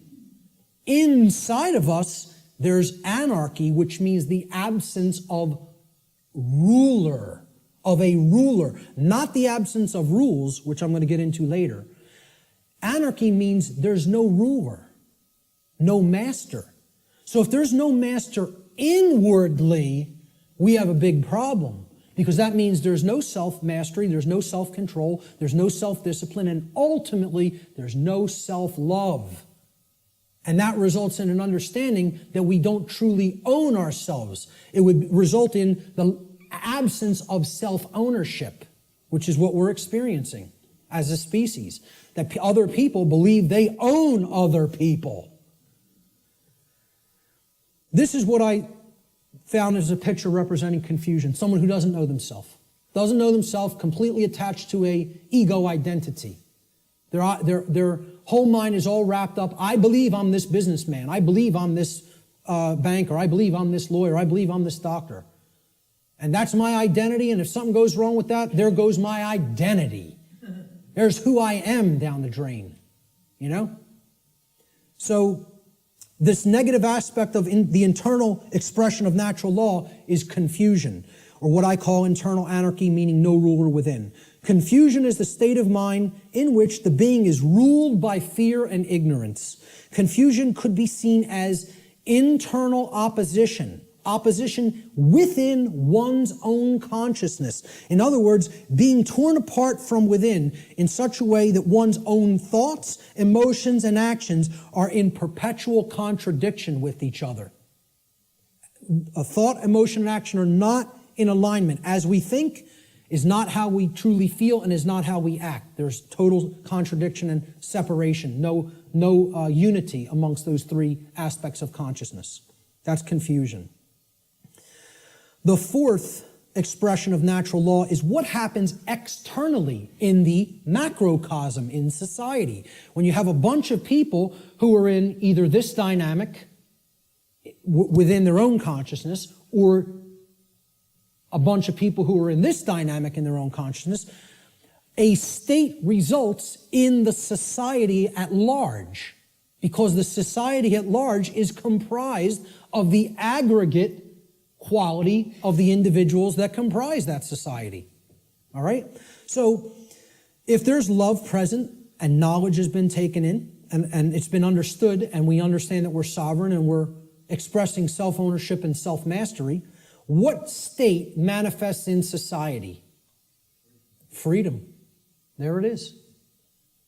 Freedom can only manifest when those preceding conditions are in place. It cannot magically manifest by any other means. If we say we want to be free, this is the path we have to take. Consciousness, acceptance of truth, and an understanding of our own sovereignty through self-mastery. It can't happen any other way. It's not possible. Okay? So, this is what the picture I chose for freedom. This is actually from the cover of probably one of the greatest books I think that's ever been penned by human hands. And I've read a whole lot of books in my life. And for me to say that, it's a high compliment. Okay? I think I'm a pretty good judge of books that can impart some wisdom to people. And I'm telling you, you need to read the book, The End of All Evil by Jeremy Locke, if you haven't already read it. This is one of the cover image from that book. Very rare book. To find it physically online, if you find it at a decent price, snatch it up and give it to other people or sell it to other people. Okay? I had a physical copy of this book. I lent it out, took off. Forgot who I lent it to. It happens, right? But this was a rare book. I think it was only pressed a couple thousand, and it was never repressed. So it's a single printing or something like that. Never repressed it. Now, you'll find that book for $150, $200 in some places, right? I finally found it at some foreign source online for like $20, $25 and jumped all over it, and I finally have a new physical copy of it. One of the books, along with Larkin Rose's book, The Most Dangerous Superstition, that if I had to tell you, destroy every other book on earth, it would be down to these two. You know what I mean? It's that much. They're that important.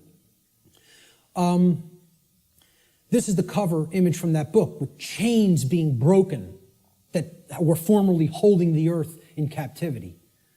I think it's a great image that represents what freedom is about. It's not about my freedom. It's about our freedom. It's about freedoms for all beings. And guess what? When I say that in relationship to the earth, doesn't just mean human beings. It means all beings, including the animal kingdom. So the positive aspect of the external expression is freedom, or what I call external anarchy, meaning externally there are no rulers. There is no condition of masters and slaves. Okay? So that's what anarchy actually means, the absence of slavery. That's what it really means. True freedom for all should be seen as the goal of spiritual development. Such a state can only manifest as a result of human society's adherence to natural law. Can only manifest.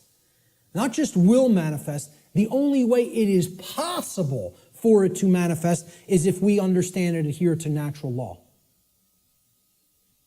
Okay, so that's the positive external expression, what happens in society. Now, there's a negative external expression, and you can call it multiple things. You can call it totalitarianism. You could call it slavery. I term it simply control, externally imposed control. Okay, it doesn't mean, self-control. It means literally someone outside of your own being is trying to control you and own you. So yeah, a good way of looking at it would be slavery as well, because control leads to slavery. Control is what I call external monarchy, meaning there's a ruler from without that believes they do own you and wants to continue to own you as their subject or slave. And this manifests in things like the oncoming police state, which I wouldn't even say is oncoming, I would say it's here. Say we're already living in it. It's not something that's going to happen in the future. It's something that's happening in the present. People talk about it as something they're trying to avoid from happening. What makes people think it's not already happening? The negative aspect of the external expression of natural law is control, what I call external monarchy, one external ruler, the concentration of illusory power, in the hands of institutions like government. Control is the pathway to all forms of evil and destruction. It results when a society lives in direct opposition to natural law.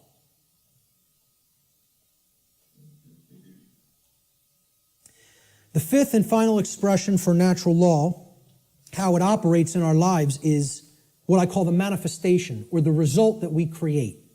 So again, here's the foundation for that little 4-part building, right? Here's the first block, knowledge or lack thereof. Here's the second block, understanding or lack thereof. Here's the third block, wisdom or lack thereof, which is why we're in a society that's completely based in control, because we're drowning in knowledge and having a lick of wisdom. We're very, very little, I should say. Certainly not enough to go around, okay? That's the action stage or the wisdom stage, what happens externally, right? This is that top block. Remember the top white block that sat on top? We had the blue block at the bottom, then the red, then the green, and then the white block. This was the manifestation, the result that we create. Remember the little question I put on the top of that white block? Who can tell me what it was? The manifestation. No. The manifestation was either order or chaos. What do we ultimately create? So the positive manifestation is order, or what we would call all the things we say we want. Manifested goodness, everything being okay, not creating self-inflicted chaos or suffering. This would be, we get what we say we want to get. And there's requirements for that, and here they are. There's the requirements. You got to be in this vibratory energy of consciousness. You have to accept the truth and develop knowledge. You have to have an understanding that you're a sovereign being, and you have to work toward the manifestation of true freedom. Then you'll have all the things you say you want. Manifested goodness and order in your life. And that's the only path to it. I'm telling you, that's the only path to it. Blanket statement. The human mind has a hard time with blanket statements. Has a hard time with always, every, without exception. The ego doesn't want to hear that. Again, humanity's greatest fear may be that the truth is absolute. I would say an even greater fear it has is that the truth is singular, that there's no such thing as my truth, your truth, his truth, her truth, their truth. There's just the truth, and whether we align our perceptions to it or not. That's humanity's biggest fear.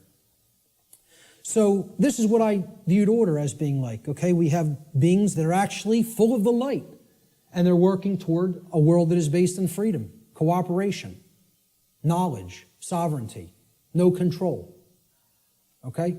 It's what I call in some of my former presentations cooperative spiritual anarchy, which is the natural condition of humanity. The natural, meaning spiritual, natural condition of the human species that has been blocked from manifesting through mind control, indoctrination, fear-based, trauma-based methods. So that's what I call order, the positive manifestation, manifested goodness. It represents everything we say we want, and it only results when there is balance or justice. Justice comes about through adherence to natural law. Justice can only be present when truth has been accepted in our lives and our behavior has been brought into harmony with natural law. Cannot manifest any other way. That's the positive manifestation. The negative manifestation is the opposite of order, chaos. Chaos is manifested evil. I just put this as, complete disregard for other people, breakdown, me first. Knock everybody else down, get what I want. Don't worry about anybody else being hurt. Don't worry about anybody else's freedom. Don't worry about whether anybody else's rights are being tread all over. Doesn't matter. Let me get mine. Self-preservation is the highest law. Survival is all that matters. Even if I have to step on somebody else to get it, to make that happen. Yeah, it's an animal. That's exactly right, sir. That's exactly correct. That's not a human being. That's an animal. That's how animals in the animal kingdom behave. And again, natural law doesn't work the same way for animals as it does for human beings because they do not have the same capacity for consciousness that a human being has. So let's not start saying that's the natural order. No, it is not. It is the exact antithesis of the natural order. The natural order is just that, order. It's in the word, it's in the phrase, natural order.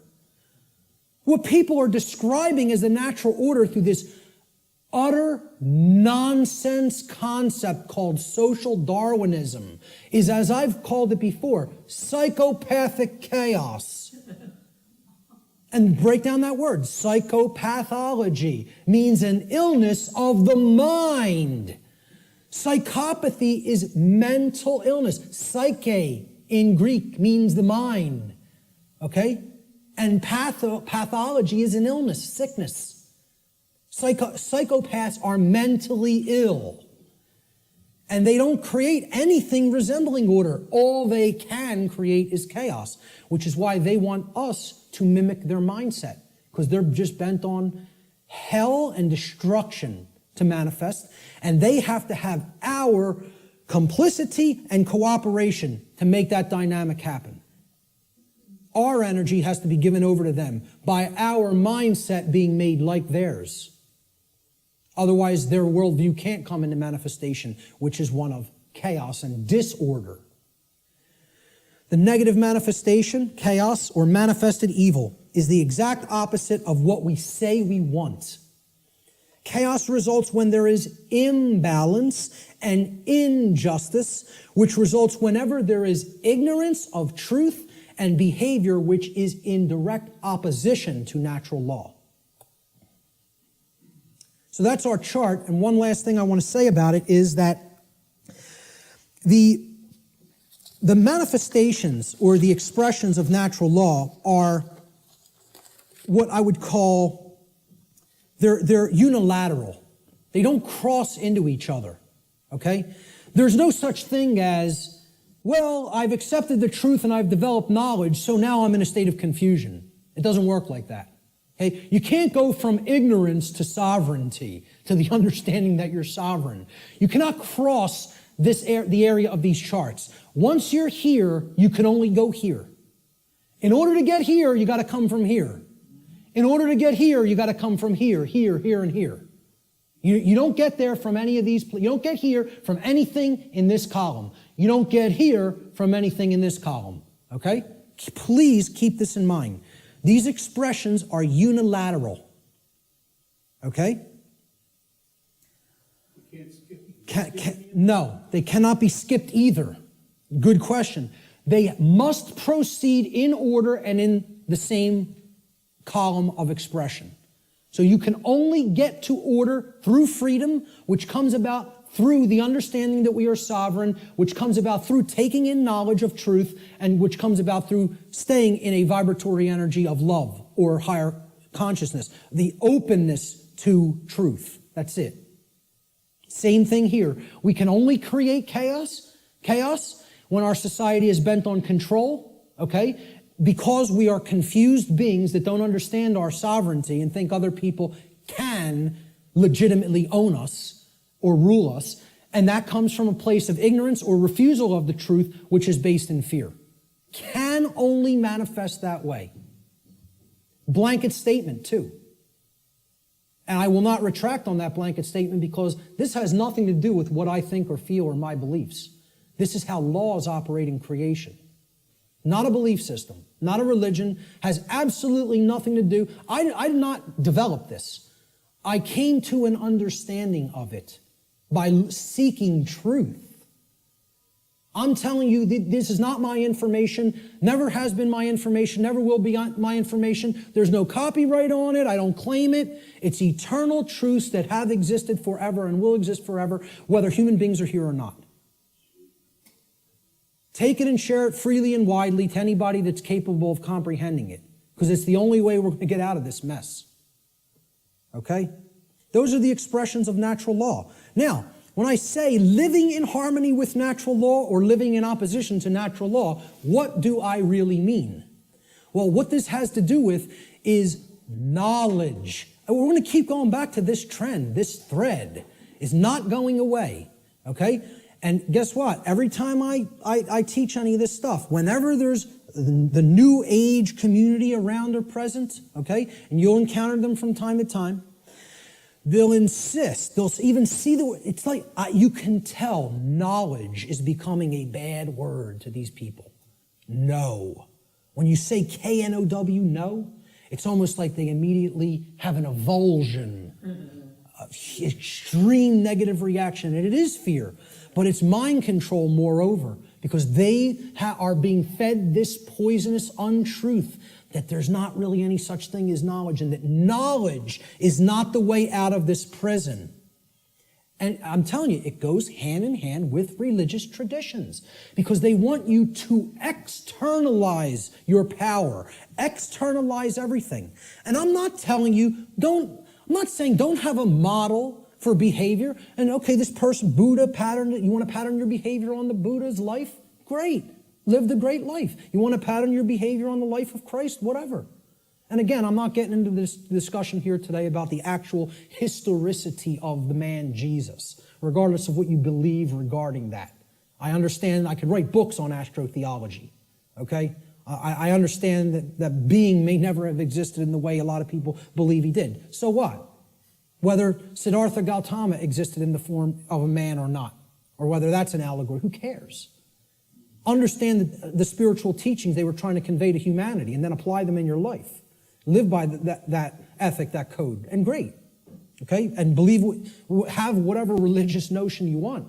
Okay? What I'm saying is what this religion called the New Age movement and what many official organized regional religions, okay, do is they try to take the emphasis off knowledge. Because again, if you're not seeking truth and trying to develop knowledge, that's how this information remains occult. And that's how the control system stays in place. They want you to externalize your power to a deity or a guru. Once you do that, you're accepting your chains. You're saying, I have no power. Let me tell you something, folks. I'm not powerless. I am full of power. Why? Because I have knowledge of how things actually work. Nobody can tell me that I'm owned by somebody else and can get me to believe it because I have understanding of my sovereignty. If they can take that away from you by getting you to de-emphasize the importance of knowledge, of self-knowledge, they own you. That's when you're owned at that point. Okay? Knowledge is the way out of this. Knowledge, understanding, and then converting that to true wisdom through actions. Not believing in something, not accepting everything, not waiting on somebody to come down and save you, whether it be Zoroaster or the aliens from Zeta Reticuli or Ashtar Command or Jesus Christ. Okay? You keep waiting on an external Savior, you're going to be waiting in your chains forever. The knowledge of truth is what the Christ figure himself proclaimed would be the pathway to true freedom. Now, whether you put any emphasis on even exoteric Christianity, I'm telling you, that's the core of all the mystery traditions, is that until you take in the light, you'll never dispel the darkness. And the light is knowledge of truth. That's what it has always been symbolized as and represented as. Okay? Knowledge is the answer. And here's what the biggest piece of knowledge that comprises natural law needs to be understood. There is a difference. It is a 100% completely polarized antithesis. These are diametric opposites that exist in nature. These concepts, right and wrong, do not exist as constructs within the human mind. Anybody who believes that is thrown completely off the path. They are engaged in Satanism. Let me just say it just openly right out in a way that is completely unambiguous. If you believe there's no real difference between these things and that they do not exist in nature, you are accepting Satanism. It's a satanic belief system that comes directly from dark occultism. And once again, you could say whatever you want about believing that or not. I was a priest within this religion. So if you go up to a Jewish rabbi, and you would expect he would have some knowledge of the Judaic tradition, would you not? If you went up to a Catholic priest, you would say, well, he has some knowledge of Catholicism and how it expresses the Christian tradition, would you not? If you go up to a Islamic, what do they call them? Right. Would you expect that this practitioner of his religion, who's in the priest class of his religion, would have some knowledge of Islam? Well, I'm telling you, I was a priest in Satanism. And I'm telling you, the concept of moral relativism is satanic belief. It is satanic ideology. It's it's their second tenet. They have 4 pillars. The 4 pillars of Satanism are self-preservation is the highest aspiration, and nothing comes above it. The second tenet is there is no such thing as the objective difference between right and wrong. Right is what's good for me, wrong is what's bad for me, personally. And that's it. And I get to make that up based on my likes, preferences, and whims. Okay? The third tenet is social Darwinism, which is an extension of macrobiological Darwinian theory. Okay? Social Darwinism, an oligarchy or a ruling class gets to direct the herd because we know better. And it's just our right to do so because our intellect makes us superior. And the fourth pillar is eugenics. Since we are ultimately God, since we decide what's real and what's not real, and we give that perception to the rest of the herd, and we get to decide what's right and wrong, well, we're God here. And therefore, we get to decide who lives and who dies. That's the 4 pillars of Satanism. And you know how many people believe that nonsense? A whole lot. Way more than people in the priest class of this religion, because they are propagating these tenets everywhere in human society. So many people are Satanists and do not even know that they are Satanists. It is a secret, infectious ideology. And I'll tell you a personal anecdote real quick. And I'll tell you who it is now, because I don't care anymore. my own grandmother. All right? Let's make it personal. All right? Okay? And I hope she sees it. My own grandmother, I believe was in her late 70s or maybe early 80s at the time. Okay? I think she's in her mid 80s now. And I don't speak to her anymore. I took a printed sheet of paper that I printed out of my printer, printed it out of a laser printer, and I put a little piece of white tape. I taped a piece of white paper over the heading, the title of the document. And I asked her to read this. It had 4 paragraphs, right? And the paragraphs described each of the tenets of Satanism, very briefly. Self-preservation is the highest law, etc., etc. Moral relativism is what we believe in. Social Darwinism is what we believe in. And we believe in eugenics. Okay? She said to me, well, I pretty much agree with everything that's written there. And I said, you do? And she said, yeah, that's how I think. I don't see anything really wrong with it or bad with it. I said, okay. I said, peel that little strip of paper off that I've taped to the top. I want you to see what the document's called. And on top, it said, the tenets of modern Satanism. And you know what her response was? Well, then I guess that makes me a Satanist, doesn't it? Not horrified. Not, oh my God, what is my belief system? What do I believe in? No. Well, guess that makes me a Satanist, doesn't it? As if it was just no big thing. And you know what? You know how many people are in that mindset? Hundreds of millions, if not billions, and don't even understand what it is. Because they think Satanism is something that it is not. They don't understand what the ideology of Satanism is. They think you have to be associated with the trappings of Satanism, okay? That you have to dress like, as if there's such a thing as dressing like a Satanist. Or you have to have certain things on your walls in your house or in your garage if you're a Satanist. Well, let me tell you something. Satanists are the owners of banks. They own hospitals. They own schools. Okay? Yeah. Certainly that university right across the road. And many people ascribe to this religion in their thoughts, emotions, and actions, and do not even understand it because they don't even understand what that belief system is about. They don't understand what that ideology is. They don't know its tenets.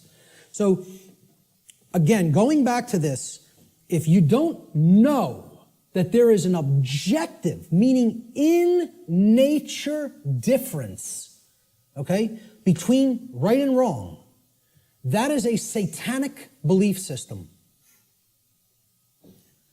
Morality, it's not right versus left. It's about right versus wrong.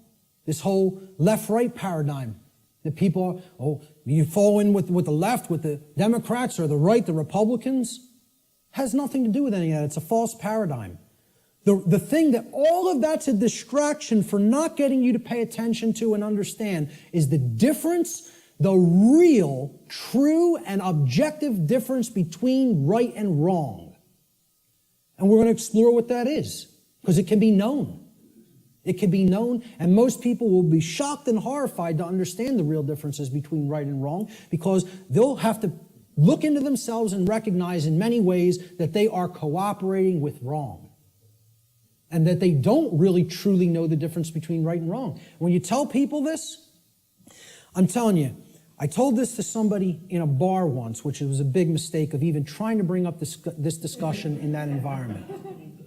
But occasionally I even, make asinine mistakes like that and think I'm going to be talking to even a semi-conscious being when you're talking to a block, okay? So I said, you understand what actual morality is true common sense. We're going to look at that term, common sense, and explore what it really means. And she said, so what you're saying is if I think that there's no really objective right and wrong, that I don't have common sense. And I said, yes, that's what it, no, I said, that's not what I think. I'm trying to explain to you that's what it means by definition, not by what I think. The definition of common sense is to truly know the difference between right and wrong. And I said, because I say that you are not fully in that state of awareness, don't even take it personally, because billions of people on the earth are in that same state of awareness. You're not special, and it's not a personal attack against you. And I thought this person was going to throw a glass at me. Literally got so enraged because she's associating the concept of common sense with that you are functional and can adequately perform the daily activities of living. And that's not what I'm talking about as common sense, okay? Having common sense about, I can prepare my meals and eat for myself and wash my own clothes and, go to work. That's not what I'm talking about as common sense. That's your everyman's definition or connotation of common sense. We're going to talk about what common sense really is. Okay? A deep understanding of morality, which are the principles concerning the distinction between right and wrong behavior, lies at the very heart of natural law. This is the essence of it, folks, right here. And here's the difference between right and wrong in a nutshell, about as simply as I am capable of describing it. All right? Now, we use the words correct or right to mean correct and moral. When you say, okay, what's 5 plus 5? It's 10. You're right. Meaning you are correct. That is true. That is the correct answer. That is right. Okay? And then we say, was stealing that money from Jim, was that right? To mean, was it a moral behavior? So now, why would we use the same word, again, like the ancient Romans used the same word, book and free? Okay, those two different concepts were represented by the same word, liber, right? And there's a reason, because reading will put you on the path to true freedom if you read the right books. Okay? Why would in the English language, we have other words to mean the same concepts, but the word right means two things simultaneously. It means both correct and it means moral. There's a reason, because they mean the same thing. Correct is moral. Correct meaning that it is in alignment with that which is true, means literally by definition, if it is true, then it is moral. The more you are following something that is false, that is not based in truth, the more you are going down the path of immorality, of wrongdoing. So we have to come to know what is true regarding right and wrong if we are going to be able to correctly, with wisdom, choose between these two modalities of behavior. So, right, again, it means both correct, which is based in truth, and moral, which means that the action, if taken, if acted upon, is in harmony with natural law. Actions based in it do not result in harm to other sentient beings. That's the definition of right. Now look at how simple that definition is. And think about it for a moment. We're talking about what is a right. Meaning, what do you have a right to do? And what you have a right to do is no different than what I have a right to do. What I'm telling you here is every single human being on this planet has the exact same rights. Not one person has one more right than another being. Not one person has one less right than another being. To think that anybody has more or less rights anywhere on the earth at any time in history is a fallacy. It is a lie. It is a deception. It is wrong. It is not correct. It is not based in truth. Rights are universal and the exact same for every human being. Blanket statement, absolute truth. Let the ego chew on it and deal with it. Okay? And again, the ego will have a hard time with this in many cases, with many people. They'll hear that and they'll want to throw a glass at me. So, look at the definition again. A right. So when you make a definition, right, this is a noun, right? Noun's a person, place, or thing in the English language. We're talking about a noun here. You look up the word right, it's a noun, meaning a right. A right that we have to enact, to take, is an action. You have to start a definition with the same type of word. You're defining a noun, you got to give it a noun to start the definition. A right is an action. Most people will never even be able to tell you that. Just say, could you define what a right is to me? They will not give you this noun. A right is an action. So is a wrong an action. A right is an action that if you take it, it does not cause harm to other sentient beings. That's the simple and easiest definition that anybody can give for what a right is. And I guarantee you, you go and engage as many people as you want on the street. I have not asked this question and had anybody ever raise their hand or even contact me later and say, you go up to somebody on the street and ask them if they can define what a right is. Nobody can give you the correct definition for what a right is. Now, if you don't know what the definition of a right is, you certainly don't know whether you're choosing accurately between a right and a wrong, between right and wrong behavior. You can't. It's not possible. So many people believe that they're allowed and they can do actions with no consequence that actually aren't in alignment with natural law because the taking of those actions do result in harm. And they don't really even understand that. So let's look at what a wrong is. And we're going to deeply look into what a wrong is. We're going to focus on what wrongs are. Because in reality, to even start this, right, what have we based this definition on? Actions based in it do not result in harm, right? That's the negative of another definition. Well, it's the negative of this definition. So you can only actually define a right by knowing what a wrong is. A right technically cannot be defined outside of the negative. A right can only be defined apophatically, meaning understanding what a wrong is and then stating that it is anything that falls outside of the parameters of wrongdoing. Okay, and we're going to get to what those parameters are. All right? So, I'm sorry, I want to focus on wrong for a moment. Okay? Wrong, again, we say this, what's 5 plus 5? 9. Wrong, it's not true. Incorrect answer. It's not based in truth. We use the term wrong to mean both incorrect and immoral. Well, that was wrong what you did to that person by hitting him for no reason. You didn't have the right to do that. Immoral means in opposition to natural law. Because actions that are based in it result in harm to other sentient beings. That's the simple definition of a wrong. Now we can go deeper into the definition of what a wrong is and look at different types of wrongs, which is what I'm going to do in a moment.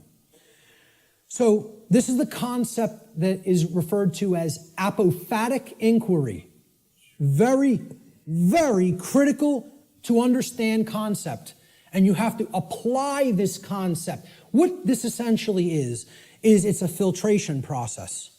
This is the process of the middle process in the trivium. Okay? It's weeding through the inconsistencies and saying, well, is this inconsistent? Is this inconsistent? Is that not true? And you're setting those behaviors aside and you're saying, here's the behaviors that are wrong. Don't engage in those behaviors. It's negative. It's a negative process. It's a destructive process. You're taking away from the body of everything that can be done, and you're saying, I'm pulling all of these out through a weeding down process and saying, these are all inconsistent with truth. It's called apophasis, apophatic inquiry. And that is to be delineated from what's known as cataphatic inquiry. Cataphatic inquiry means you're reasoning in the affirmative, and you're not trying to weed down through a process of elimination to get to the truth. Okay, so cataphasis or cataphatic inquiry would be equivalent to inductive reasoning, whereas apophatic inquiry or apophasis would be akin to deductive reasoning. All right? Rights are most easily understood when they are considered through apophatic inquiry, or what is known as the process of apophasis. This process helps us to understand what a right actually is by understanding which actions are not rights because they cause harm to others. They're the cause of harm. Here's what apophasis is. It's been called apophatic inquiry. Okay? Really, look this up. Understand what apophasis is because it's part of the trivium process. All right? It comes from the Greek noun apophasis, written there in Greek script, which comes from the Greek verb apophanai. Okay, so apo in Greek means away from or the negation of, and phanai in Greek means to say or to speak. So when we put them together, it means to say no or not to say, or to say what something is not, in other words. That's what apophasis is. You're saying this is not this. It's the opposite of that. Okay? So it is a method of logical reasoning or deductive reasoning that is employed when you are given a limited set of possibilities in order to arrive at knowledge by way of the exclusion of known negatives. You're setting the logical inconsistencies to the side and saying, this is not what this thing is. That's called apophasis. Okay? You are describing what something is by explaining what it is not. This is called affirmation through negation, is another term that this truth discovery process is known as. Okay?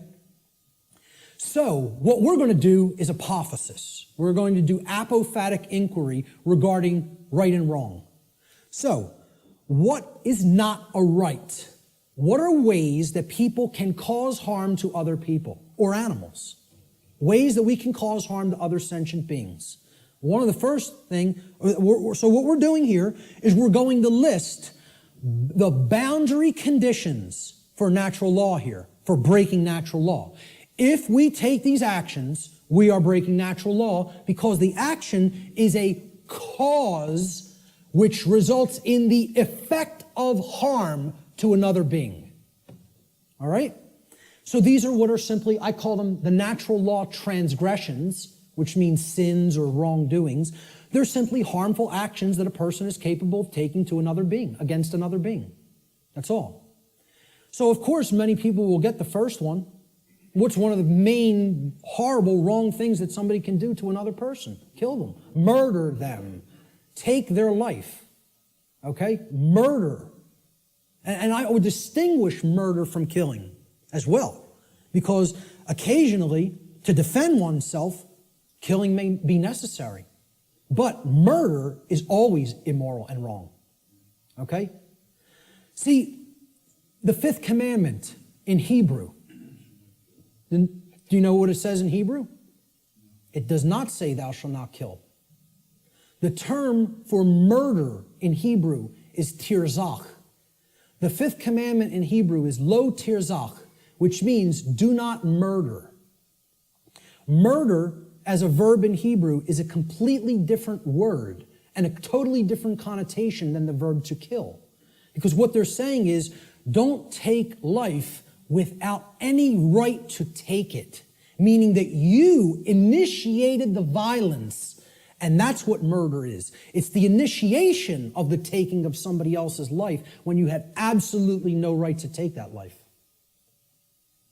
Now, if someone is coming after you, your rights, there may be times when you do have to take defensive action and forceful action, up to and including deadly force. We're going to talk about that later. But murder is the first natural law transgression. And if you want to go down to a subsection of this transgression, you could list it as a totally separate wrongdoing. I'm keeping it in the same basic category.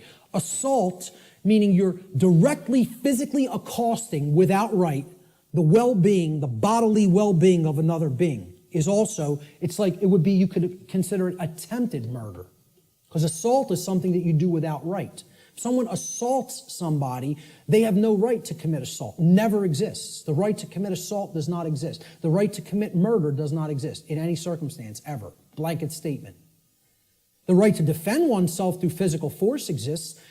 and possibly in certain circumstances, the right to kill exists. But murder and assault can never be rights because they always are done by being initiated without the right to do so. It is the initiation of violence. All right? Rape is the second natural law transgression. Okay? You're coercing the free will of another person and making them sexually associate with whom they wish not to. That's rape. And it's always wrong. Blanket statement. All right?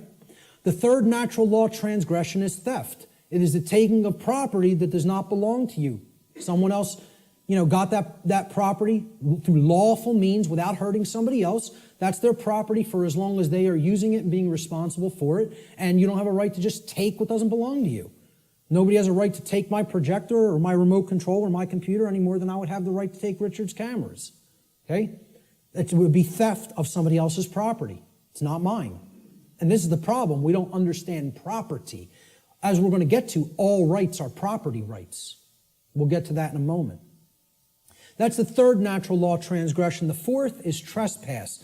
And that means going into somebody else's lair that they are using, that they own lawfully and that they're responsible for, without their permission or consent, and you're just invading their privacy and their space, and you're taking their security away from them in that process.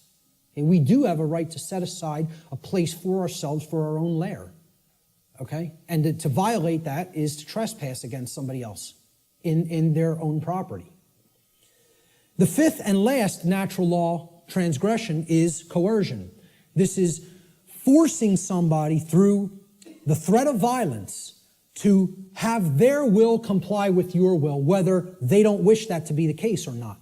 Making somebody do something that is against their will, coercing them. And that's also not a right. Now, that's a small list, very small list, right? We could add one more. We could add lying. Lying is also a wrongdoing. And I would consider that a theft of truth or a withholding of truth that somebody needs to understand to make accurate and informed decisions, lying to them. Okay?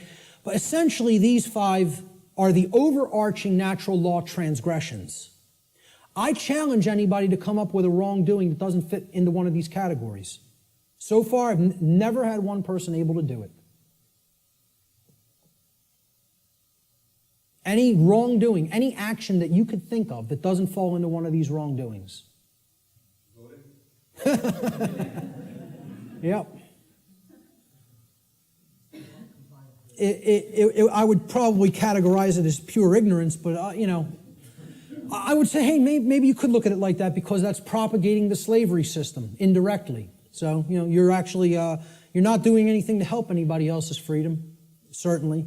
I don't know if I would categorize that as a natural law transgression because, it's giving consent and propping up that system.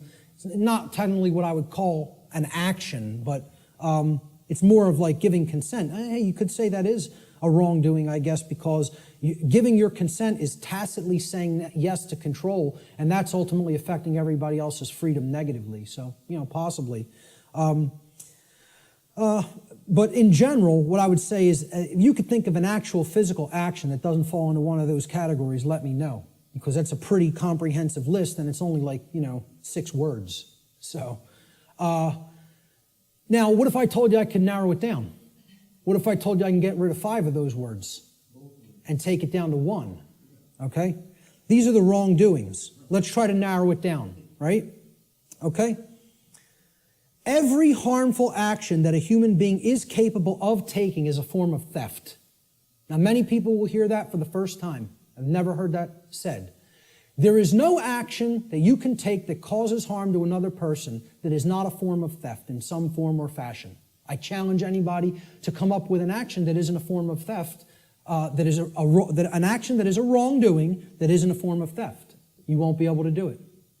I've put that challenge out on my podcast. Say, email me if you know. No, not one person. The only one person challenged it and tried to say lying. I say, okay, that's really taking the truth from somebody, thieving truth. And whether you want to look at it as you're simply dissuading them from looking at the truth too, deceiving them, or not offering correct information, still you're taking away their ability to make correct judgments based on the availability of information. So it is a form of theft. Some form of property. Now look at that word. Property. Proper, meaning right, is always being stolen when a wrongdoing is committed. All rights are property rights. All wrongs are theft of property. Once again, I challenge anybody. It's an open challenge. If you can find me a right that is not a property right, or a wrong that is not the theft of some form of property, please do it. Please let me know. Okay? Life is a form of property. So taking life you had no right to take, murder, is stealing property that wasn't your own, because that was that person's life, possessive. They own it. And I didn't have a right to just go and take it for no reason. Rights are a form of property, meaning actions that you may do because they are in harmony with natural law and do not cause harm to others. I don't have a right to stop you from taking. If you're not harming somebody else, nobody has a right to stop you from taking a right, taking an action. You may perform any action which does not directly result in harm to somebody else. Okay? Rights are a form of property. Freedom is a form of property. Somebody doesn't have a right to take somebody else's freedom and hold them against their will just because they don't like what they're doing. They have a distaste for what they're doing. Or they want them to comply with their behavior, with their commands. Okay? They want them to make their behavior comply with commands that they're being given. So, if you really break it down, let's look at the wrongdoings once again. Murder. Is that not the taking of somebody else's life? Assault is the taking of their right to remain unharmed in their person. You're taking their health if you assault them, right? Their homeostasis in their body is being put under assault. And that's robbery. That's somebody taking something that isn't theirs to take. Rape. You're taking somebody else's free will to sexually associate with whom they choose to sexually associate. And therefore that's a property theft, because that's their property, their free will. Theft itself says it right there. You're taking physical possessions that aren't yours to take from somebody else. Stealing. Trespass. You are taking someone's security in their own lair, as we talked about, which you don't have a right to take. That's also their property. Coercion. What are you taking? Somebody else's free will, which isn't yours to take. That's a gift from the Creator, which belongs to each individual. And if somebody's coercing somebody by telling them, you must do this because I said so, and if you don't do this, I will come and do some form of harm to you, that's not a right. That's a wrongdoing, coercion. And it's a form of theft. Exactly. Sure. You must buy this. Imagine this. Great. We're going to take 5 more minutes, and then we're going to take an hour and 15-minute break. So all of these things are forms of wrongdoing. And they're all ultimately one wrongdoing in different forms. They are all theft, every one of them. There is only one wrongdoing. There's only one way anybody can wrong anybody else. Stealing. That's it. Every form of wrongdoing is a form of theft against another being and their property. A living being or their property must have been harmed in order for a violation of natural law or wrongdoing to have taken place. Any action which does not cause such harm is a right. There's the apophatic definition of a right. Through understanding what a wrongdoing is. And I'm telling you, billions of people, not millions, not hundreds of millions, billions of people on this planet do not know this. Could not tell you this. Because this is it. This is it, folks, right here. This is the crux of natural law. What is a right? What is a wrong? And I couldn't sleep last night. After we got home, and I never have problems sleeping. Ever. Ever. I'm just going to tell you this before we break. I was laying in bed last night before I went to sleep for the night. Could not sleep because all I was thinking of is how preposterous. I told this to some people at lunch. I'm just sitting there thinking about how preposterous and ridiculous it is for me to even ever have to utter any of this. The fact that this is not 100% pure common sense knowledge on the earth is so abominably preposterous to me that all I was sitting there thinking is, how could I be going out and explaining this to people? This is what I must do? Me, though. And it was almost like schizophrenic in a way, because I was just thinking, I was waking up and then falling back to sleep and waking up thinking, where am I? Why am I here? And I'm the person who's coming out and doing this. And it's just so absurd and ridiculous to me. Some punk from South Philadelphia taking in the knowledge of the mystery traditions and teaching them to people. Me. It's the most ridiculous thing. I can't even imagine it, you know? I still can't.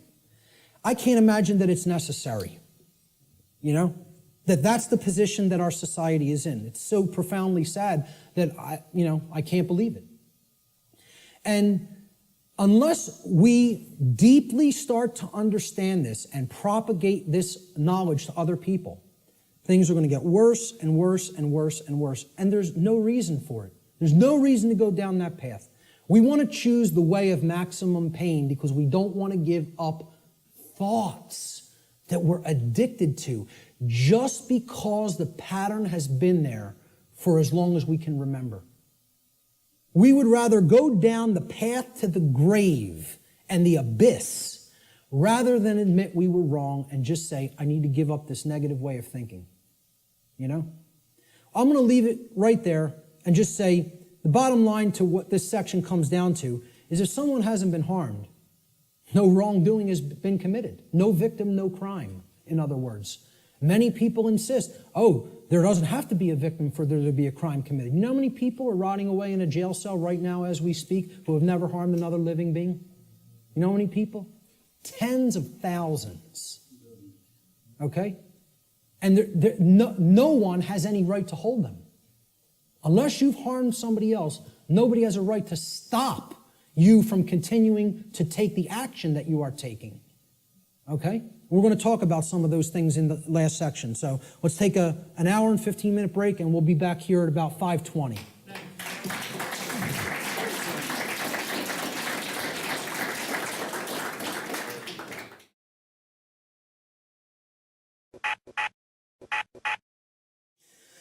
Okay, so we ended before the dinner break. I hope everyone enjoyed their dinner. At the concept that if there is no victim, if no actual wrongdoing has taken place resulting in harm to someone else, there is no crime. And many people are, being jailed for victimless crimes that they've actually never harmed another being, and yet their freedom has been taken away. Another aspect about this concept of the difference between right and wrong behavior is we have to understand that there is no such thing as the ability to delegate a wrong to someone else. No one can say to someone, you may harm him, unchallenged or unaccosted, okay? That you're allowed to do that morally, okay? No more than anybody can say a group of people may commit a wrongdoing and they have the moral right to commit that wrongdoing. There's no such thing as that, okay? So this is what many people who believe in things like government believe in, that we can delegate to a group of people who are calling themselves a government something that is not a right and all come together and agree upon, they now possess this right. Rights can't be granted by human beings to other human beings. Everybody is born with the same rights because rights don't come from human beings. Rights, like the laws of nature, come from the creator of the universe. They don't come from human beings. Human beings don't make up what right and wrong are. Right and wrong are inherent to creation and are up to us to discover and recognize what they are and then live in accordance with those principles. So if a specific action is not a right for any individual, that action cannot be, quote, delegated, granted, or licensed to any other individual or group and magically called a right. It does not become a right. If it's wrong, it remains a wrong, no matter how many people believe they can do it or delegate it or otherwise. Similarly, a right can't be turned into a wrong. If it's a right and you're not harming somebody by doing it, somebody can't magically say, well, that's a wrong and you're not allowed to do that. And yet we have things that go right hand in hand with that, and it's called government. An action that is a wrong would forever remain a wrong under natural law. So how do we know what rights are? Part of knowing rights is understand that natural law, the difference between right and wrong, always holds true regardless of a population's belief system. Like natural law being in effect, the difference between right and wrong are not dependent on anybody's belief. They are eternal truths that need to be understood. So this means it does not matter how many people agree that a wrong can be turned into a right or that a right can be turned into a wrong. Such things can never be done in reality. We can believe we can do that and act like that, but in reality, it cannot actually be done. A right forever remains a right, a wrong forever remains a wrong. People can only believe that they can claim such reversals and that this will magically make it so. Unfortunately, most human beings erroneously believe that it is morally possible for them to create and delegate rights, quote unquote, which do not exist, or to take away actual rights from people which do exist. They believe we can do that. So when in doubt as to whether an action is or is not in harmony with natural law, the visualization exercise that I always ask people to do is to imagine a scenario of a planet, a world, where there is only two people, where only two people exist on an entire planet, okay? If the behavior in that circumstance, in that visualized instance, is either a right or a wrong in that instance, it remains a right or a wrong in any size population, regardless of how many people may believe otherwise. Okay? So if a right is a right for one person to do toward another, okay, or if it's a wrong, the action is a wrong for one person to take toward another, population is irrelevant. People will say, well, yeah, if there was a couple of people, that would be okay. But if in a world of 7 billion people, we can't let people do that. Well, this has nothing to do with what right and wrong is. You know, as if they're changeable. Let's look at this scenario. So there's our world, and there's two people, okay? Two well-groomed businessmen. And they're, you know, we're going to look at it at an instance. Let's look at taxation, the concept of taxation. Is taxation of any kind a right or a wrong? Is it morally acceptable and justifiable, or is it something that is actually a wrong? So let's look at what taxation really is. And again, we're not going to euphemize. We're going to talk about it straight on. So here's what taxation is. It's not what I believe it is. I'm getting down to the heart of the matter and describing what it actually is. Taxation is the claim that a specific group of people who call themselves government have been given a, quote, right. They've been delegated a right, okay? We've written down a law, and we say this people calling themselves the government and the IRS have a right to do this particular action, this activity, okay? This behavior. They've been given a right to confiscate, unwillingly, I might add, an arbitrarily chosen percentage of the product of another individual's labor. Now, let me just start with this, right? You ask anybody, how many are you going to voluntarily pay more taxes? Nobody will raise their hand. And you say, why not? Well, because I could barely afford to pay the ones I'm paying now, and I don't want to volunteer any more money toward that endeavor. Quite frankly, I want my resources for myself to use as I see fit voluntarily. But if the government then said, well, your taxes are going up by 5%, how many people would pay them? Most people would. Because subconsciously or consciously, they recognize they're under coercion. They're actually under duress. They're being told that if they don't give this at the command of the people who are confiscating it, that some form of violence will be conducted upon them, whether through the form of fining them and saying, we're going to take more of your resources, whether by saying, we're going to throw you in a cage and make you stay there for as long as we say you need to stay there, okay? or by actually conducting actual physical harm upon them. So, again, we're saying that this quote-unquote right is given to individuals who call themselves government, and then they have the right to confiscate this arbitrarily chosen percentage of the product of another individual's labor. Because that's what money is, okay? Or that's what, whatever we make through what we work, that's the product of our labor. We work and then we get compensated for it.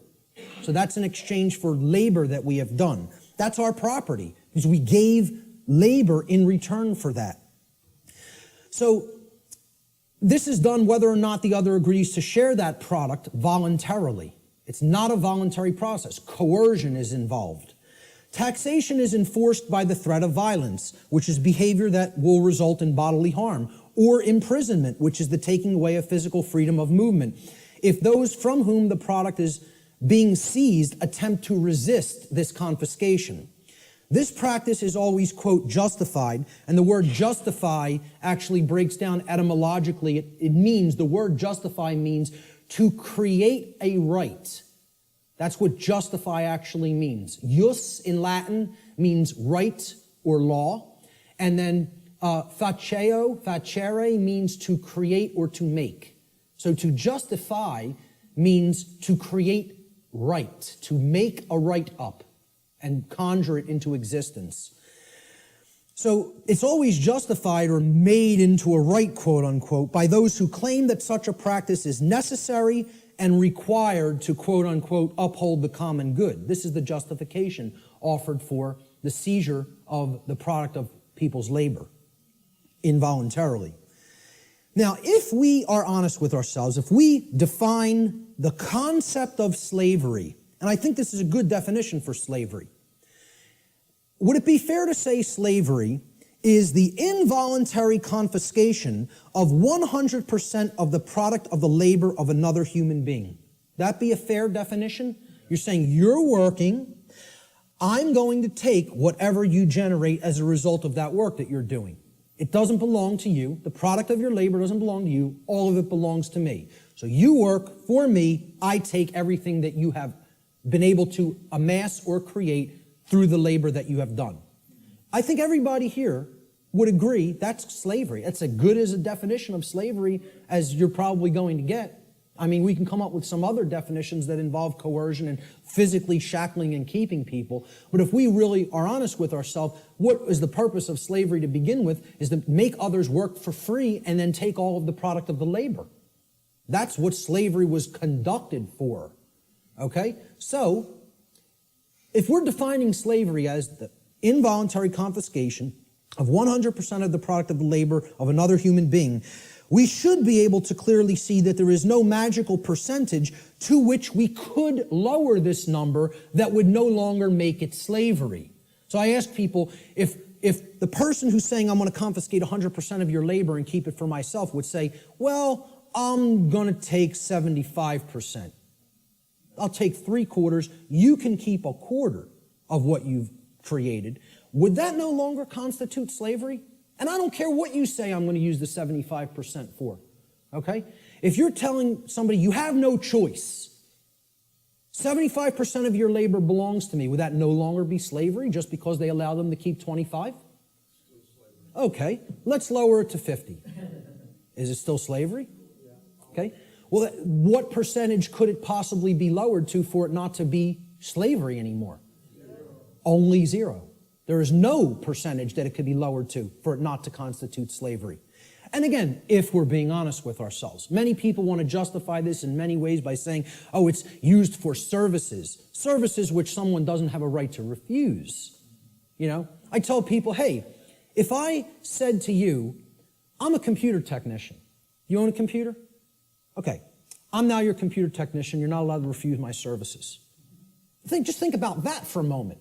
You may not refuse that I am now providing the service for your computer to keep it in good shape. Okay? First of all, what have I just taken from that gentleman? Right to choose. Free will. Right there, that's slavery.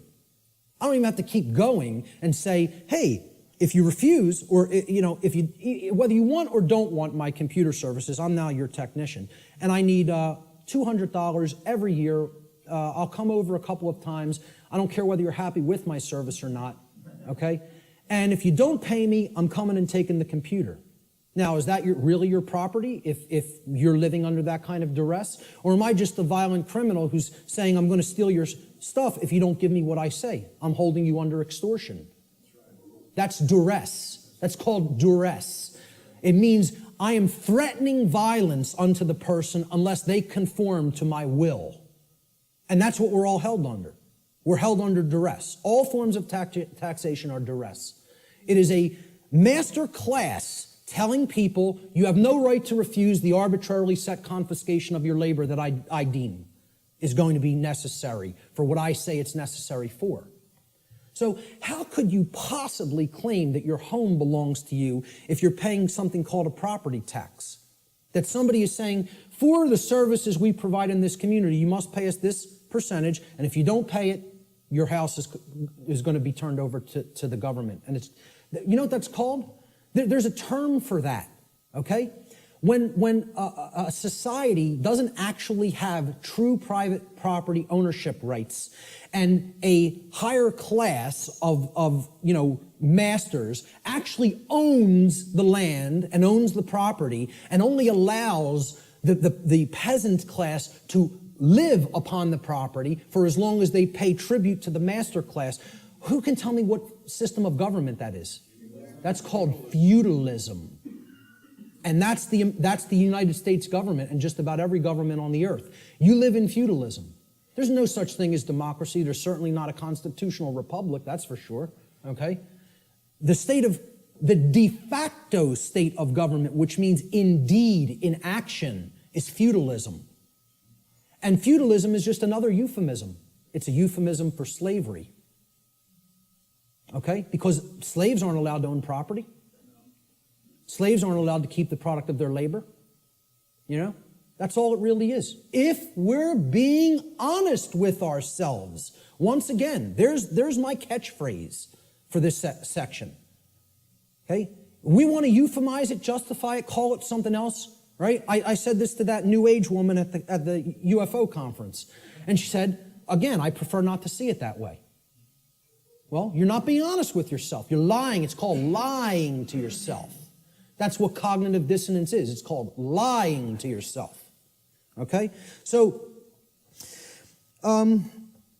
if we're being honest with ourselves, taxation's merely a euphemism for theft, violence, and slavery, the practices upon which it is actually based, and since no individual anywhere on earth has the right to claim ownership of the product of another's labor, such behavior can never be, quote, delegated to a group of people and called a right. Therefore, it follows logically that all forms of taxation, I don't care what they are, excise tax, property tax, gift tax, inheritance tax, income tax, I don't care what form it is, taxes on corporations even, okay? All forms of taxation are always wrong according to natural law because they are all based in the destruction of free will, they are based on coercion, and they are ultimately based upon violence, all of which are wrongdoings, all of which are forms of theft, and all of which not one individual has the right to perform upon another. And this is what people want to justify and believe can be magically turned into a right, just because they want to euphemize it and call it taxation. Let's look at another example. Prohibition, one of my pet peeves, okay? I'm big into health, into eating right, okay? I'm huge into juicing. It's one of my favorite things to do. Purification of the body is part of purification of the mind, all right? But I'm going to tell you, I'm 100% for anybody being allowed to put anything into their body because they own their body. If I want to break up this remote control in little pieces and eat it with a sprinkling of pepper, then that's my right to do so, regardless of what the chips may do to my intestinal tract, okay? There's a reason I have the right to eat this remote if I want to. You want to know why? My body is my property. It belongs to me. Now, we did this in the natural law seminar. We asked people, do you own your own body? almost every single student in the seminar, now, of course, they immediately answer, yes, I own my own body. The students grasp this, okay? The people they were asking the questions to, okay, because the students were doing the tabulation of, accumulating the answers from people that they asked the questions to. And one of the questions I asked them to ask people is, do you own your own body? Almost every student in my first natural law seminar, when they asked people if they own their own body, they came back to the next class and almost every student said, almost everybody they asked that question to paused for a long time and thought about it. Had to sit and think about this question. Could not immediately spit out, absolutely, my body is my property. And because I think people want to overthink things and say, well, am I going to own my body forever? I'm going to die one day. Does that mean I don't own it now? What's the over-intellectualization and mystification of this concept? I tell people, I recognize fully I'm going to die one day and this flesh is going to crumble and pass into the earth, okay? Does that mean I don't own my body right now? I'm using my body right now. That's why I own it, specifically.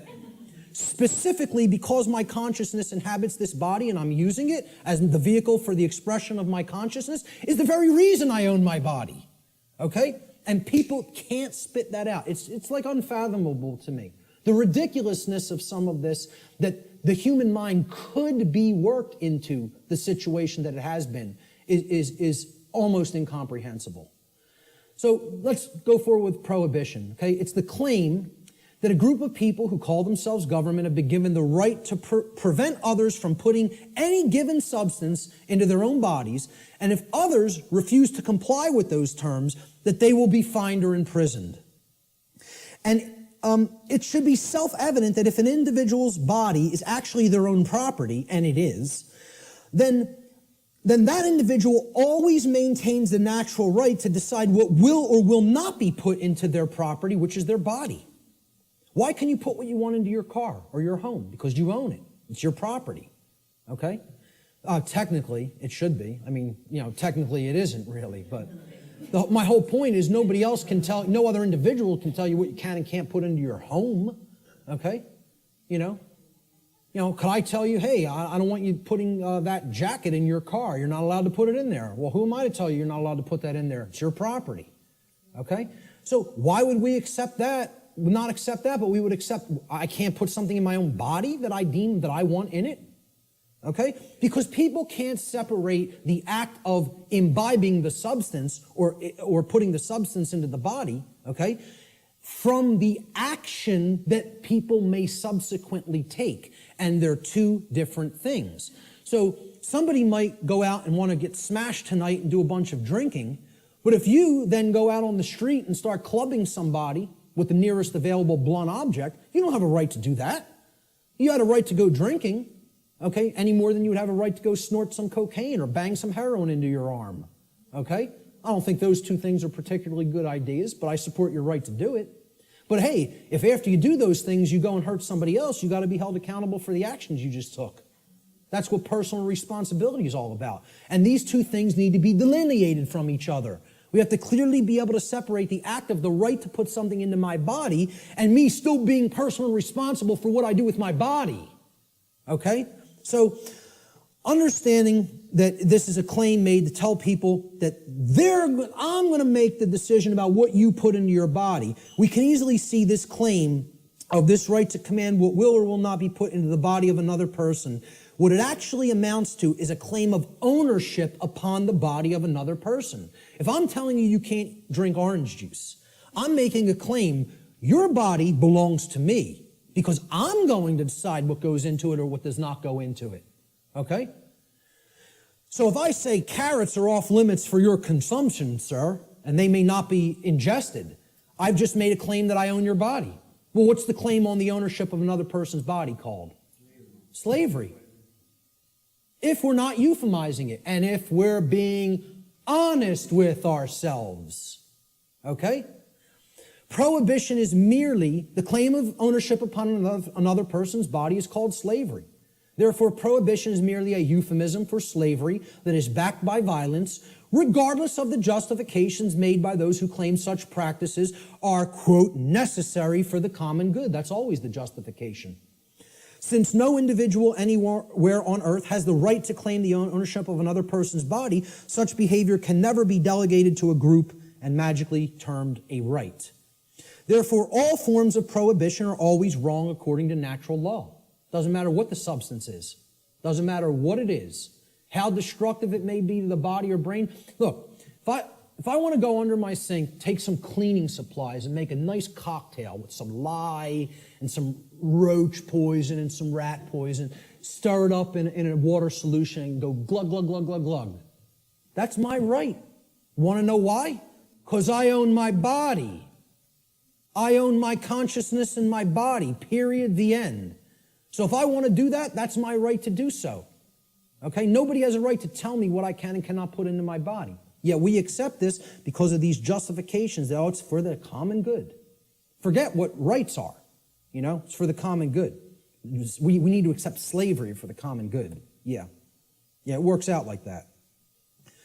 So how about licenses and permits? These are claims that a group of people who call themselves government, and again, we're going back and visualizing. Imagine one person trying to make this claim to another person. Nobody would find it legitimate. Nobody would find that one person may make that claim to another person. Yet we think these other people called government have rights that individuals don't have. That's what we think. That's called mind control. Mind control is getting people to accept some people have rights that other people don't have. That's what it is. You know? So go back to that visualization exercise. Can one person make that claim over another and have it be legitimate? Of course not. So if nobody has that right, how could that right be delegated to somebody else? It can't. Licenses and permits, they're claims that a group of people who call themselves government have been given the right, quote unquote, the right to prevent others from exercising specific behaviors, even if such behaviors cause no harm to others or their property. Unless those others petition, meaning beg, or pay the government for permission.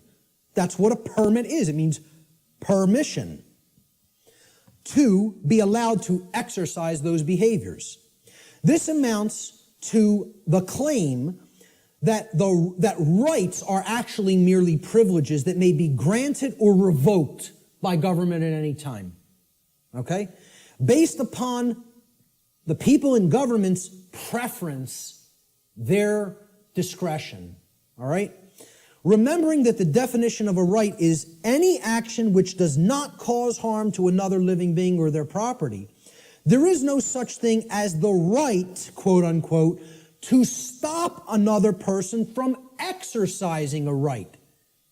If something is a right, meaning it doesn't cause harm, there is no such thing as someone's right to stop you from performing that action. Okay? That would be called coercion, which is a wrong. Okay? So the actual ingestion of, let's say, marijuana, for example, harms no one else. You can put that into your body, sit there perfectly peacefully, and not cause harm to another living being. That's called a right, for the very specific definition that it caused no harm. Okay? I would not have the right to tell another individual, you may not do that action. That would be a wrongdoing. Well, it's the same thing for something when it comes to licenses and permits. You're telling people, hey, if you pay me $50, I'll let you smoke that marijuana without doing violence to you. Unless I change my mind, and then I won't give you a permit. I'll just say, hey, you're not allowed to do that. Even something that is a right, like assembling and speaking, like what was done in the state of Pennsylvania a few years ago when the G20 visited it in the city of Pittsburgh. Okay? The city telling people, we have revoked the right to assemble and speak and petition for grievances.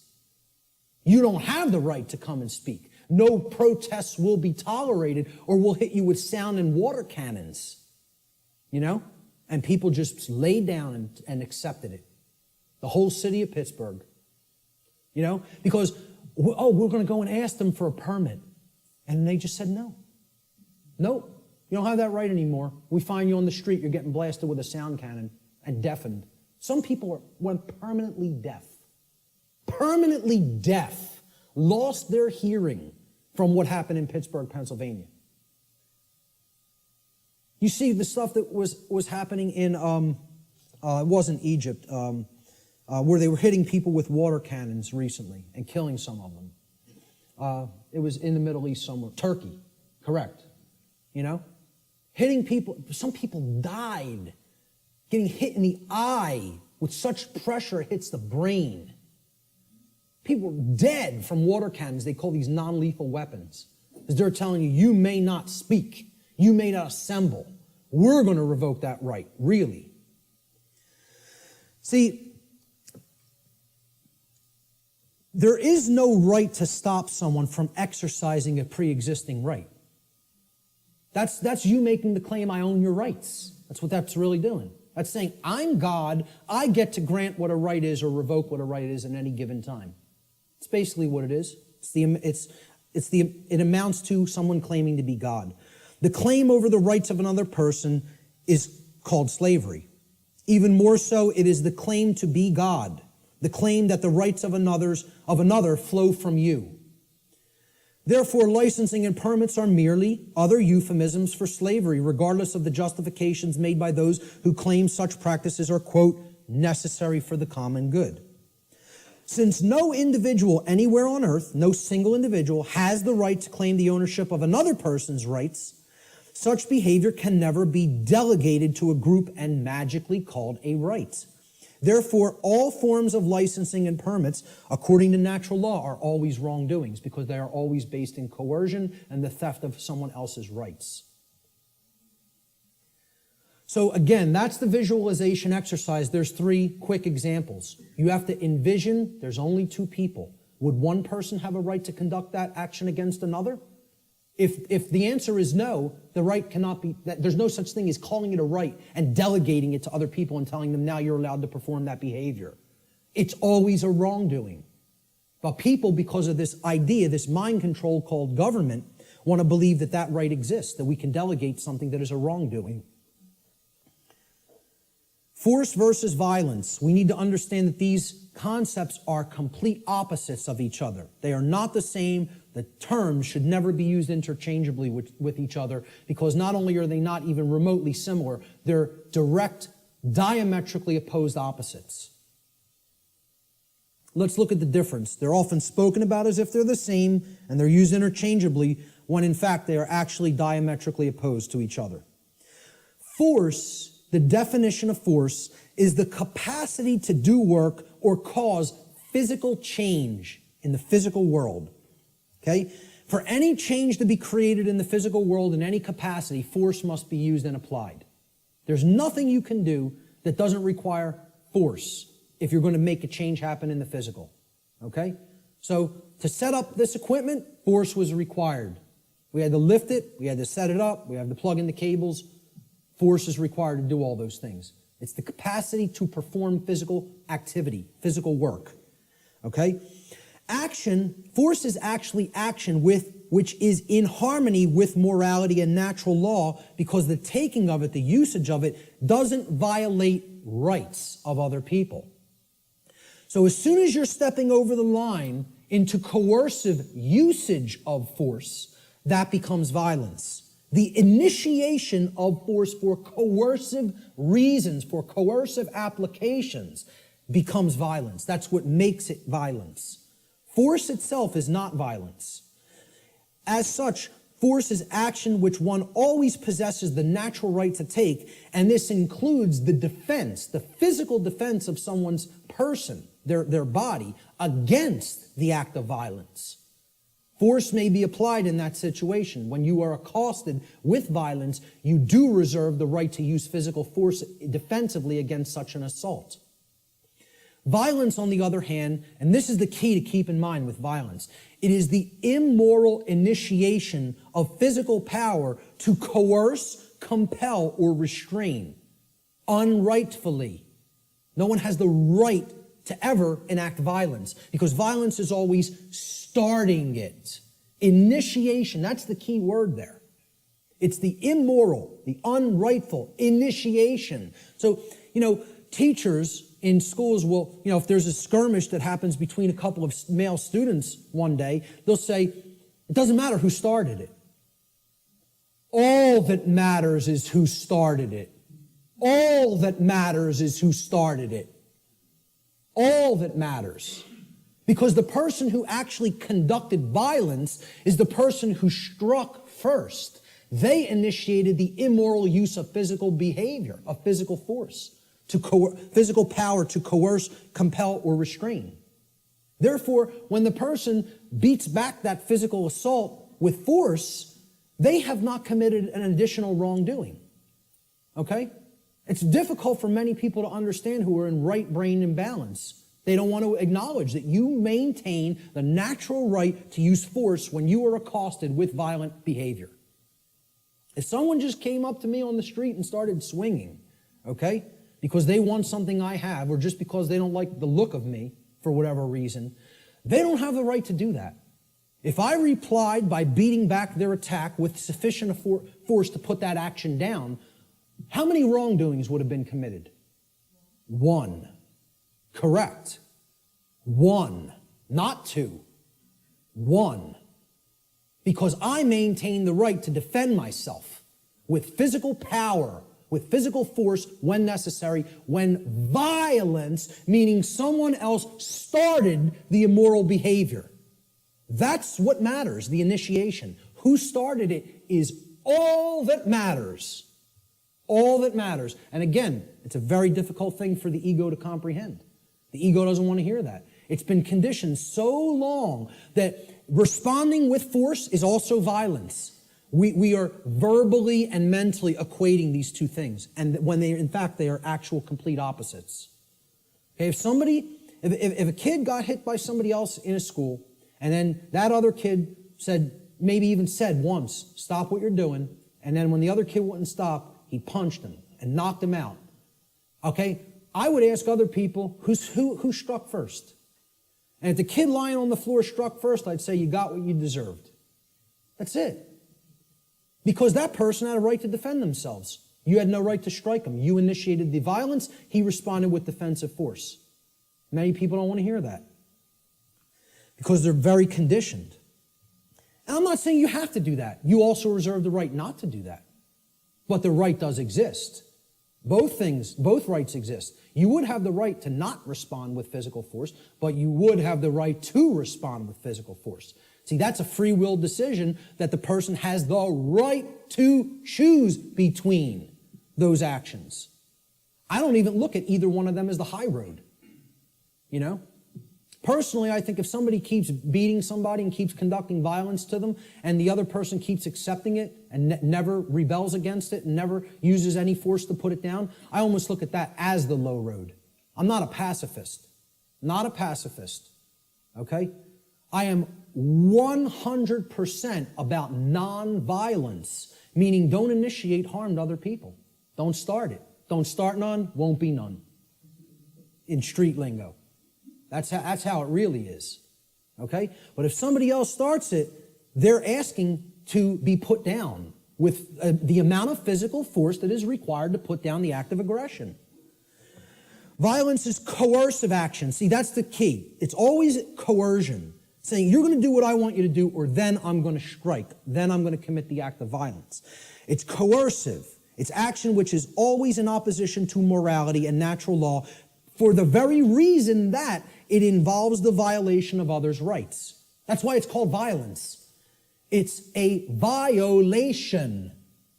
The act of violation resulted in violence. Your rights have been violated. That's why it's called violence. It's the same root word.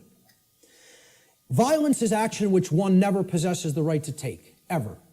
There is no such thing as the right to commit violence. Doesn't exist. Because violence is the immoral initiation of physical power to compel, coerce, restrain, which no one has the right to do. No, you don't have the right, no one does have the right to initiate that type of action. Force, on the other hand, there is a time and a place to exert that force in a defensive capacity. All right, so we'll talk about that here. piece of trash comes up to somebody on the street and says, give me everything that's valuable. I want your shoes. Oh, they're leather? Take them off. Take the wallet out, all the jewelry. Give me your purse. Give me your wallet. Okay? It's called a thug. Nobody would believe he has the authority or the right to do that, and we would have the moral obligation to obey this criminal. You know, if the criminal started calling himself government, we might start believing him. Right? But let's say somebody on the street saw what was being done, took out their own 9mm and blew this guy away. How many acts of violence were committed? One. They would look at it like that. But what I understand. But again, that's somebody saying, I prefer not to see it that way. Well, again, perception and reality do not really align in many cases. They're not the same. That person is incorrectly perceiving what is. They're not seeing the truth. And many people don't want to hear that that's the truth because they're very conditioned and they are very well-behaved slaves. You know, as harsh as that is to say, they don't want to understand that the inherent right to use force against violence exists and is always our right. Always. Now, I'm not telling you go out and immediately do that either because the perception is so screwed up in the body of humanity that the majority of people don't believe that would be a right. And they'll persecute you for doing it. You see, the self-defense principle is continuously being eroded.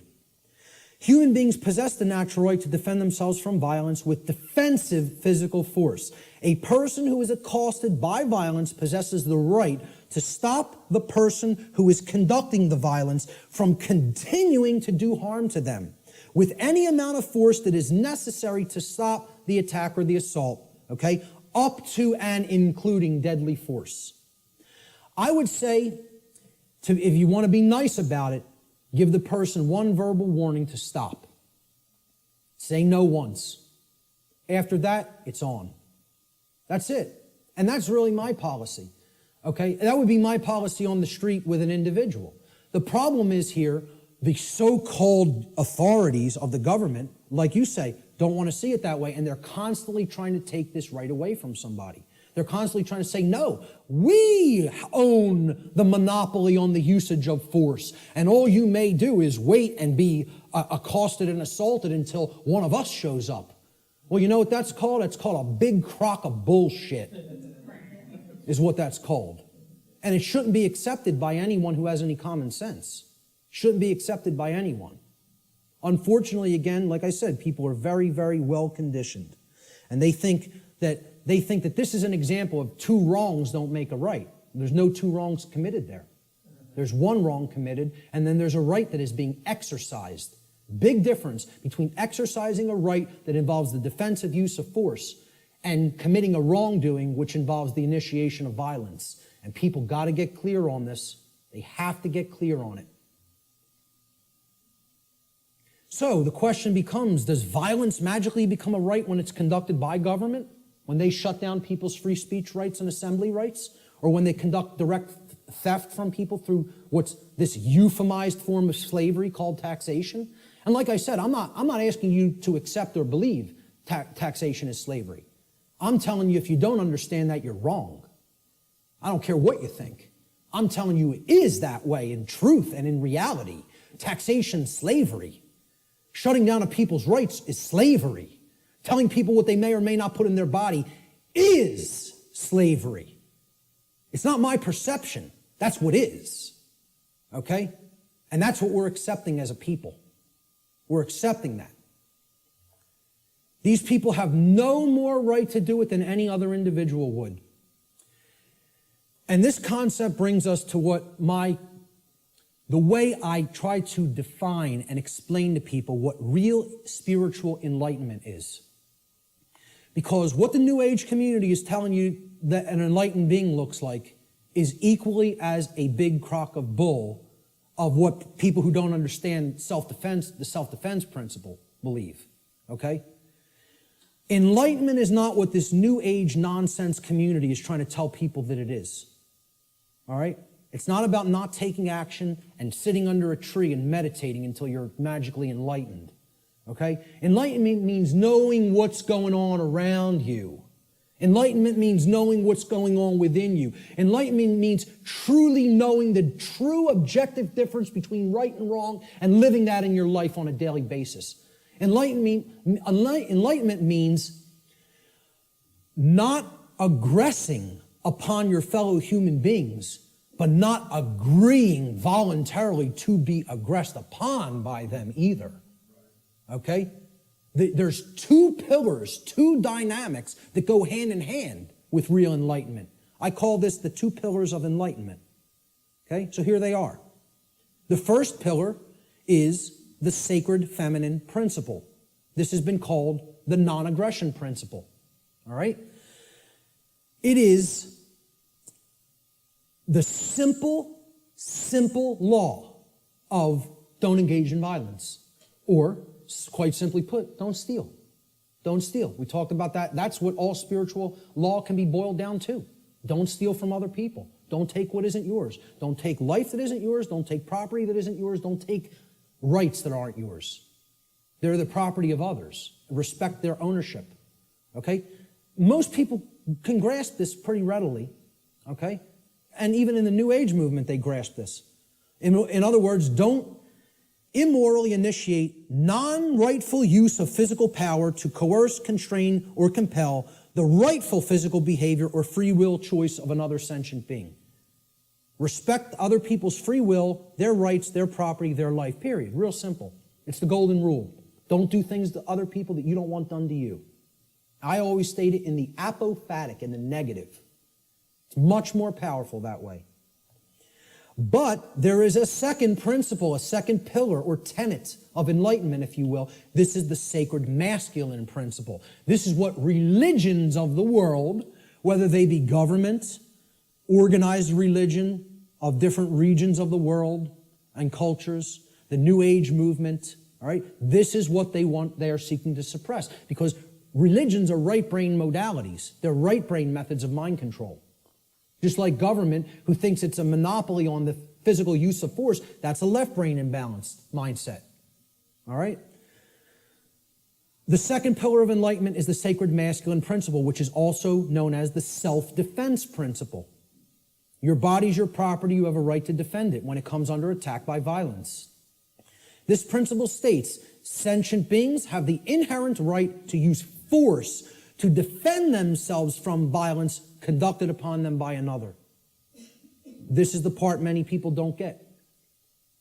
You know, that's why we're not rebelling against our slave keepers, our slave masters who are masters of other people in their own sick, distorted, psychopathic minds and are nothing but thugs and criminals that people magically believe have the moral authority to continue to do what they're doing just because they euphemize slavery and call it government now.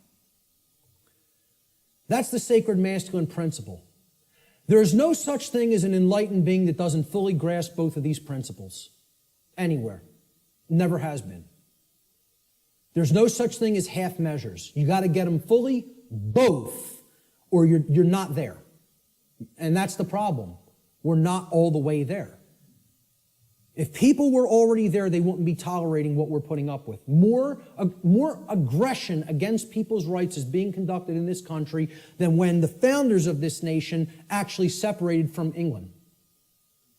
And they would have been horrified. I tell people, look, not to get nasty, but I tell people, if the founders of this country could magically come back to life somehow and see what's going on in this country, they'd take a piss on people. That's what they would do. That's how much disrespect they would have for what we're putting up with. You know? Again, just to say it the way it really is. That's what they would want to do to us. Because they would tell us, we warn you about all this. We warn you about it all.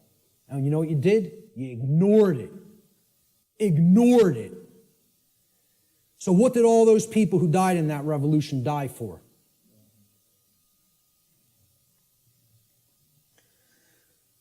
We have to understand true ownership.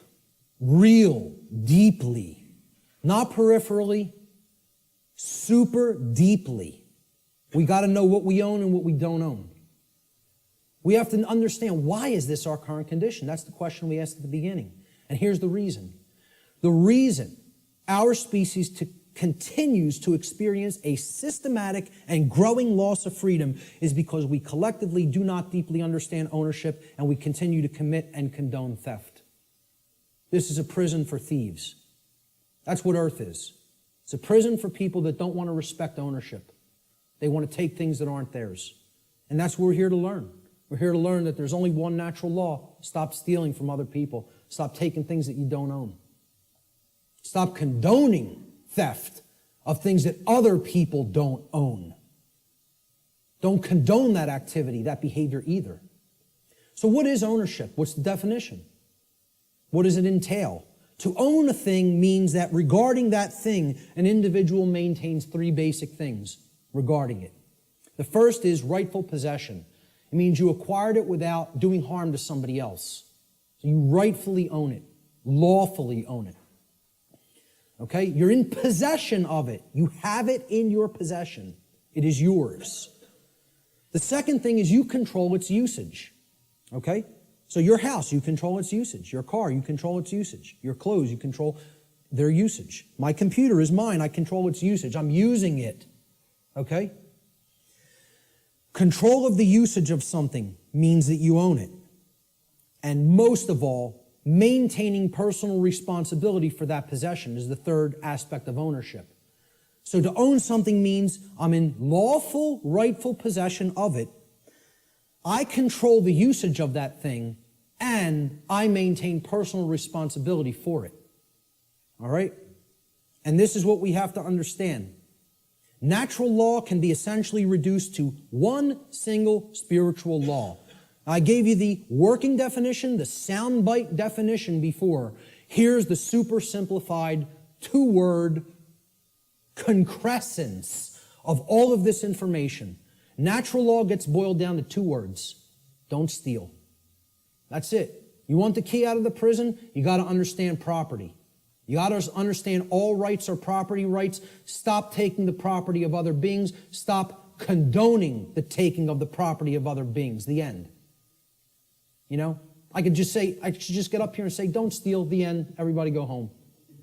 Should be that simple.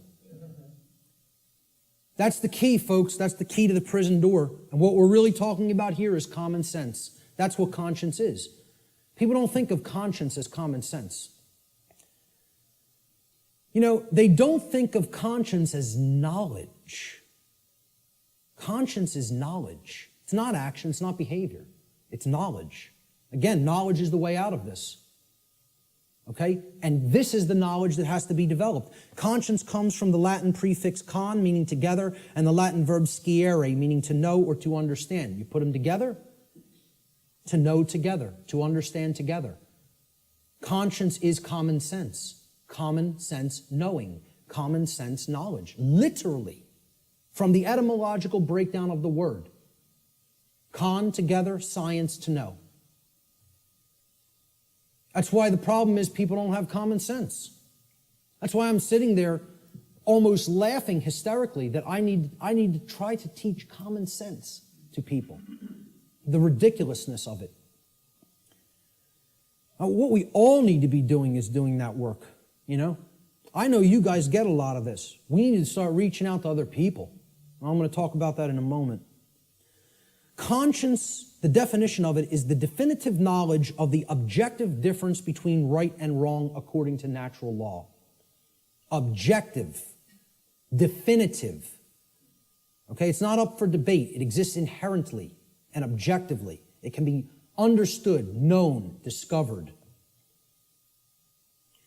This is different from action. Conscience is the knowledge, then we act upon it. Okay? So it's different from understanding something and acting upon it.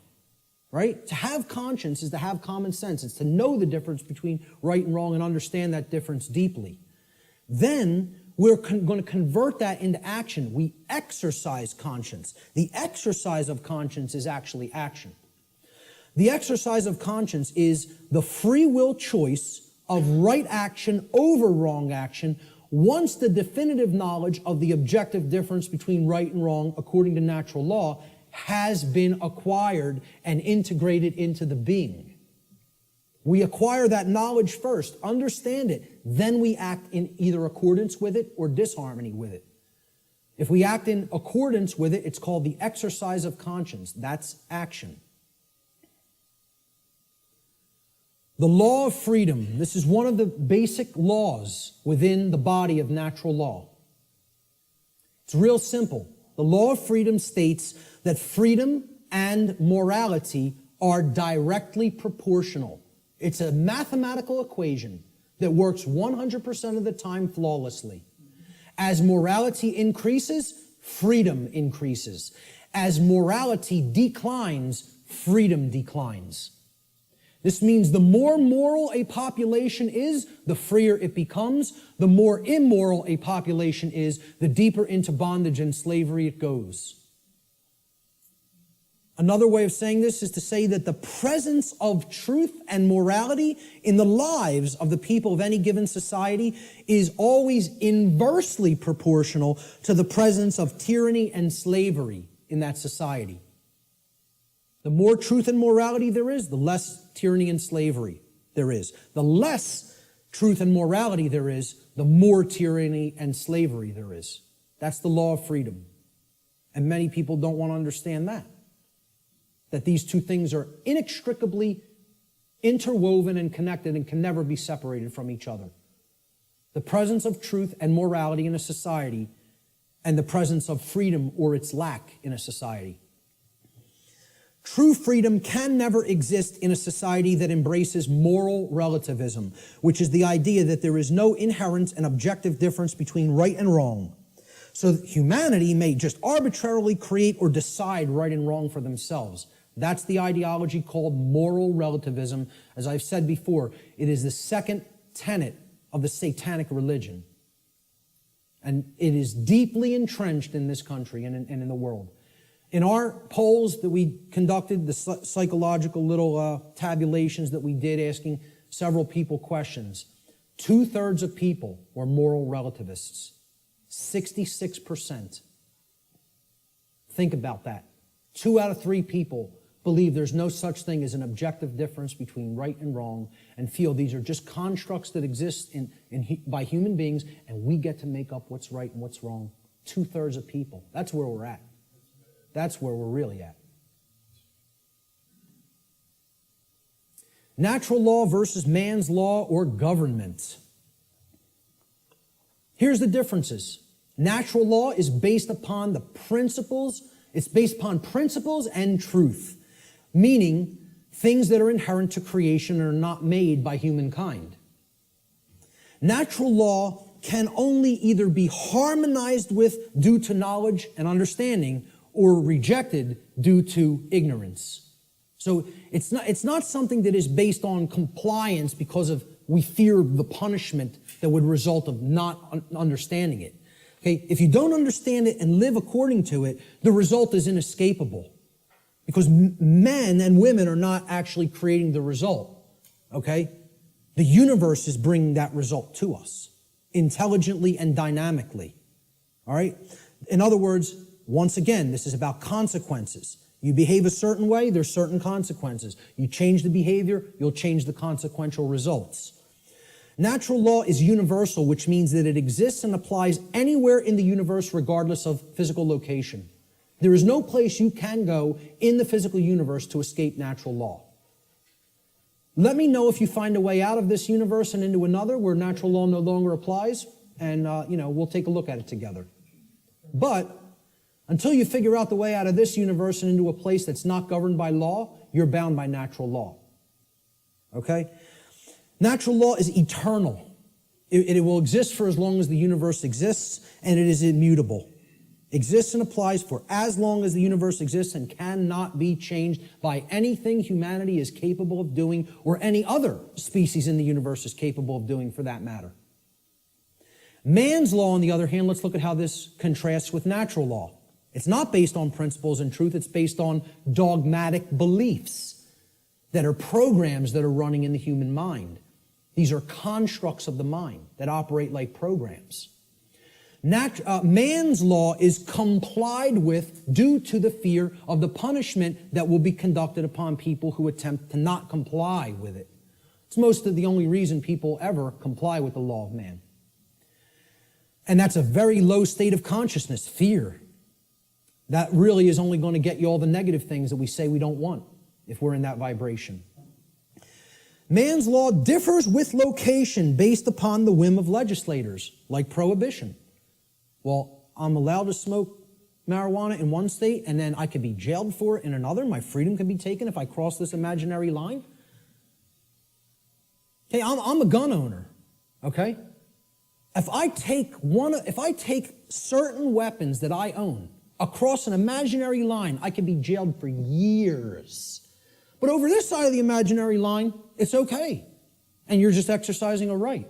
Hey, over here, it's morally wrong. We'll cage you for it. Over here, yeah, you're allowed to do that. You can have that high-capacity magazine.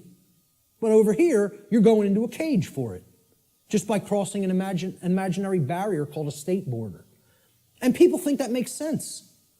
They think the moral relativism of man's law makes sense. They actually believe something can be moral in one place and immoral in another place. You know? That's cognitive dissonance. That's holding two contradictory notions in the mind simultaneously and accepting them both when they're clear contradictions with each other. It's called lying to yourself. Let's be honest about what it really is. It's called lying to yourself. Man's law changes with time based upon the whim of legislators, which is also moral relativism. Prohibition in the 1920s. Well, it was legal to possess and consume alcohol. Then for years it became illegal to do so. Then it switched back to becoming magically moral again. We won't cage you for doing it. Well, it changes over time based on our preferences and likes and dislikes. Yeah, we get to make up what law is, what right and wrong are. It's called moral relativism. All right? And it's one of the tenets of Satanism. So what does this mean for the law of man, actually? You know, that people seem to have so much respect for. You know, we're a nation of laws written by men. You know, we don't give a damn about moral law. We don't really give a damn about what's right and wrong. You know, but we have so much respect for the law of man, which people actually believe is somehow based in morality, when it's nothing of the kind could be further from couldn't get any further from the truth than that. It's based in moral relativism, which is about the whims of the legislator at any given time or place. You know, you listen to certain forms of music in certain countries in the Middle East, you could be jailed for years just by putting a certain song on. Imagine this. Now, and we would think that's unacceptable and deplorable. Yeah, we think you have this 30-round magazine here. This state only allows 10 cartridges to go into a magazine. I bring the physical object, even if it's not loaded with any ammunition, into another state. I can be put in a cage. Physical piece of plastic. You know, it's just total nonsense. Either something's a right and you're allowed to own it and you need to be responsible for it, or it's not a right because you're harming somebody. You know, it doesn't get any simpler than that. So what's this all mean for man's law? In light of natural law, what does it mean? To understand natural law, what does that mean for the laws of man here on earth? Well, what it actually means, it's simple if-then logic to apply. If a particular man-made law is in harmony with natural law, then it follows logically that it is redundant. It is stating the obvious. It is stating what is already known. It's like saying, I'm going to write down, yes, during the day the sky refracts a blue frequency. The sky is blue. I'm going to write that down and make it so. Well, it's redundant. It's self-evident. You can go out in the sky and look at the natural color of the sky on a clear day and see what the frequency is with your own eyes. No, you don't need to have it written down. Okay? It's a redundancy. So if it's in harmony already with natural law, it's stating a truth that is already there. It's an inherent truth. It's pre-existing. It's self-evident. Therefore, the writing down of that concept and calling it a law is irrelevant and unnecessary. Now let's look at the opposite. What if something that man writes down as a law is in direct opposition to natural law? So if a particular man-made law is in opposition to natural law, it follows logically that it is both false, meaning that it is incorrect. Okay, that's what natural law is. It's based in truth, that which is. And it's also immoral. Because if it's not based in natural law, it means that it is doing something that is actually harming somebody by taking something from them that doesn't belong to you. Like taxation, like permits and licensing, like suspending rights that do already exist, etc., so forth. All right? So, therefore, it's wrong, and it cannot be legitimately binding upon anyone. You can't write down a wrong and say, this is morally binding upon you, even though it creates harm, it causes harm, yet you must follow it. You know, and people believe this. We asked in the natural law seminar, how many people believe that if a law is passed and it restricts a right that you feel you have naturally because that action that it's saying you may not do causes no one else any harm? Do you have any moral obligation to obey that law until you could find a way to get it changed? And over 2/3 of people said, yes, you have a moral obligation to obey that law. Because these people have the moral right to issue commands and write down laws that constrain you, even if that behavior actually doesn't harm anybody and therefore is a natural right. You would still have to try to find a way to get that law changed. Nonsense.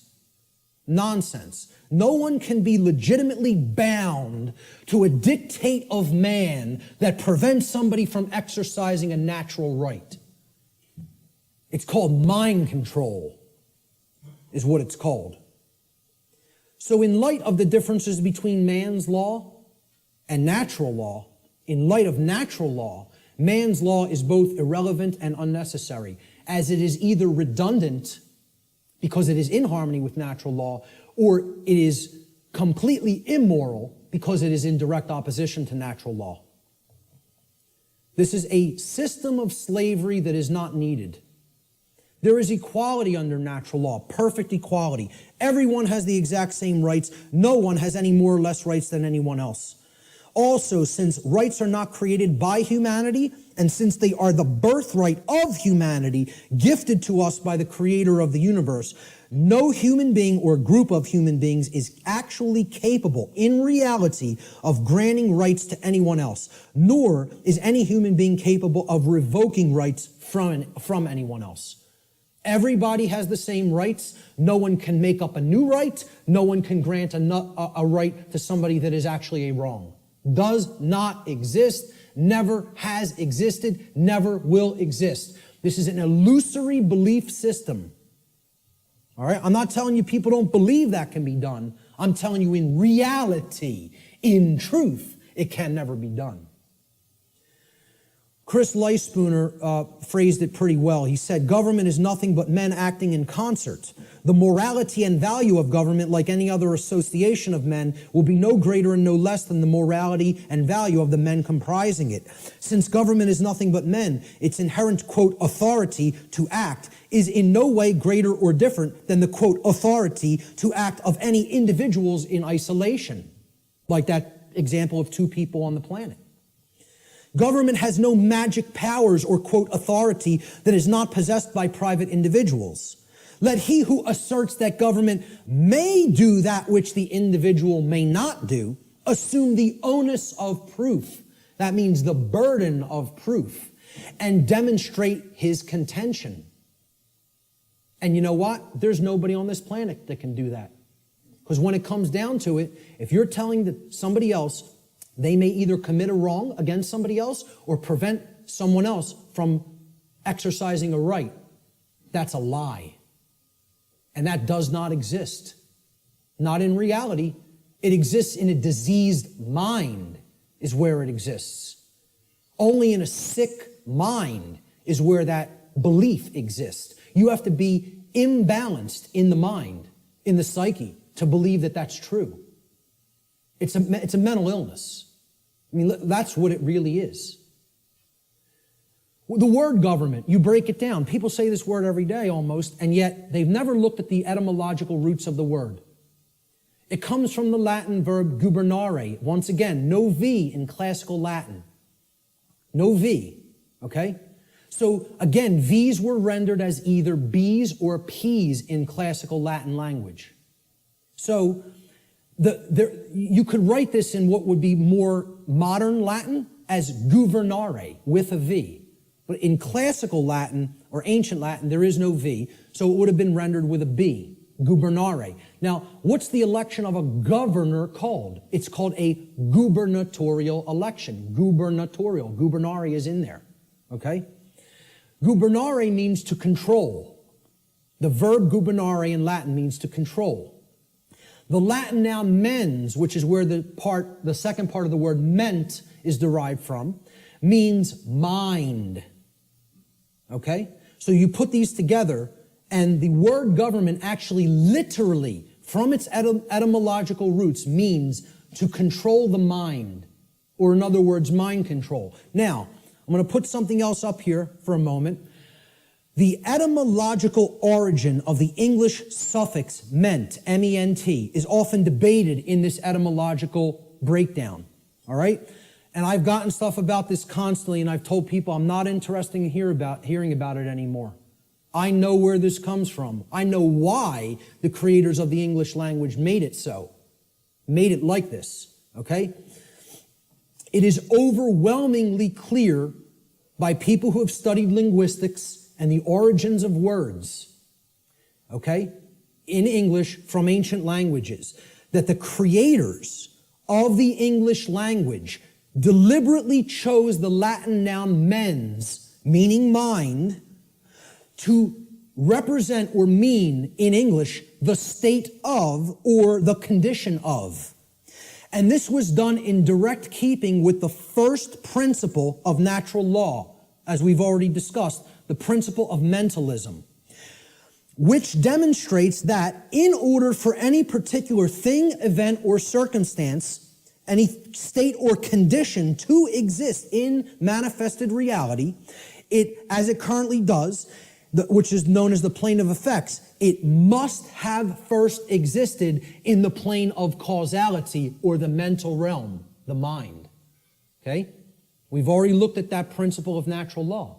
So, anything that ends in ment, the original etymological derivation means that it was made that way first by a state of mind which led to its creation in physical reality. Okay? Any word you can think of that ends in M-E-N-T, meaning the state of or the condition of, means it happened in mind first, and therefore it led to the state of or the condition of in physical reality. Okay? So, when I say that government means mind control, it literally does, and that is an accurate etymological breakdown. Okay? The word mens was deliberately chosen for specific reasons. And I just explained the reason of that meaning, the state of or the condition of. And many people want to hotly contest that. I'm telling you outright, they're wrong. They don't understand why that was chosen. Mens, meaning mind, was chosen deliberately to mean the state of or the condition of. Government is based on this illusory and false concept called authority. People think certain people are authorities, that they actually have rights that other people don't have. The right to command, compel, coerce, and tell people, this is right, this is what you're going to do, and if you disagree, I have the power to actually compel, coerce, or constrain you against your will, if you're not harming anybody, even in the taking of that action. Authority is based upon an equal illusion that is called jurisdiction. Now, if we break down this word, it comes from the Latin noun. Jurisdiction comes from Latin, jus juris. Jus juris in Latin means law. Juris is the possessive case. And the Latin verb dictere. So jus dictere, juris dictere, jurisdiction. Okay? Dictere means to say or to speak. Thus, jurisdiction literally means to say what the law is. Or in other words, we get to make up what the law is. The law is not something that exists in nature and is based upon right and wrong and truth and morality. No, we get to make it up. We're God. We get to say what's right and what's wrong. And therefore, since we make the law, We're the owners of these people. They're in our jurisdiction. You know, we own them. And we get to make up what they're allowed to do and what they're not allowed to do. Authority ultimately is an illusion, again, of a diseased mind, a diseased psyche, based entirely in violence and built upon the erroneous and dogmatic belief that some people are masters who have the moral right to issue commands and others are slaves who have a moral obligation to obey the commands of the masters. I don't care what you want to call it. You can euphemize it any way you want. I call it what it really is. Slavery. That's what it really is. Doesn't come down to anything else. You can call it whatever you want, euphemize it, try to make it sound as nice or as pleasant as possible.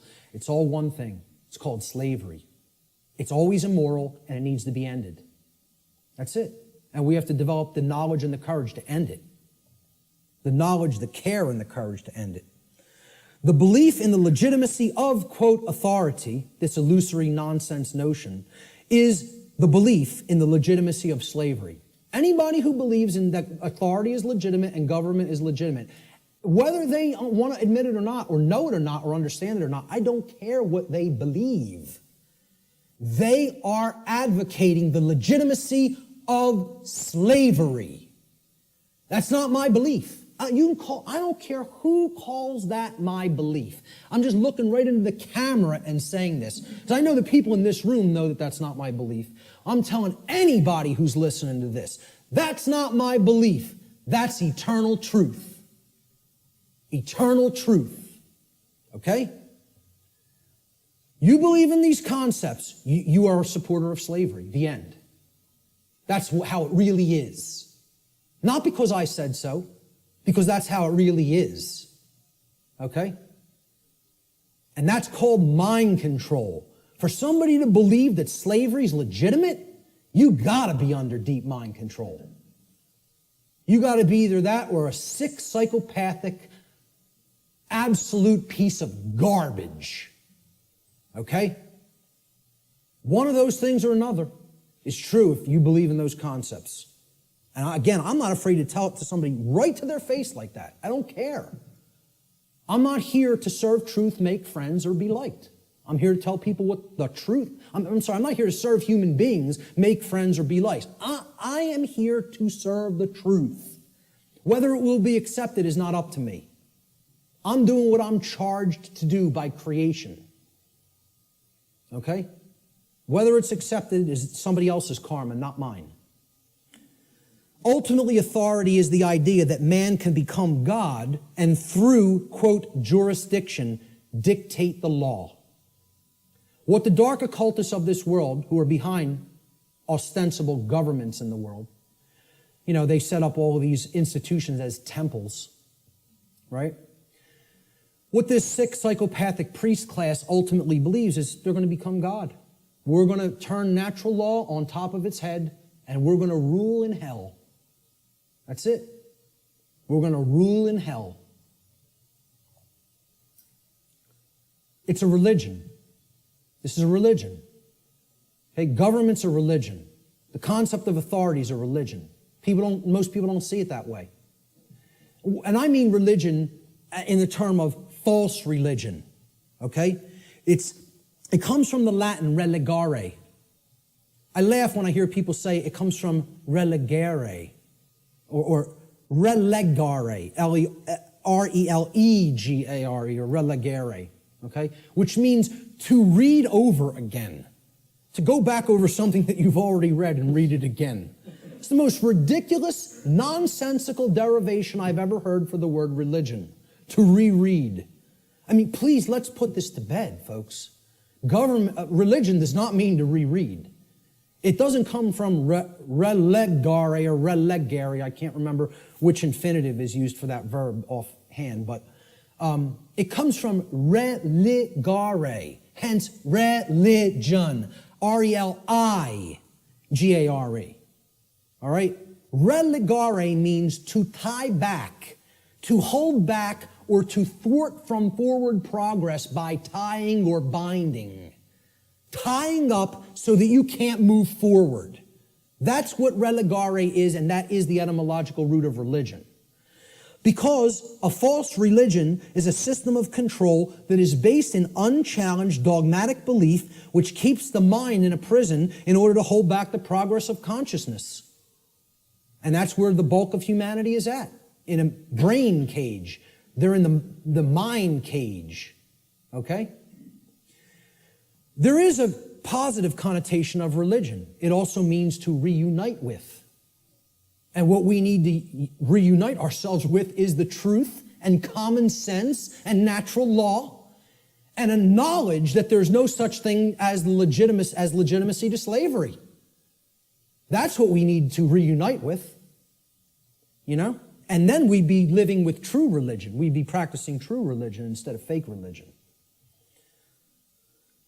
We got to stop trying to make our religion truth. And we got to start making truth our religion. That's what needs to be done. So what's the one true divide that exists in humanity? People say, oh, this is separation talk. We're all one. No, we're not. There is one true divide that does exist in reality. And here's what it is. The one true divide that separates humanity into two distinct types of individuals. The criteria for this divide is whether or not an individual believes in, quote, authority, and therefore believes that there is legitimacy to slavery. The two groups of people are the people who know slavery is never legitimate and people who believe that it can be legitimate. That's what actually separates humanity. See, all the other things, divide and conquer. Race, religion, sexuality, income, religious belief systems. These are all divide and conquer techniques.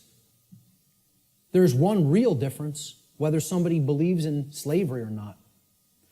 And of course, people have called this difference statists and anarchists, right? So here's a couple of memes that I picked up on Facebook. Statism is the brilliant idea that we give a small group of people the right to kidnap, imprison, harass, steal from, and kill people so that we can be protected from people who kidnap, harass, steal from, and kill people. Yeah, that makes a whole lot of sense if you ask me. I think it's going to work out brilliantly with that system in place. Okay? An anarchist, I couldn't find any good pictures of anarchists because they're all fake anarchists who want to destroy property and think that they're somehow doing the world some good. You know, the black bloc. They're really communists in disguise. Okay? When you really boil down to it, they don't know what anarchy is at all. They're just some, Marxists who thinks that that ideology, that junk ideology is some kind of a pathway to freedom. It's a bunch of left-brain clowns who have no understanding of natural law. Go put your polka dot jumpsuit and some floppy shoes on. And go get yourself a nice clown nose. Seriously, because that's what those people are. They're a joke. They're a joke. They don't know the first thing about what freedom is. Not the first thing. Okay? So, I was looking for good pictures of anarchists. So I was going to put, maybe myself, Larkin Rose, Freeman, Frater Rex, people who get all this stuff. Who I personally like their work. Michael Tessarion, etc. David Icke. But I said, hey, let's put a meme up there that really expresses it. So I found this picture of Jesus, a meme that says, I'm an anarchist, but most of my followers are statists. People who are these fake-ass Christians who believe they somehow are following the teachings of Christ. And they believe in government. They believe in financial institutions. They believe in organized religion. These are the three things that killed Christ, if you even accept the historicity of the event. Who was Christ waging basic conflict with? The Pharisees and Sadducees, the organized religious order and controlling religious orders of his day. Okay? What really got him into deep trouble, he was pissing them off, but they were already on the wane. The old world order was on the way out, and the new world order was already on the way in at that time. He got himself in real trouble when he went against the financial institutions, the money changers at the temple, taking people for a ride for temple coins, right? And he flogged their ass. He took out the switch on them, right? Not somebody who never got angry, who accepted evil and said, oh, it's just an experience, none of it matters, took out the switch and beat their ass for usury. Okay? And then who finally put him to death? The police of their day. The Roman Empire. Roman centurions. The operating standing army and police of their day. The government. So who is he waging spiritual warfare against to try to bring righteousness into the world? And again, I don't care whether you accept it as historical fact or spiritual allegory. I could care less. Believe what you want. Doesn't matter. All that matters is the teaching.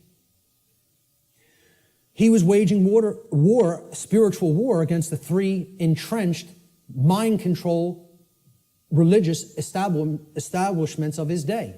Organized religion, organized finance, and government. And people don't see it that way, so-called Christians, because they're not interested in the real teachings. They just want to call themselves something and identify it and say, oh, that magically makes me this, Because you go to church on Sunday doesn't make you a Christian, No more than going to a synagogue would make you align with the true teachings of the Torah. No more than, attending a mosque would align you with the true teachings of Islam or any other religion. To take the core essence of the teachings of morality from those systems, They're all people who claim these faiths in name only when they don't understand real freedom. So a statist is an individual who erroneously believes there's such a thing as authority that is vested in certain human beings, magically giving them the right to rule over other people. This authority means that certain people who we call government have the, quote, moral right to issue commands to those whom they rule, those under their jurisdiction, and that their subjects or slaves have a, quote, moral obligation to obey the arbitrary dictates or laws, quote unquote, that are set by their masters. Most simply put, a statist is nothing more than someone who believes in the legitimacy of slavery. Conversely, an anarchist, a true anarchist anyway, is one who knows that there could never be legitimacy to authority or government because those terms are simply euphemisms for violence and slavery and coercion, which are always immoral and in opposition to natural law. Let's look at what the word anarchy really means. Again, you got to break it down. From the Greek prefix an, which means without or the absence of, and the Greek noun archon, there written in Greek script, which means master or ruler. And again, I mean externally. One who externally rules another or claims to be the master of another. That's what the term archon means in its connotation. Anarchy, as we can see by putting these together, does not mean without rules. The word archon does not mean rules. Okay? Because there's always going to be rules in effect called natural law, the laws of morality. It means rulers, imposed rulers. That's what archon means in Greek. It literally means anarchy now, putting it together.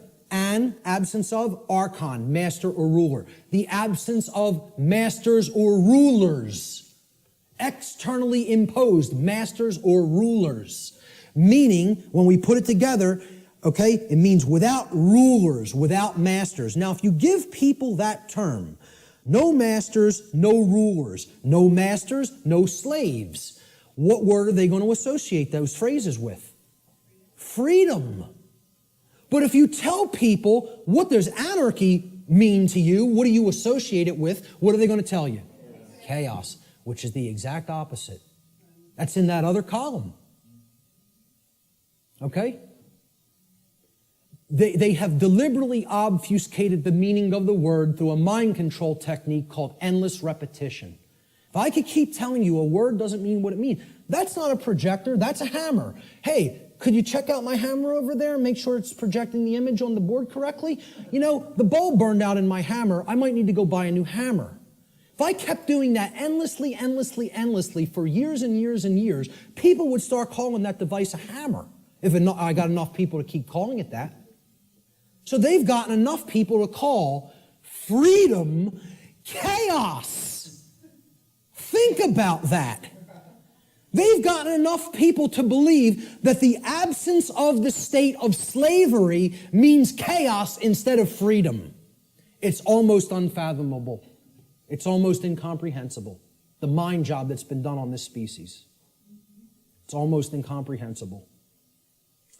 Anarchy is the state of existence where there are no masters and no slaves. Therefore, what it really means is the absence of slavery, or in other words, true freedom. That's all it means. I prefer to call it anarchony, okay? Keeping the entire word archon instead of taking out the O-N, okay? If we keep that there and call it anarchony, and I say I'm an anarchonist, people will ask, well, what the hell is that? And then you could really break the word down and say the absence of archons, the absence of those who would claim to be masters over a population of slaves. That's what an anarchonist is. It's saying that's illegitimate, that's unnecessary, and that we need to do away with that state of existence. Okay?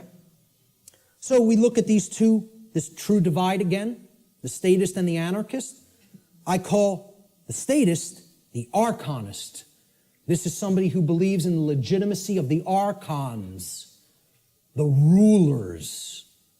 Okay? And I'll be talking about in future presentation the concept of the archons more in future presentations. And the anarchist, as it's been called, I think should be called the anarchonist. Because that's somebody who knows that there's no legitimacy to the mastery over other people, or the rulership externally over others, keeping them as slaves or subjects. There's no legitimacy to that. And that's the one true divide that separates all consciousness here on the earth. The real divide and the real enlightenment comes. Do you understand there's no legitimacy to slavery, or do you continue to believe that there's legitimacy to slavery? That's the divide in consciousness that has to be bridged. The fear of chaos. This is what keeps this system going. Chaos can't be viewed as something to fear. It's got to be viewed as a teacher, a harsh teacher, but a teacher nonetheless. See, chaos teaches us through the apophatic process what not to do. Okay? That's a bad idea. Okay? You probably shouldn't do that. If your desire is not to burn your hand to the point where it's blistering and flesh is starting to peel off of it. If you don't care about whether that happens, by all means, keep it right on that stove. Okay? Right on that electric stove. But see, if you say, I don't want to be burned, there are requirements for obtaining that condition. It means you can't keep your hand on something that is extraordinarily hot, or natural law will take over and burn your flesh. Doesn't require your belief. That's how it works. Well, this is humanity. Humanity is the little child that is a little slow, and they want not to be burned, yet simultaneously they insist, no, I want to put my hand on the burner while the range is on and not be burned simultaneously. Well, good luck with that, folks, because it doesn't work that way. You don't want to be burned? The hand can't be kept there while the stove is on. The end. You don't want negative, self-inflicted suffering and chaos in your life? You got to align your behavior to natural law, which means you got to know the difference objectively between right and wrong, and willfully, through your free will, deliberately choose the right action over the wrong action. Then you won't be burned. But as long as you have your hand on that stove, which means you're in opposition to natural law, enjoy the burn. Enjoy it. Right? Get used to it till the flesh melts off the bone and then the bones turn into dust. Because that's what you're going to get. That's how it works. And again, nobody wants to hear that. They don't want to hear that the natural laws don't care about you. They work flawlessly all the time and bring you the result that you're creating. The control and slavery system is actually about the limitation of free will through the destruction of possibility. See, all they've done right? The old world order used to be religion and priest kings, right? We're in between you and God. We're the intercessors, the intermediaries. We make the law, you're our subjects, you're our slaves, you obey, or it's our wrath. All they've done is take the concept of a singular ruler, which was the old world order, and they've converted it into the concept of now there's a ruling class called government that gets to make up what we tell you you may or may not do, okay? And they're up here at the top of the pyramid now. That's all. They turned it from a monarchy to somewhat of an oligarchy. But it's the same concept. We're the moral masters that you have a moral obligation to obey, and you're the slave class, that has an obligation to obey our commands. That's it. Nothing changed. All they did is say, well, no, people don't no longer believe in the priest king, so we need to create an institution where this quote-unquote authority is seemingly diffused through many people. It's always been nonsense. It's always been mind control. It's not going to be anything else other than that until it goes away. True freedom includes infinite possibility because infinite possibility, by definition, includes the possibility for chaos. For real freedom to exist, we have to accept, hey, things might not go right all the time. We live in a physical domain, a physical world. Hey, there could be dangers, Nothing could ever be sanitized or made completely safe as far as physical world activities are concerned. There's always going to be the possibility something could happen, go wrong, somebody could get hurt, chaos could happen. Okay? If you live in that state of fear that that's going to happen, what is that? Is that high consciousness or low consciousness? It's low consciousness. Low consciousness can only create what? Chaos. The fear of chaos itself can only get you more chaos because it's based in fear. As we see, just keep referring to that expression chart, Go online. I have slides of it online. It's in videos I've done. Print it. Read it. Look at it. Print it and stick it up in your home. Understand how that chart works. Those expressions that I went over, those 10 expressions. The possibility, of chaos from manifesting, the possibility that it may manifest has to be embraced without fear if we're going to be truly free. It must be embraced. You have to say, I am going to allow for the possibility that chaos may occur. Because that's getting out of the consciousness of fear, which that's what will lead to freedom. Removing that fear. The fear of the possibility of chaos is actually equated to the fear of true freedom. When somebody says, I can't ever believe that a system with no masters could work out. I can't even envision how it could work out. What's that called? What's been deadened in that person? What have they lost? Imagination. There it is. That is actually the equivalent of the death of the imagination. Now, what is the imagination? The imagination is the powerful ability of the human mind to envision a different state or condition than the one which is already manifested in the present. So imagination must first be present in the mind in order to create a different state of existence than the one currently being experienced. And this is because, according to the principle of mentalism, for any different state to manifest in the physical world, the plane of effects, it must first exist within the mind or the plane of causality.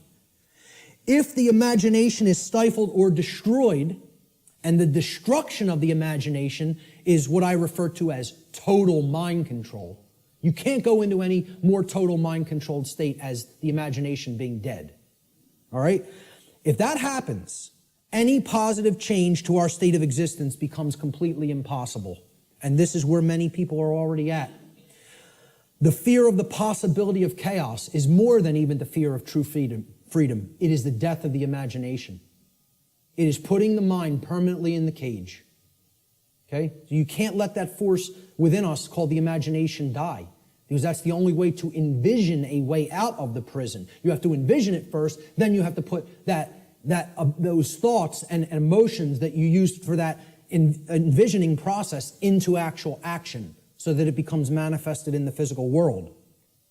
Through their fear of the possibility of chaos, which is actually the fear of true freedom, most people advocate the legitimacy and continuance of authority in government and are therefore actually advocating the legitimacy and continuance of violence and slavery.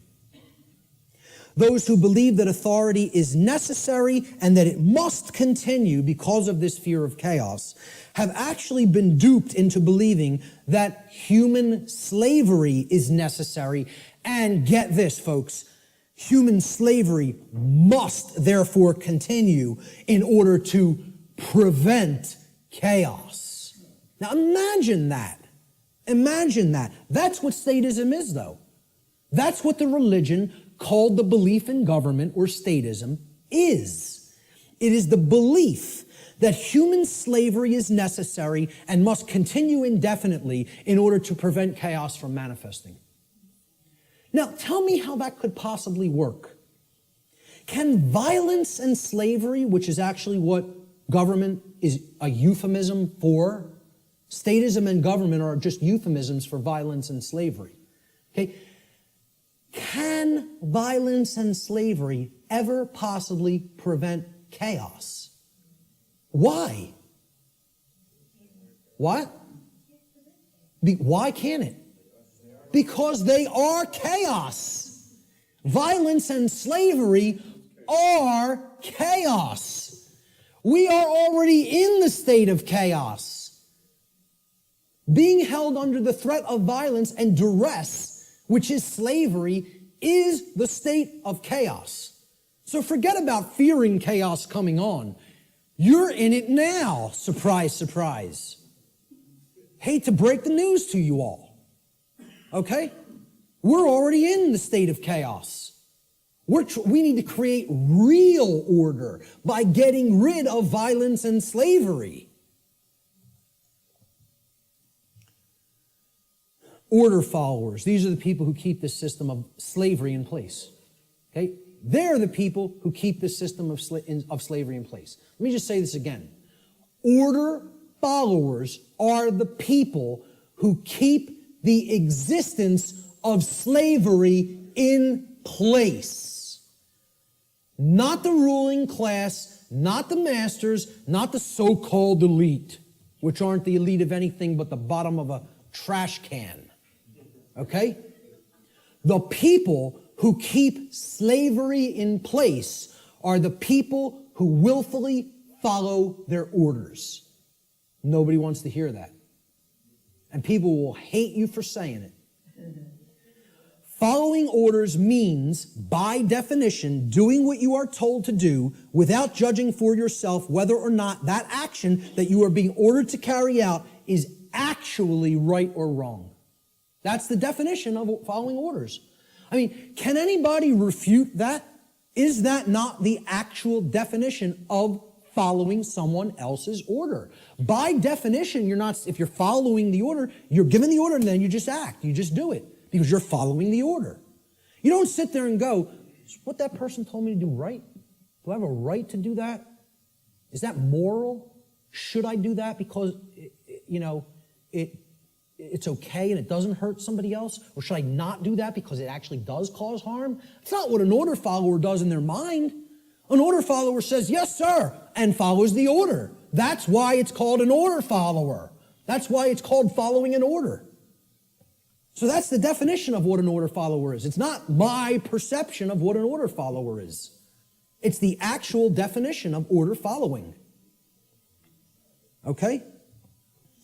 If an individual, this is key to understand, if an individual is performing the task of following orders, by definition, that individual cannot be exercising conscience. Since, by definition, exercising conscience means that one is willfully choosing through their free will for themselves right action over wrong action. So the concept of following orders is completely polar opposite to the concept of exercising conscience. You cannot be doing the same things simultaneously. It's impossible to do those two things simultaneously. They are contradictions in terms by definition. Okay? Most people don't grasp that. Okay? By definition, if you're following orders, you cannot be actually exercising conscience, which involves free will choice based on the knowledge of right and wrong. Here's what order following gets us as far as a nation is concerned. Not that we're not already there, not that these people already didn't take us, because we're taken by them already, covertly. They took us through the school systems. They couldn't beat us militarily. So they said, well, let's send our ideologues over there and get into the minds of their children. And if you don't believe that's what happened, you're very, very, very naive. Not only the Nazis, but the communists as well. Because really, it's all just forms of socialism. That's what feudalism is. Worldwide socialism is, there's no such thing as private property. State owns everything. Rights don't exist. Property rights don't exist. Everybody's a feudal serf again. It's called neo-feudalism. I don't care which branch you come at it from. You want to come at it from the left, that's called communism. You want to come at it from the right, that's called National Socialism. Communism is international socialism. They're both the same force. It's called feudalism. Let's just call it what it is. It's called feudalism, which is in itself just another euphemism for slavery. They want neo-feudalism, which is the new world order of slavery. Okay? And it's already here. It's not something that's coming. It's here now. The object is to get out of it. This is the result of following orders. That's what following orders gets a society. Following orders should never be seen as a virtue. Following orders is evil. I don't care whether you're, I don't care if somebody who is considered a holy man gives me an order and I follow it, I've just committed an act of evil, as far as I'm concerned. If I'm acting based on solely what somebody else has told me to do, that's evil. There's no morality in it at all. At all. At all. It's not a virtue. It's evil. Okay? Let me just make that so abundantly clear and state it so unequivocally. There's no such thing as any possible moral following of orders. The two terms are contradictory. All right?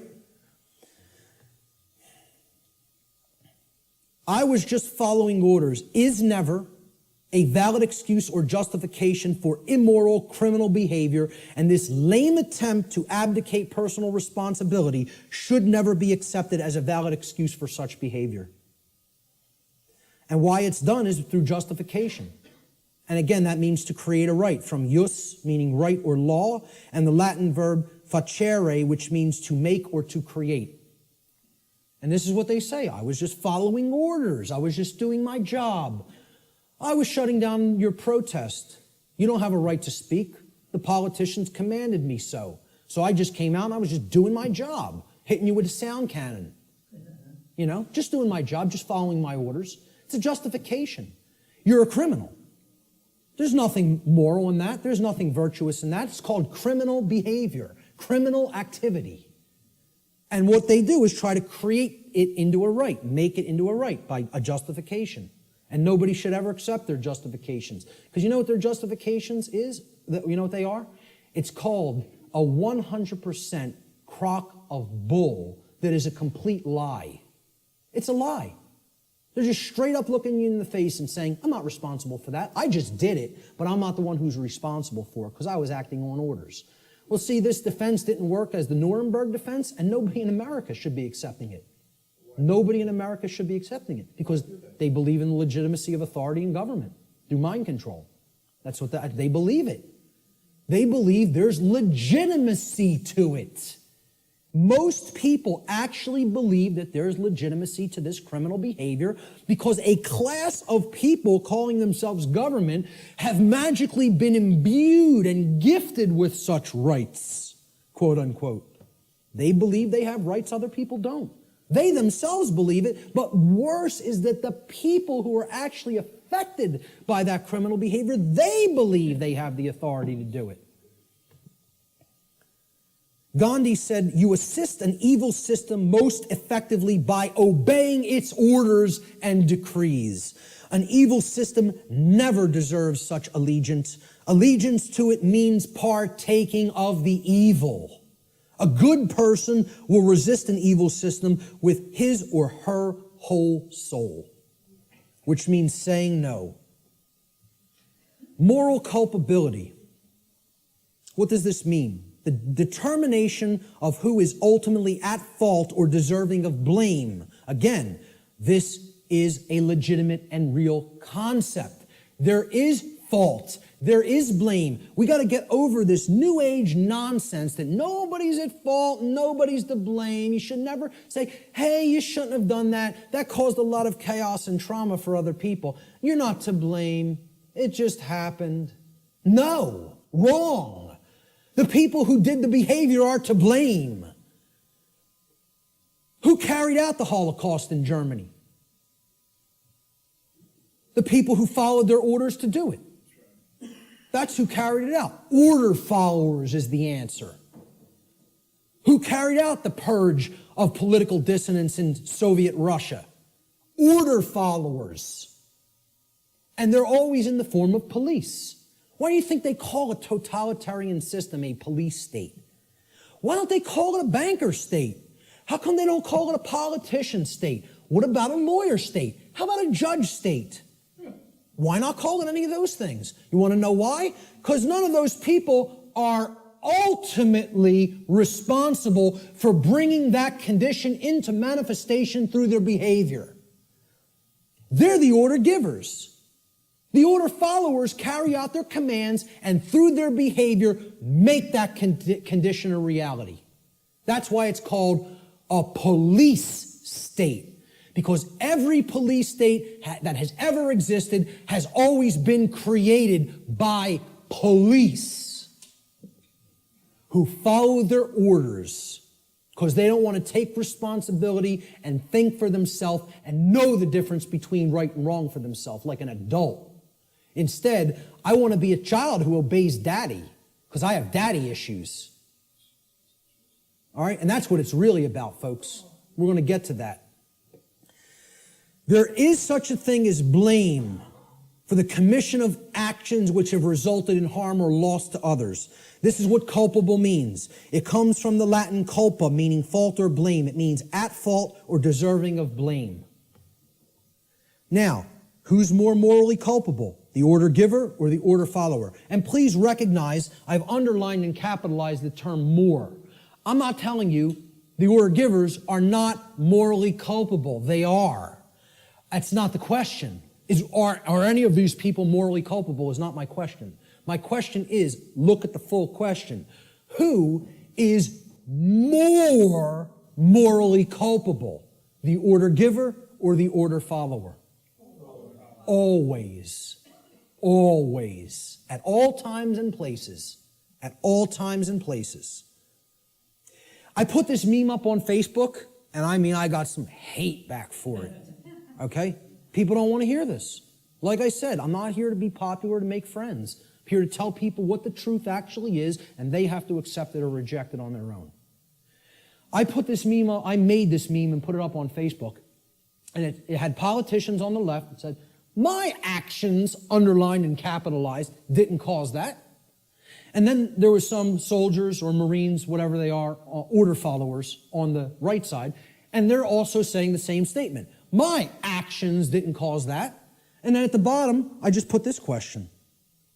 Oh, I'm sorry. Looks like, I'm sorry. At the top, I put this question. Who is lying and who is telling the truth? So who's lying here? And if people can't see, I hope that they can see this horrific picture. This is the result of, bombings that took place in the Middle East around Iraq. And it's a father carrying his dead child in his arms, okay? Maybe if bombs were raining down on our children, we might think differently about going in and waging imperialism on other nations. I don't know. Maybe we might think differently about it, right? But when it happens to somebody else's child, that's okay. That's done in the name of freedom, okay? Well, who caused this? Did they cause it? No, they didn't cause it. They are not the actual cause of this. Because you know what all they did? They signed some pieces of paper, wearing their expensive suits, okay? And they told these guys, they said, well, you're under our orders now. Go and bomb these people. And you know what these people did? Say, yes, sir, and go and drop the bombs. And fire off the ammunition. Okay? These are the people whose actions create things like this, not these people. All they're doing is speaking into somebody else's ear. All they've done is speech. Speech, not actions. See, again, really look. My actions didn't cause that. Yes, it is. If these people are saying my actions didn't cause that, they're lying. Very, very, very painful and difficult thing for people to comprehend and accept. I'm not telling you shouldn't feel bad hearing this, but I'm telling you it's true. The painful truth, the order follower always bears more moral culpability than the order giver. For the reason that the order follower is the one who actually performed the action, and in taking such action, actually brought the resultant harm into physical manifestation.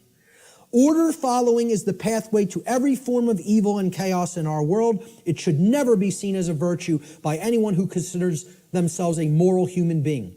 Order followers have ultimately been personally responsible and morally culpable for every form of slavery and every single totalitarian regime that has ever existed upon the face of the earth.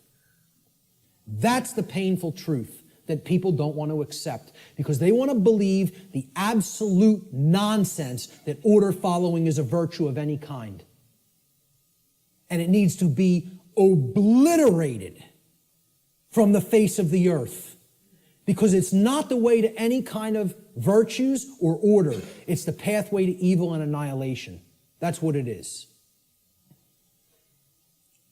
Responsibility versus abdication. So why don't these people want to think for themselves? It's too easy. It's too easy to just follow the orders of somebody else.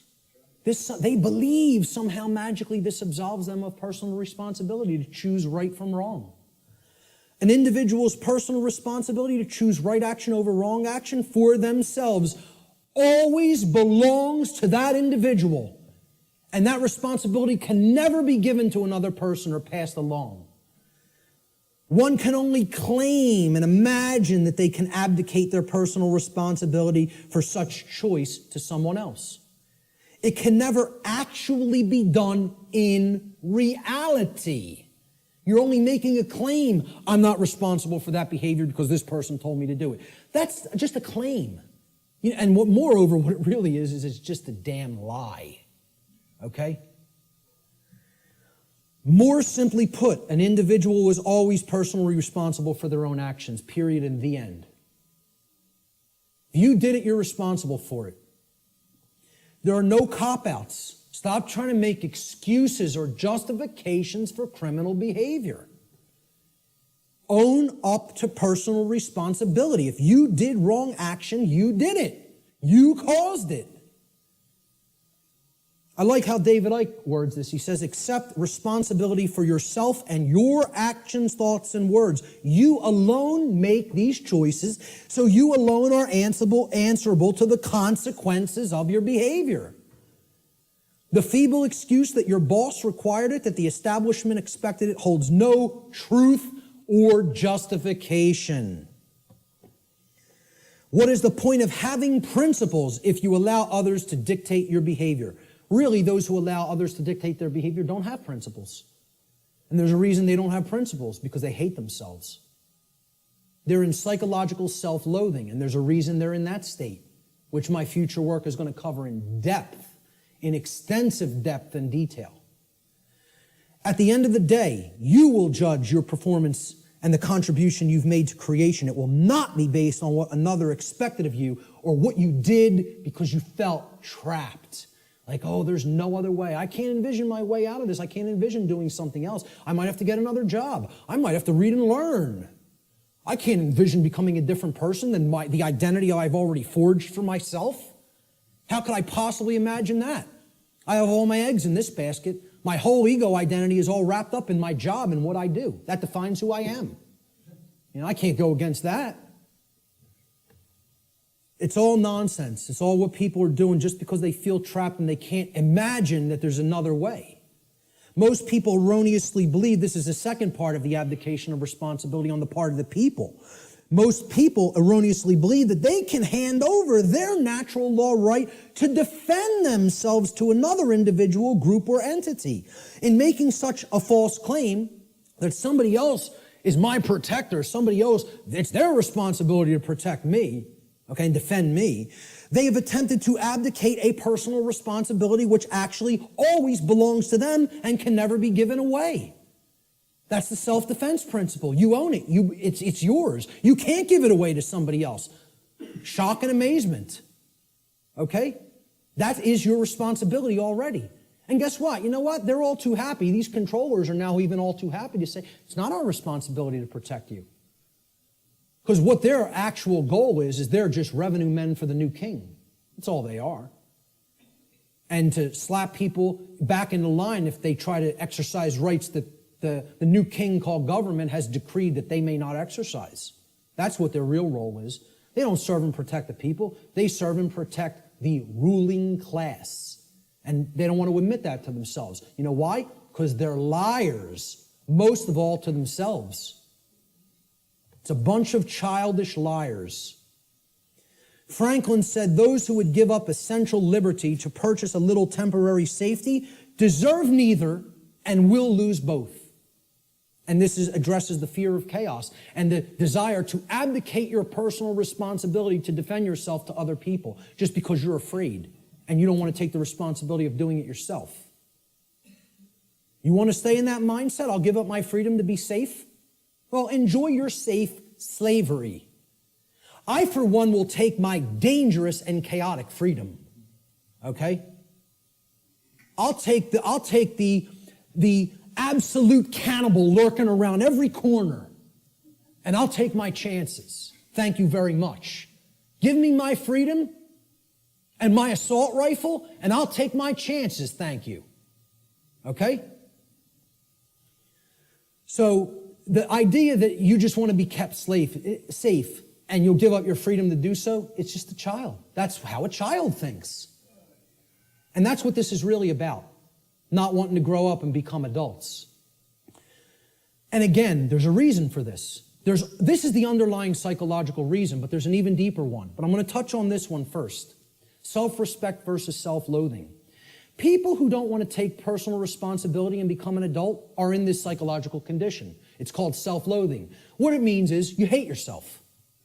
Nobody who wants to perpetuate slavery can possibly like themselves. They cannot love themselves. It's impossible. You are already in a state of self-hatred if you believe in government, if you believe in its legitimacy. Okay? Because you believe in slavery, and therefore you're in that slavery system and you want it to continue. How could you possibly love yourself? It's not possible. Self-loathing is the underlying psychological condition that causes people to attempt to abdicate their own personal responsibility to exercise conscience and fall into patterns of order following and justification. Just as it is not possible for an order follower to truly be exercising conscience, it is not possible for an order follower to truly love themselves. These two states cannot exist simultaneously. You cannot be an order follower and love yourself. It is impossible. They are contradictory psychological conditions. Okay? Here's what a self-loathing person really is. They're trapped in a trauma abuse victim cycle. A trauma happens, there's an abuser, there's a victim, and then it repeats itself. Because often the one who's abused becomes the traumatizer, and then the cycle repeats again. Talked about this pretty extensively on my podcast series. All right? That's what self-loathing, that's what this mind state, okay? This is a golem creature, okay? It's a 100% programmed and lifeless thing that is imbued with the ability to actually move like a robot. You can liken it to a flesh robot, Okay? And it's a concept in ancient dark occultism. All right? And the golem is driven by the force of self-loathing. And that's what the order followers are. They're golems.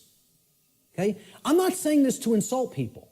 I don't really care how people take it. I'm telling them what they really are and what the dark occultists think of them. They call them their dogs and their pets.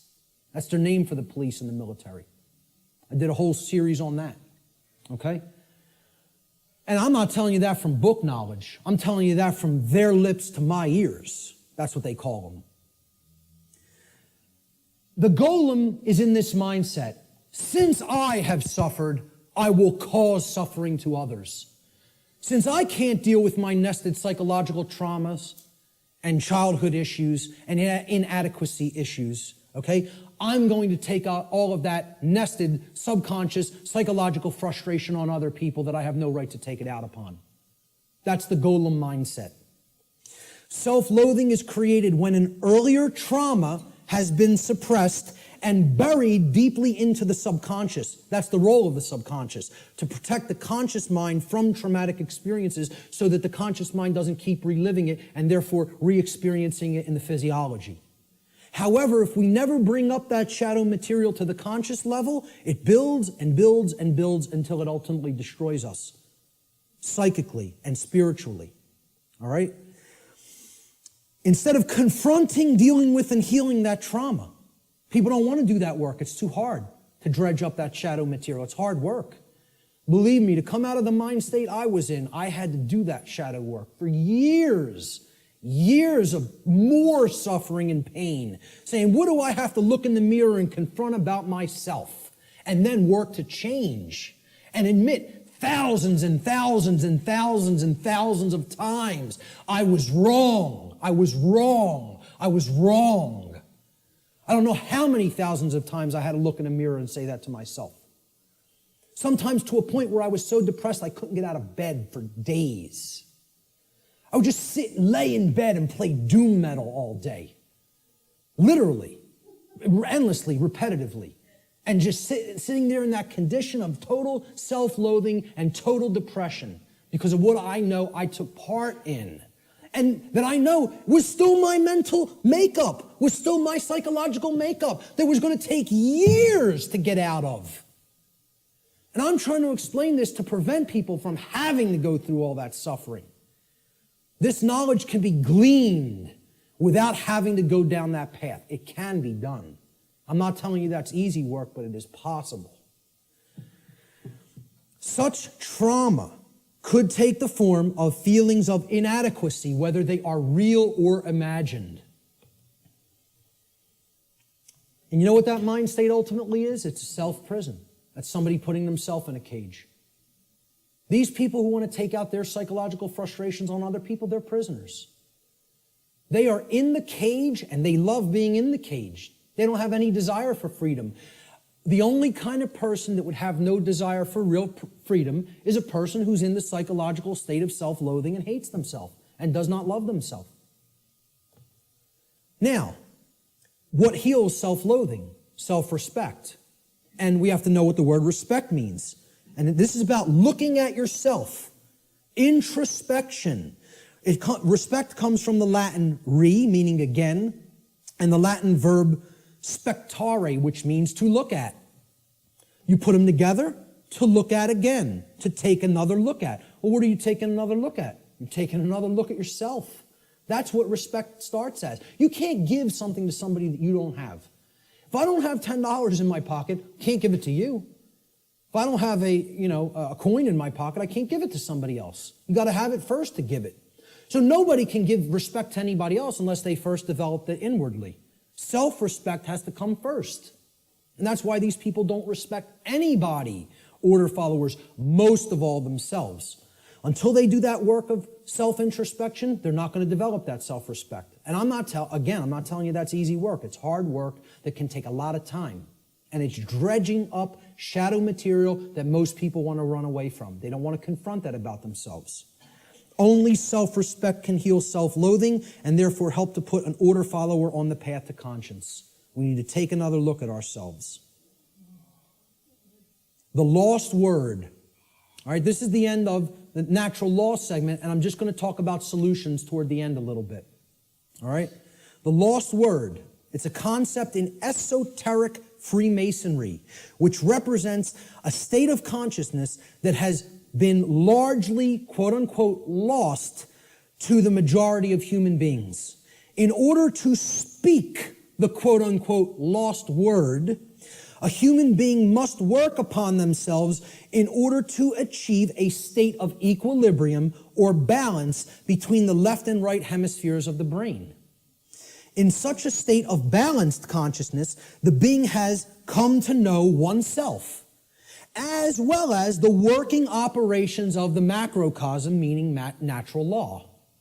In doing so, that person has also come to understand the objective difference between right and wrong, or as these concepts are referred to in the tradition of Freemasonry, they have come to understand the difference between light, which is right, and darkness, which is wrong. Or light, which is knowledge of right and wrong, and darkness, which is ignorance of right and wrong, respectively. All right? What is the lost word, though? That's the lost word, ladies and gentlemen. You know the knowledge of the highest levels of Freemasonry now. Most actual Freemasons in the lodge system don't know the lost word. The lost word is no. And I would suggest to you, it is a dual word. The lost word is dual, meaning it's two things. It's not just one. It is the word no, N-O, and it is the word know, K-N-O-W. Those are the lost words. Okay? In the enlightened state of consciousness generated through the knowledge of natural law, a human being is finally able to speak the so-called lost word, which is no. No is the word of all power. Only when we say no to those who would claim to be our owners, those who would claim that it is they who will decide which rights we have or do not have, do we stop externalizing our power to anyone outside of ourselves, and in doing so, reclaim all of our rights, all of our property that has been taken without right. Sadly, very, very few people in our world have the knowledge, care, and courage that is required to do this. This is why this all-powerful word is considered lost. And there's the other variant of the lost word, no. Know your rights. The reason you have to know what the difference between right and wrong is, and therefore know what rights you have and what rights you do not have, is because those who do not know those things will never say the lost word to someone who claims to be their owner. They will not say no, N-O. So let's look at some solutions. I call this section Teaching Natural Law to Others. Because as we're talking about, education is the only solution. Knowledge is the solution. The propagation of that knowledge is education, which means to lead out from.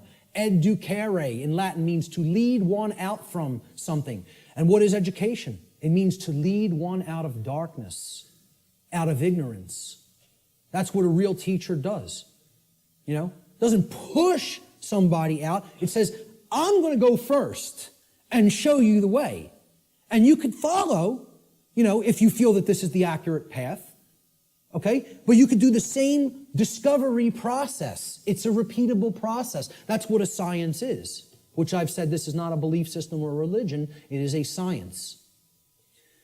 This is also known, teaching natural law to others, which is what I am doing, has been called in all of the positive occult traditions, the great work. And I call it the true great work, because the dark occultists take everything and twist it around, and they have their own variant of the, quote, great work, which is creating a world of total slavery. That's the dark great work. I call this the true great work, or the light great work, however you want to refer to it as. It's just a piece of jargon. It's just a tag that we put on it. Shift happens. Well, maybe, but maybe not. The result's not guaranteed here, folks. The New Agers want to tell you it's all guaranteed, it's all in hand, you know. The Zeta Reticulians are going to be coming in from orbit any moment here, give us all the secrets to the universe, save us from our own ignorance, you know. You just got to wait a few more years or decades or millennia. Well, they'll be here soon. A quantum shift in human consciousness is required for humanity to become free of its self-imposed state of slavery. Unfortunately, this great change is not an automatic process, nor is it guaranteed to happen at all. We can be in this condition for a very, very, very, very long time, or it can snowball and lead to total annihilation and the extinction of the human species. The positive outcome is not guaranteed. Anybody who thinks it is very naive and, extraordinarily right-brained and overly positive. I'm not telling you the negative outcome is guaranteed either. I'm telling you it can go either way, depending on how consciousness goes. About how many people in quantum numbers are going to choose truth over deception. That's what's going to that's what's going to determine the outcome. Whether or not it will occur is a function of the human will to learn the truth and to teach it to others. This involves enormous effort, enormous dedication, and most of all, enormous persistence. You can't give up. Continuous application of will is required. Continuous work. In alchemy, there's a saying. It's like the catchphrase for the alchemical tradition. Labore et constantia. It means work and constancy. Continual effort. That's what's going to get this boulder up the mountain. That's it. And it's going to go kicking and screaming, folks, because of the level of calcification the human mind is at. I don't expect this to be an easy process. I'm not blowing smoke up your rear end and telling you, hey, come on over and do the great work. It's going to be so much fun. It's going to be so easy. We're going to get it done real quick, and everything's going to be fine. Okay? If I was some new age guru who was trying to get you all to believe what I'm saying, that's what I would tell you. Because all I'd be worried about is how popular I am and how many followers I can accrue. I'm not interested in that. I'm interested in telling you how it really is. That doesn't make me popular. As a matter of fact, that makes me hated by a lot of people. Okay? This is not going to be easy. A quantum shift has requirements. Quantum, the word quantum is derived from the Latin noun quantum. It's the same word in Latin as it is in English. Quantum in Latin means an amount of something. In order to tip the scales of truth and justice back to balance, a certain amount of people actually need to be doing the great work to help others to receive truth. If we don't have enough people doing that, those scales are not going to tip in the opposite direction. Got news for you. We need to hit a critical mass number. Numbers are required. The New Age movement wants to tell you, no, numbers aren't required. A tiny, tiny, tiny, tiny portion can make great, great, great change happen. Nonsense. It's not called a quantum shift for no reason. It's called a quantum shift because quantum means an amount. Okay? You need to put enough force on that scale to get the truth to tip in the other direction. If you don't have that amount, it's not going to tip. All right? So, individual behavioral choices, whether they are either based in harmony with natural law or opposition to natural law. They combine in their energy and effect, and in the aggregate, meaning in the sum total, they influence the quality of the manifested, shared human experience. That's how reality is created. We're not very contradictory to the New Age notion. Each individual is not creating their own reality. In the aggregate, humanity is co-creating the collective shared experience that we are all undergoing. We collectively create our shared experience. Not each individual creates the reality that everybody experiences. Yeah, you do create a microcosmic aspect of how you experience your life, whether you're experiencing self-inflicted suffering, large amounts of it or not. That's how the laws of attraction work at an individuated level. But at a mass level, they work in the aggregate. We need a population who understands and lives in harmony with natural law. And numbers are required for that to happen. This dynamic acts as a perfect expression of the principle of correspondence. As above, so below. As below, so above. As the individuated units of consciousness are co-creating reality, so the macrocosmic reality shall become and shall be experienced. Decisively contrary to the New Age view, in order for a quantum shift to take place, numbers are required. So what is the true great work? The true great work can only be performed after one has already realized the truth regarding natural law and brought oneself, one's own actions into alignment with natural law. That's when it begins. Because once you do that and you're no longer in that internal contradiction or opposition, that's when you can legitimately start teaching it to other people because you know it deeply enough and you've actually aligned your behavior to it. So the true great work is what comes after that. And here's what it is. This is actually what the true great work is now. It is the arduous task of influencing other people to go through the very same process of change, of positive change in consciousness that you have gone through. It is to help them to realize that in supporting and condoning the legitimacy of authority and government, in other words, man's law, that what they have actually been supporting and condoning is the legitimacy of slavery, and that they were immoral for having done so. Now that is hard work. Because people don't want to hear this. They want to believe what they want to believe. They want to be true what they want to be true. They filter their perceptions through those lenses. In short, what the true great work comes down to is to actually get people to abandon their religions, their false religions, really I should make this slide say. The false and dogmatic beliefs which hold back the progress of consciousness by impeding the reception of truth and natural law. They're calcified religious belief systems. That's what has to be broken down and abandoned. Carl Jung described the great work beautifully. I consider him a modern-day alchemist, as I consider many other teachers of the great work. He said, one does not become enlightened by imagining figures of light, but by making the darkness conscious. Making the darkness conscious. Not wishing for it to become conscious, not meditating upon it, by making it happen through an act of will. And that can only be done if enough people are doing the great work. Okay? This latter procedure that he's just described, he says, however, is disagreeable and therefore not popular. So few people are doing this work. The answer is to actually become the teacher.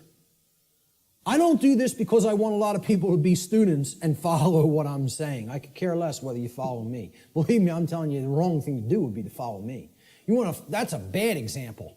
You follow me, you're going to go down a deep path of suffering for many, many years before you come out of it.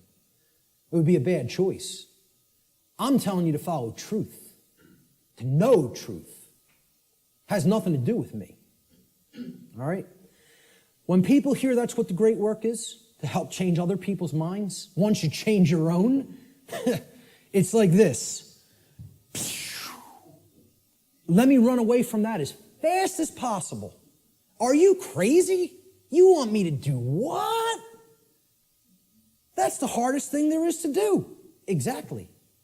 That's why so few people are doing it. Many hands make light work. If we had more people involved in the effort, it might go smoother. It might go faster. Jefferson said, educate and inform the whole mass of people. That is the only sure reliance for the preservation of our liberty. Education is the answer. Researcher Donald McIlvaney said in his book, Toward a New World Order, in every declining civilization, there is a small remnant of people who adhere to the right against the wrong, who recognize the difference between good and evil, and who will take an active stand for the former against the latter. There's a small group who can still think and discern for themselves and who will courageously take a stand against the political, social, moral, and spiritual decay of their day. Brilliant. The words that are attributed to Jesus in the Gospel of Matthew, and many people will never have heard this quote. He says, "Do not suppose that I have come to bring peace to the earth. I did not come to bring peace, but a sword.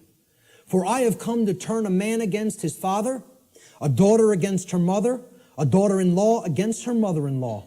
A man's enemies will be the members of his own household." We're going to talk about who the enemy really is. "Anyone who loves his father or mother more than me is not worthy of me. Anyone who loves his son or daughter more than me is not worthy of me. And anyone who does not take his cross and follow me is not worthy of me. Whoever finds his life will lose it, and whoever loses his life for my sake will find it." These are words attributed by Jesus, but what you want to put in place of Jesus is the word truth. The way, the truth, the light, knowledge, knowledge of natural law, Christ consciousness, okay? He's telling you there are going to be people in your own family that aren't going to align themselves with right over wrong. They're going to continue to choose slavery. They're going to continue to advocate slavery. These aren't people who you want to continue to align yourself with if you have made an effort to truly explain what's really taking place. See, this is the concept of true forgiveness and turning the other cheek. It doesn't mean turn the other cheek and continue to ignore evil and excuse evil indefinitely while it destroys you. It means you have to give people who you're close with and you have an affinity with more chances than you would give just somebody who you don't know to learn the truth. It's like saying, because I really care about this person personally, I'm going to keep going back, and I'm going to keep hitting them with the truth. And eventually, if they come over to the side of truth and right, fine. But what he's saying here is eventually this spiritual war is going to go hot, so to speak. And the people, even who are closest to us, if they don't align themselves with right, are the people who are ultimately continuing the evil in the world. They're the real spiritual enemy. What will this battle really be against, this spiritual war? Well, I say it will really actually be against inner demons that exist in the psyche of mankind. And these inner demons are egos that are hardened into what I've referred to as negative knowledge, emotional mind control, and the fear of true freedom. So negative knowledge is the concept that somebody already knows. They don't want to look at something because, hey, I already know what's really going on. Okay? It's the illusion of knowledge. The greatest enemy may not be ignorance, but rather the illusion of actual knowledge. And people don't have the truth. And not only don't they have the truth, so they're at zero there, right? They're at their 0 point there because they haven't really started looking in the truth for themselves, but they're attached to all this stuff that isn't true. So that puts them in the negative. They got to do work to get back to zero of knowing nothing. That's why I call it negative knowledge. Got to do hard work to get back to a clean slate, to start taking in some good stuff. Many people are in that state, and the people who are in that state largely are the overly intellectual, the super left-brained, the left-brain prison folks.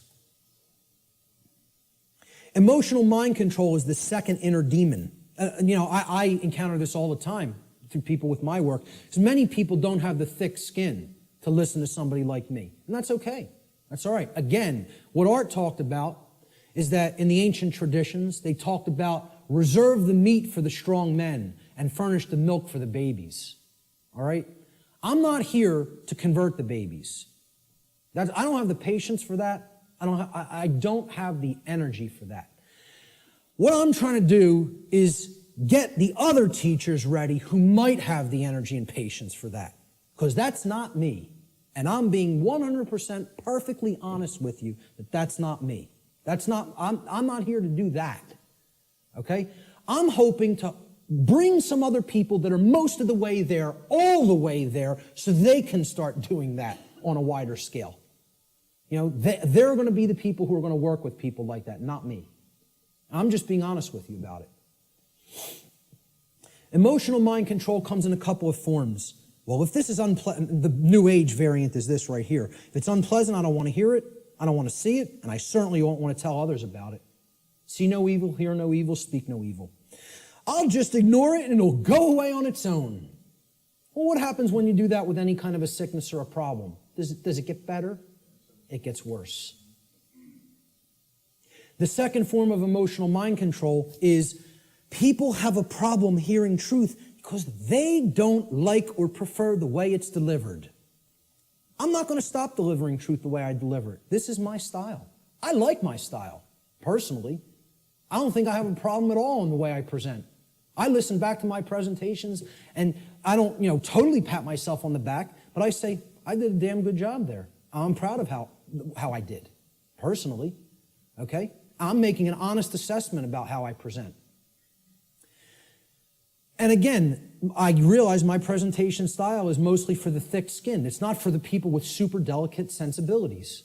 So be it. That's not really who I'm trying to reach. I'm trying to do vertical integration, not horizontal integration. Build up the community of people who really get it, and they can start propagating it to the masses. This concept is about, the attractive newscaster on the nightly news. She can whisper sweet nothings in your ear all night with the blue frequencies behind her, okay, and say, 2 + 2 = 5. 2 + 2 = 5. And she's going to get a lot of people to believe that nonsense, right? But the person who's actually telling you the truth, that you might not like the sound of his voice, you might not like the harshness that he comes to you with the truth with, he might be screaming through a bullhorn and saying, hey, you're in danger.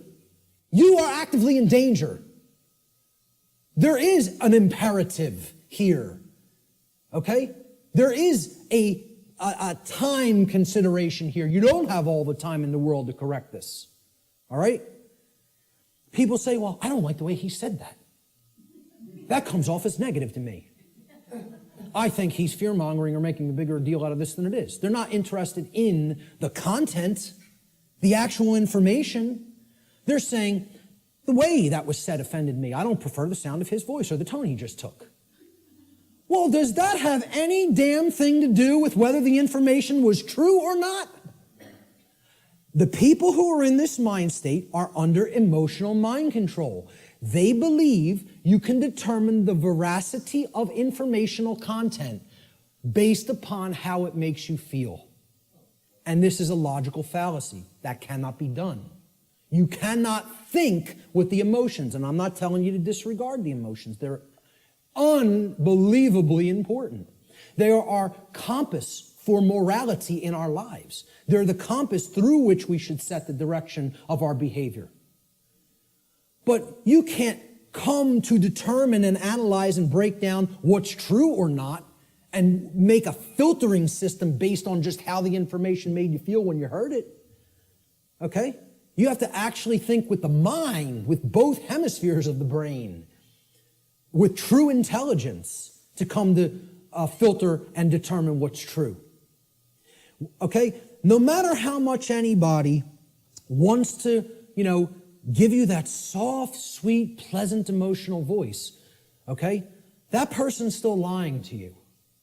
And no matter how much the person who comes with an abrasive, harsh, nasty, or scratchy voice might keep telling you 2 + 2 = 4, and you don't personally like their tone, guess what, folks? It still equals 4 at all times and places. That's the truth. No amount of pleasantry or wrapping up the lie is ever going to make this statement on the left here true. Ever. But yet, that's what people would rather prefer to hear if it's told to them in a nice, pleasant tone. Truth is belligerent, as I said at the beginning of the presentation. It is, by its very nature, at war with the forces of falsehood and deceit. Brecht. We literally believe that we are in the right to ignore a message of truth if the messenger is somehow distasteful to us. I would argue this to be a symptom of total madness. That's an anonymous quote I also found on a forum. And that's a great piece of wisdom. That's a gem of wisdom right there. It is total madness to disregard truth just because we don't like the way it was said. It's called emotional mind control. It's been a big part of my work that I've tried to explain to people. Where does the fear of true freedom come from? All right, and this is going to lead into my future work, which is a whole nother series of presentations. I'm going to go deeply into this in the future. It's very difficult to see here. There's actually a tree there. It's kind of in a deep red because I'm going to put some text over top of it. I should have started it in a more bright red and then faded it into the background, but forgive that on this slide. You can look it up here at the top of the tree. There's the leaves, all right? The leaves are one's refusal to own their own personal responsibility. Now, you would think, oh, that's way down at the root. No. That's the symptom that's manifesting up at the top of the tree. That's actually the leaves on the tree, the leaves and the twigs, right? Then we get down to the big branches and the trunk of the tree. We're getting closer to the heart of the real psychological issues that are at work driving the negative aspect of the problem, all right? And this we've already talked about, self-loathing due to lack of self-respect. Now, what am I really describing here? What have we actually been describing? What kind of people want to live in perpetual refusal to own personal responsibility because they have some nested traumatic issues that have led to self-loathing and lack of self-respect? What am I really describing there? What? Well, yes, it's a slave mindset, but there's something else that I'm describing. What kind of person is that? A child. Thank you. We're talking about people who are psychologically, emotionally, and spiritually immature. They have not grown up. They have not accepted personal responsibility, which is a hallmark of true adulthood or maturity. And this is due to the trauma that they've undergone that's led to self-loathing, okay, and the lack of self-respect, which is why they don't want personal responsibility. They want to remain an eternal child. Now, let's find out what is at the root of this tree of evil. Because until we go into this space, into this causal factor of these other manifesting psychological conditions, we're not actually hitting the actual root of the problem. If a child doesn't like themselves, they hate themselves, they feel they're not good enough, they're not worthy, they have all these imagined feelings of inadequacy and self-loathing, okay? And that's expressing their refusal to grow up and take personal responsibility for themselves in their adulthood. What kind of trauma specifically has that child more likely than not psychologically undergone? They've gone through a specific type of childhood trauma. And I would argue that most people on earth have gone through this type of trauma. And that type of trauma is called abandonment. The human species is suffering from very deeply seated parental abandonment issues that lie at the very core of the psychological condition that we call the human condition. Until we deal with that nested psychological trauma that has been created through abandonment issues, we're not hitting the roots of the tree of evil. We're not getting down to the very core issue that needs to be understood. My future work, I'm going to be presenting this on December 12th in Philadelphia, for anybody who's in the Philadelphia area. It's going to be what I would call a synthesis, an explanatory synthesis of why this is the root psychological condition of humanity. I call it cosmic abandonment. And this is going to be one of the biggest aspects of the next part of my work. I think it's going to really set my work apart from others in the truth and freedom community and the alternative research community. Until we wrestle with those psychological abandonment issues, we're not getting to the heart of what's causing these other problems in the human psyche, like self-loathing, the lack of the development of self-respect, and the refusal to own the responsibility for one's own actions. And I'm going to connect this with human origins. And I'm going to make the case that it has always been like that. It has always been like that. We have been children on this planet since we have been on this planet. And we have never actually psychically, psychologically, and emotionally and spiritually grown up, because as a species, we have undergone what I term cosmic abandonment. So that's going to be coming up in future aspects of my work. What will be required on the part of those performing this great work? And you know, it is like Sisyphus rolling that boulder up the hill. We just got to get it up to the top and give it that one last push so we don't have to keep doing it again. Who knows how many times we've already tried to do this, and it's ended in failure. We need the knowledge of the real enemy, okay? And we'll get to what that is. We need to devote ourselves to service to truth, not even service to humanity. I'm not saying that's not a great virtue to have and to enact. I'm telling you we need to go beyond that. This isn't about service to me, you, or any other individual. It's about service to truth and principles, first and foremost. And we need courage and persistence. And then we need practical real-world skills. The knowledge of the real enemy needs to ultimately come first. And this isn't it, folks. This priest class that goes and meets and has the rituals at Bohemian Grove, I'm not telling you they're not evil. I'm not telling you they're not psychopaths. I'm not telling you that we don't need people like that in the world, okay?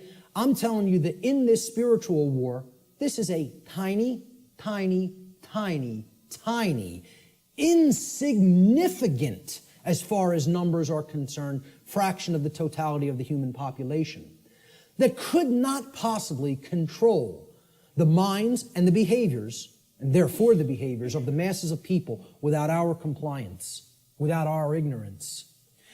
So, while I'm not telling you I, like these people, do I have respect for them as an opponent? Oh, yeah, you damn well better believe I do. I don't underestimate these psychopaths. Not a bit. You want to know why I worked with them? I know what their will is like. I know what their intellect is like. And I'm telling you, don't underestimate either one. I'm telling you, don't underestimate their care. They don't have, like I said, they don't have care in the terms of compassion and the normal range of human emotions like we do, but don't think that means they don't have care. They deeply care about what they're enacting, what their agenda is, and they have the will to carry it out, and they're not slowing down. They're unified. They're on a unified front. They're on the same page. Believe it. Know it. I'm not telling you that from, like I said, reading about it or book knowledge. I've been around these psychopaths. Haven't specifically been to this psychopathic gathering, but I've been around them enough. That's not the real enemy, that is. The sleeping masses, hypnotized masses, they're your enemy. See, people will say, the Illuminati enslaves humanity. No, it doesn't. Humanity enslaves the real Illuminati. You think about that for a little bit. Do those psychopaths in the last slide really enslave us? And first of all, people who call them the Illuminati, there's no such thing. Illuminati means that you're enlightened, the illuminated ones. You want to know who's the enlightened ones? They're in this room. We're the Illuminati. The people who know what I'm talking about here are the Illuminati. They're the illuminated ones. They're the ones with the light. They're the ones with the real knowledge. Okay? They want to refer to themselves as the enlightened ones. Well, they might have the dark sun, but they don't have the true sun. They're imbued with the black sun. That means it's all intellectual knowledge, and then you're applying it for the totally immoral, wrong reasons, which is to control and manipulate other people. There's nothing illuminated about that. So the real Illuminati, they're not the enslavers of humanity. The dark Illuminati are not the enslavers of humanity either. Humanity enslaves itself, and they're enslaving the true Illuminati, the teachers who are actually living under the conditions of slavery because they're here with the ignorant people. That's who's being enslaved by humanity. Humanity are the enslavers. And this is another thing that's highly unpopular. People don't want to hear it. They want to think we're powerless victims. There's no choice involved here. This is something that's just being done to us. Okay? And I'm here to tell you, free will is always in existence. And it's a matter of changing one's thoughts and therefore changing one's choices. And that's our own personal responsibility that can never be given away or shirked or shunned. You are always responsible for what we're doing. Service to truth is required.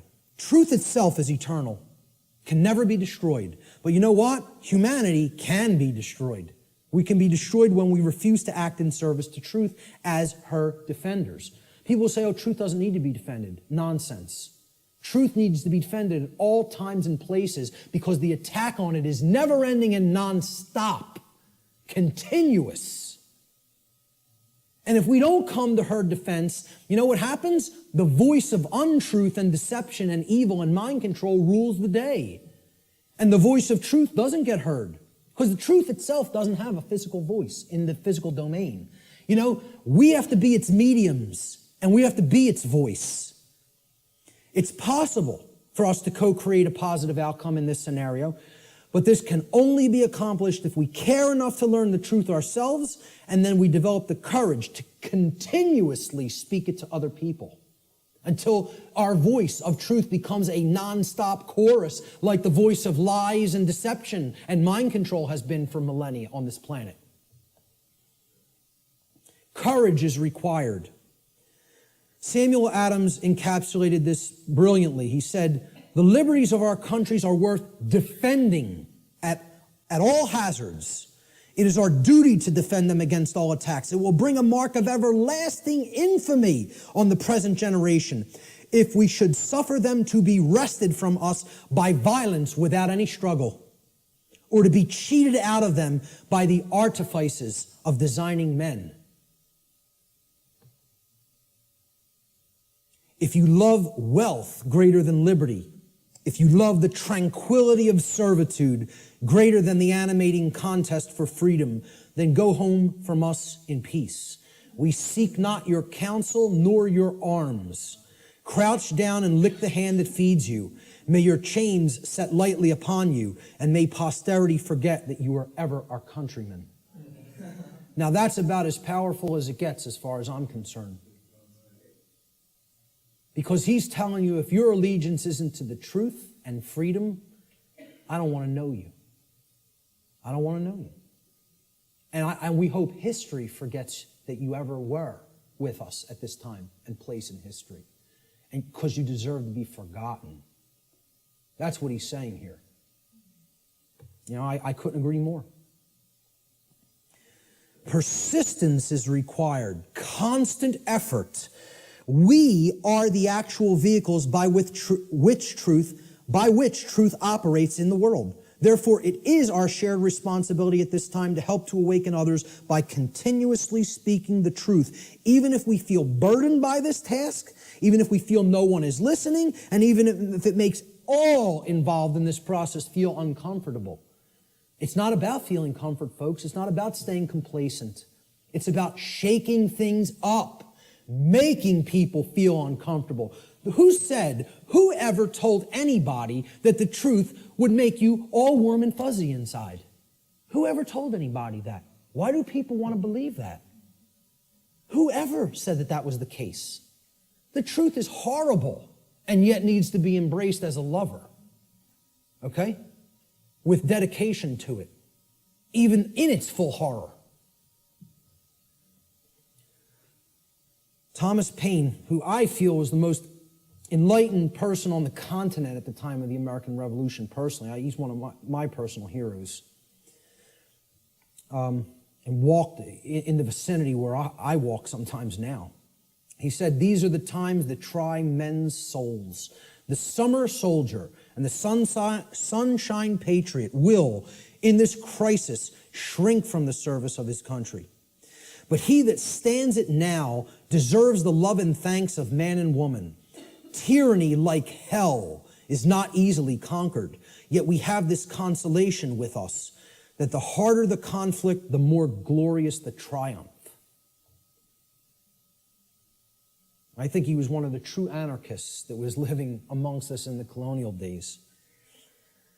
Words attributed to the Buddha, Siddhartha Gautama. He said, there are only two mistakes that one can ever make on the path to truth. Not starting and not going all the way. all the way. I wrap up a lot of my podcasts with this quote because I love it so much. It's about persistence. It's not about saying, hey, I went this far and now I'm uncomfortable to see the rest of the picture. I made it 3/4 up the mountain. That's far enough. Let me set up my base camp here. I'll pitch my tent and I'm staying here. No farther. I don't want to see the peak. Okay? Until we become fully enlightened and go all the way to the summit, don't expect things to change. Don't expect them to get better. The truth has to be taken in its fullness. We need real world practical skills. You know, this isn't just about, oh, I know this now and I don't actually need any skills. Okay? To communicate truth, skill is required. Knowledge is required. Okay? To reach a good amount of people. Yeah, you can just talk to the people around you. You can communicate, to a small fraction of people that way. I'm not saying don't do that, even if you don't have these other skills. I'm saying if you want to get it out in a big way to the masses of people, and in the new form of media, which is doing things like this, through the correct and positive and empowering use of technology. People want to say, oh, technology is not, there's no role for it. We got to get rid of technology. Technology is a thing that improves life at every scale and level. It's a tool. It's how it's used. Exactly. Okay? We're using technology for a powerful and enlightening purpose right now. And that's its intended use. It's to serve humanity and to serve truth. Okay? So real world skills in the technological era, I feel, are absolutely required. And here's some of them. You need good organizational skills. Like, hey, Art and Chris did this right today. They set this up right. I've seen people set things up real badly. And I've seen it done the correct way, which is this way. And Richard and Lisa, they've done a brilliant job here getting this all on film. And this will be going online and reaching a real wider base of people as a result. All right? So you need organizational skills. Some people are better than that with others. I'm pretty good with organization. I feel I have good, powerful organization skills. Communication skills. You need to have a way with words. You need to have a good vocabulary. You need to organize words correctly. You need to be able to communicate concepts in often a very linear fashion to people so that they can readily absorb it easily. If you're all over the place, they're not going to get the concept. You need graphic design skills in many cases. I couldn't build a presentation like this without my background in graphic design. And, thank God I have it. It's like I got jobs like I did in the past, and sort of they prepared me for everything that I was going to do in my future. Synchronistically worked out like that. But, you at least got to know how to lay out a flyer, folks. How many people here can lay out a simple flyer? That's awesome.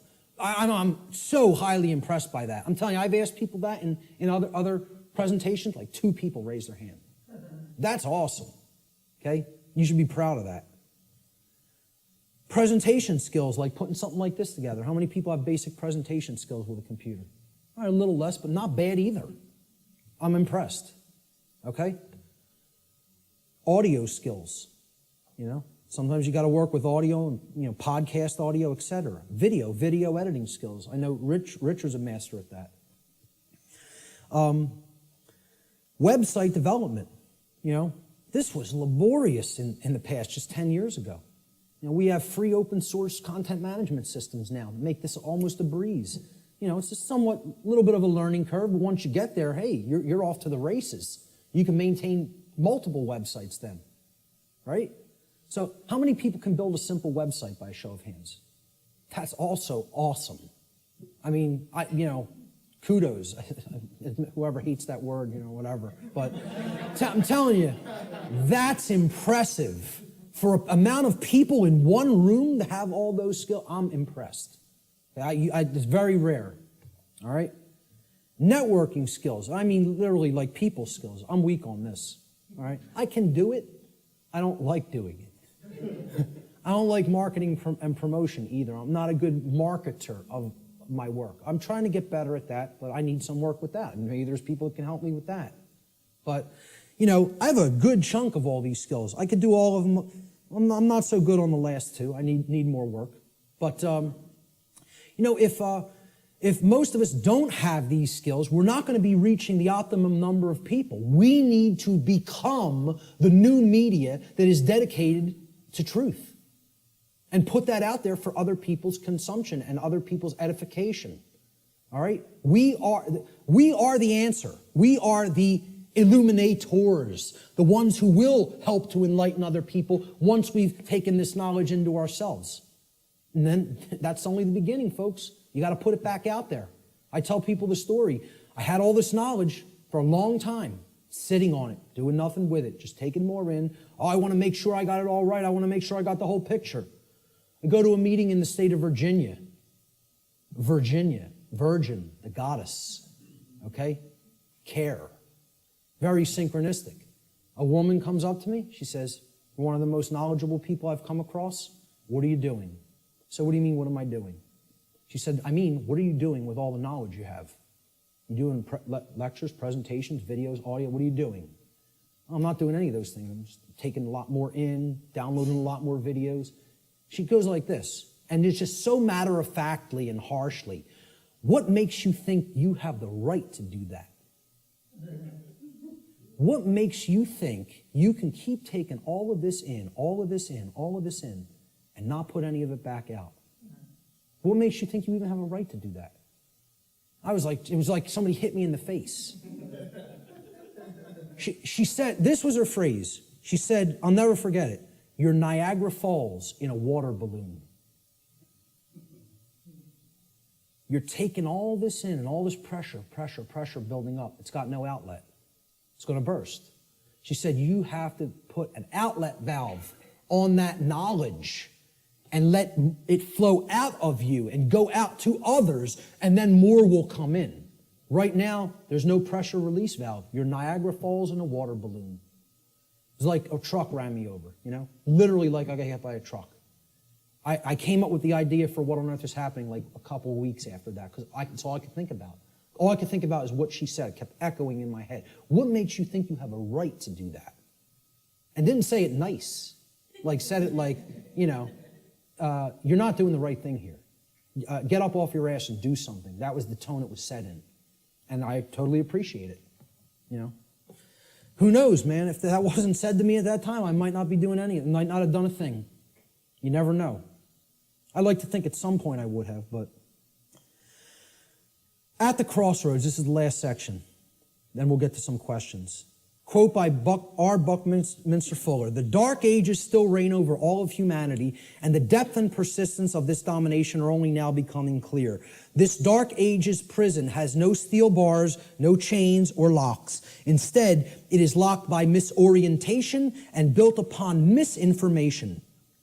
Caught up in a plethora of conditioned reflexes and driven by the human ego, both warden and prisoner attempt meagerly to compete with God. All are intractably skeptical of what they do not understand. We are powerfully imprisoned in these dark ages simply by the terms in which we have been conditioned to think. The conditioning of our thought is what has kept us in this prison. And only now, the actual depth of the dark ages that we are in are starting to become clear to some people.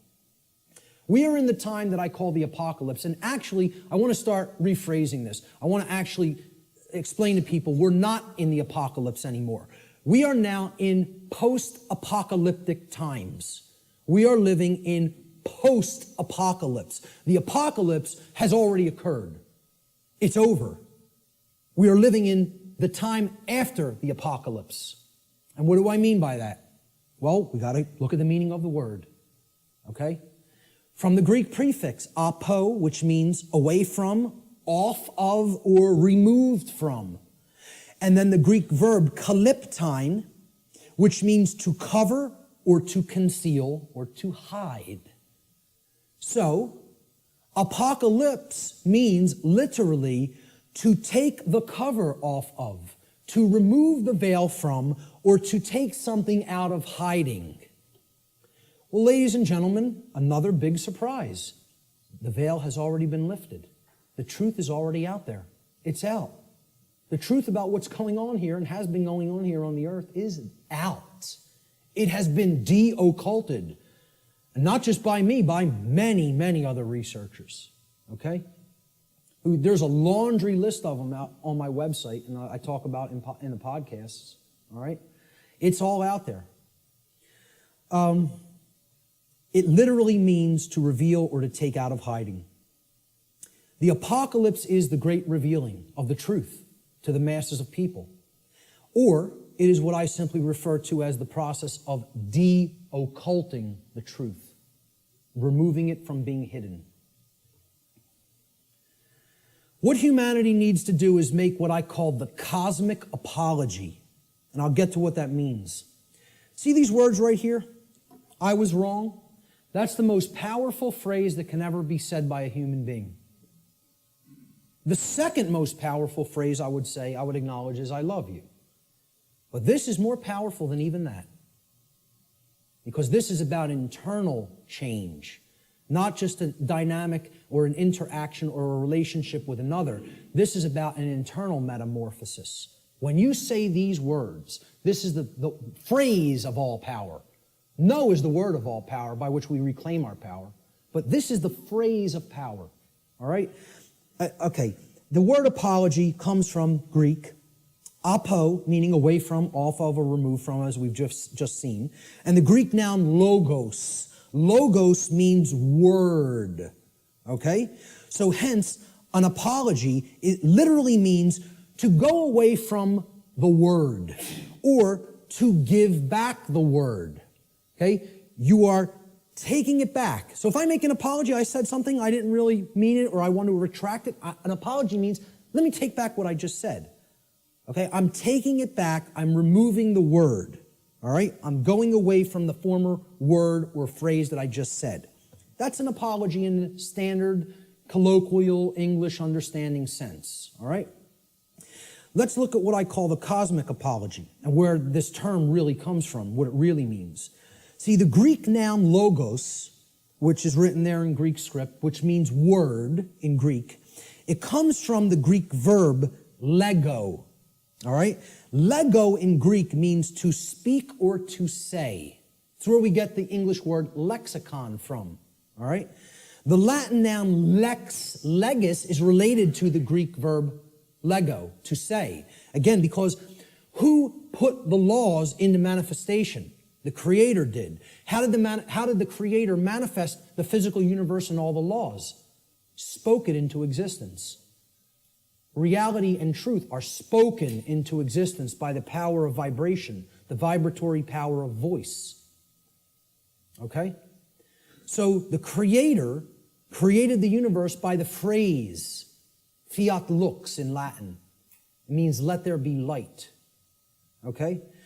The Latin noun lex legis, meaning law, is actually derived from this Greek verb lego, meaning to speak or to say. God and not man is the logos, the author of law, the one who spoke the law into existence at the creation of the universe, because natural law is the boundary conditions of the manifested reality called the physical universe.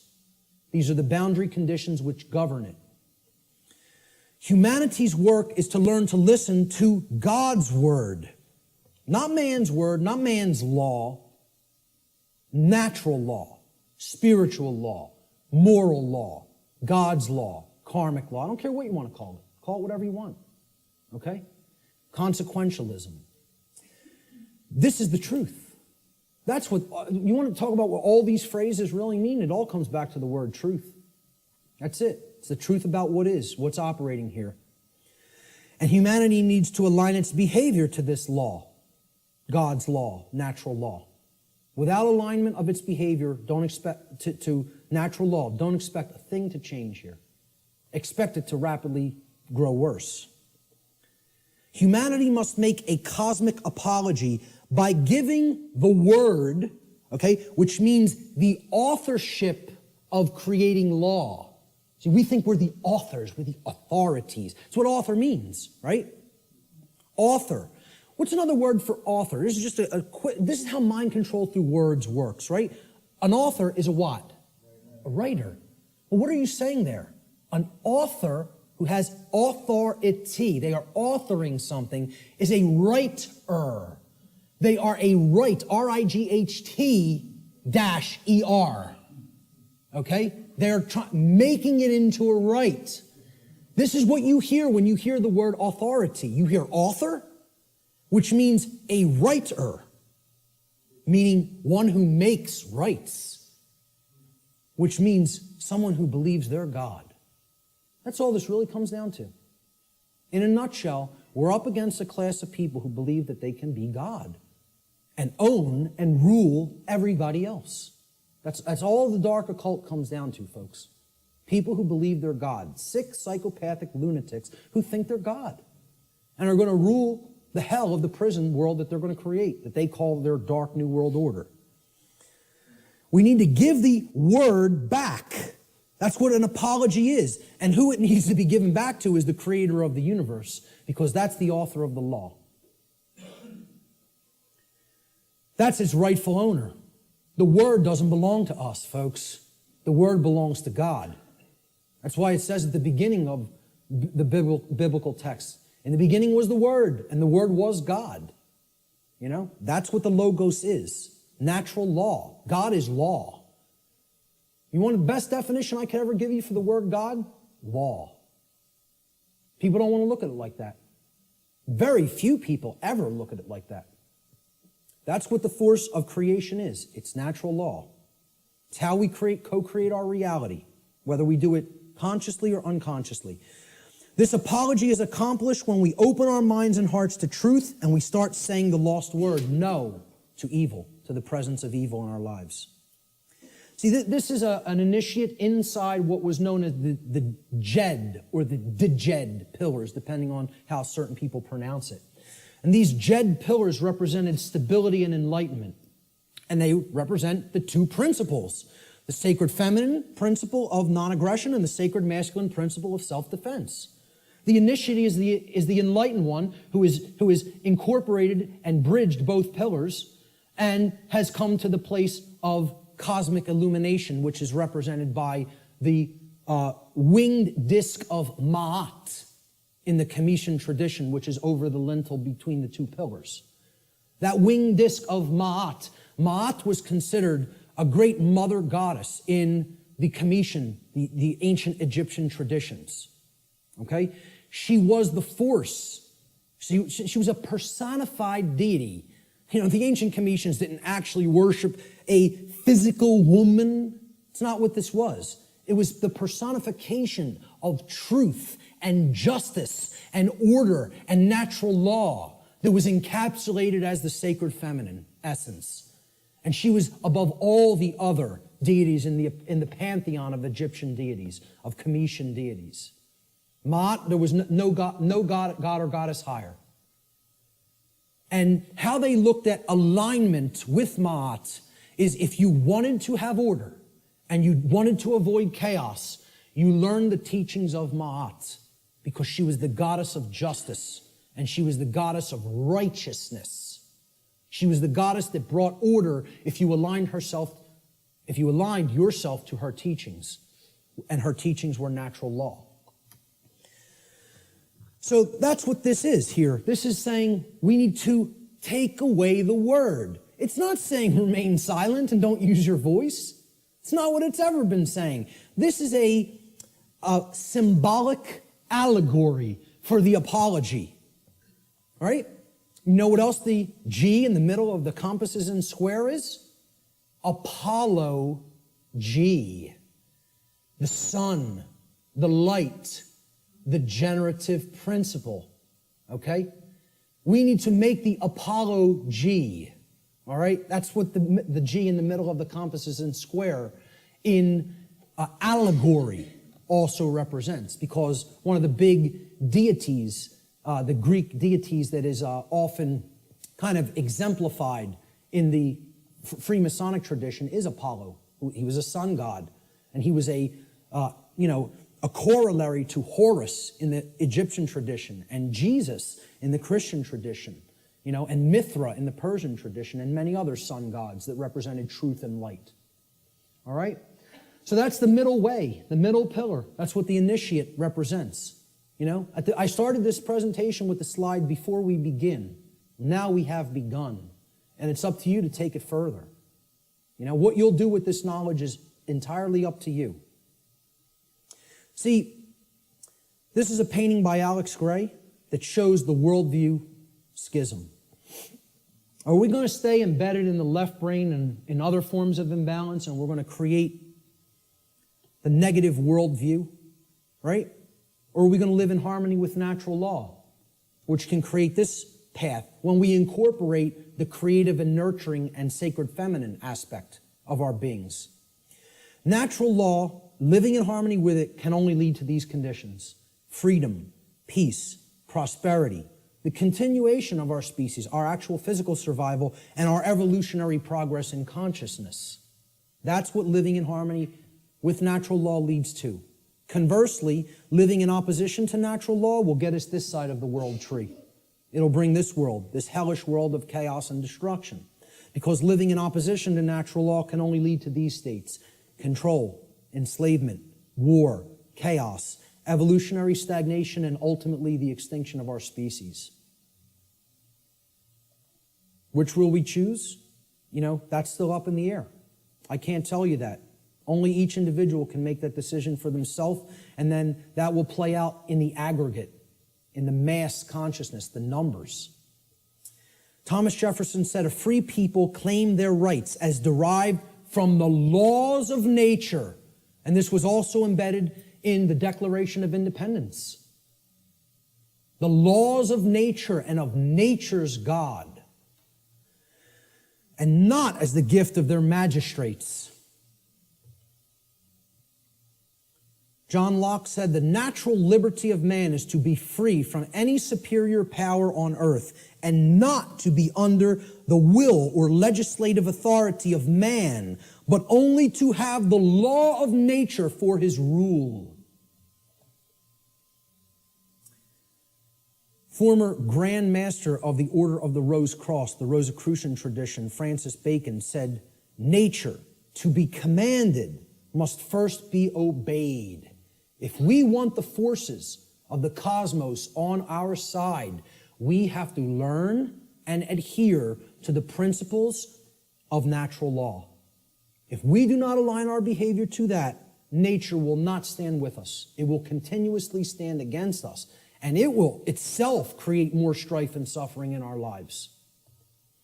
And we certainly won't command it. We won't command its forces with things like free energy used for any positive purpose. It'll only be used for destructive purposes. The psychologist Alfred Adler said, "There is a law that man should love his neighbor as himself." And he's referring, of course, here to the Golden Rule. "In a few hundred years, it should be as natural to mankind as breathing or the upright gait. But if he does not learn it, he must perish." And you know, folks, I would really hope this is going to take less than a few hundred years. But based on where we're at, I'm not so sure. You know? I think we could do it a lot faster than that if we accept the key that's been shown here today, that, as I said before, has the power to unlock all the locks on all the doors to all the cages. And that's what the knowledge of natural law comprises. Will we make the choice to climb the ladder of consciousness through an act of our own free will, choice, and effort? It's not a simple climb. I mean, it's a difficult climb. It's not overly complicated to learn these concepts, to learn these truths. It involves abandoning many things that we've already been conditioned with that don't serve who we are, okay? But I'm not telling you it's going to be easy, all right? It involves a lot of deep introspective work. But if we do it, we can step out of the prison that we've imposed upon ourselves by balancing the sacred feminine and masculine forces within each one of us. And by recognizing our own inherent sovereignty, and that there is no legitimacy and never has been any legitimacy to slavery and control and the external rulership of human beings as subjects. Okay? That recognition of sovereignty has to go hand in hand with our knowledge of natural law. It's a totally integrated component of it. This was the title slide. This tarot card was on the title slide. When you understand, and I've talked about this in some of my work online, when you understand the deep connection to the tarot tradition and other mystery tradition teachings, specifically its very deep interwoven relationship to the Kabbalistic tradition of the Middle Eastern mystery traditions, all right? You understand that this card right here actually represents the will of creation and what creation itself, what the mind of the universe itself ultimately wants to manifest in physical reality. Not in some other worldly dream world or fantasy realm or spiritual reality that is to come or not come. Right here in the physical domain, which is not separate and distinct from the spiritual domain, they are one and the same. This card is known as the Justice card, okay? And it's based on the Latin word jus, which means right or law, okay? That's where we get the English word justice.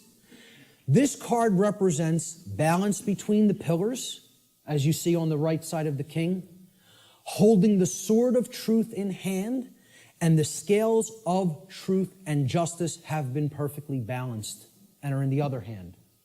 And it represents sovereignty, and it represents alignment with natural law, and most of all, it represents alignment with truth and the manifestation of order. That can only happen when we align our behaviors to the principles of natural law. Only then will we see the manifestation that the universe is itself wishing for us and trying to help us create, which is justice and order. If we let go of the things that are holding us back and break our mental chains of bondage, we can create a world that is based in actual, real freedom. It is possible. I'm not telling you it's not going to be arduous work or a difficult journey, but it can be done, okay? If we choose to do that, we're going to see advances and things that are going to be created that the world is going to look so drastically different if we go down that middle path to the truth and to order and to justice through the understanding of natural law and actually applying it and living it in our lives, that the changes we're going to experience are going to be so positive and so transformative that we can scarcely even imagine what the world will be like on the other side of that work, on the other side of that transformation. Will that be done? Maybe. Maybe not. The answer will come from what you see in the reflection of that device right there. That's what will determine it. Nothing else. It's up to each individual. Ladies and gentlemen, thank you so much for your kind attention today.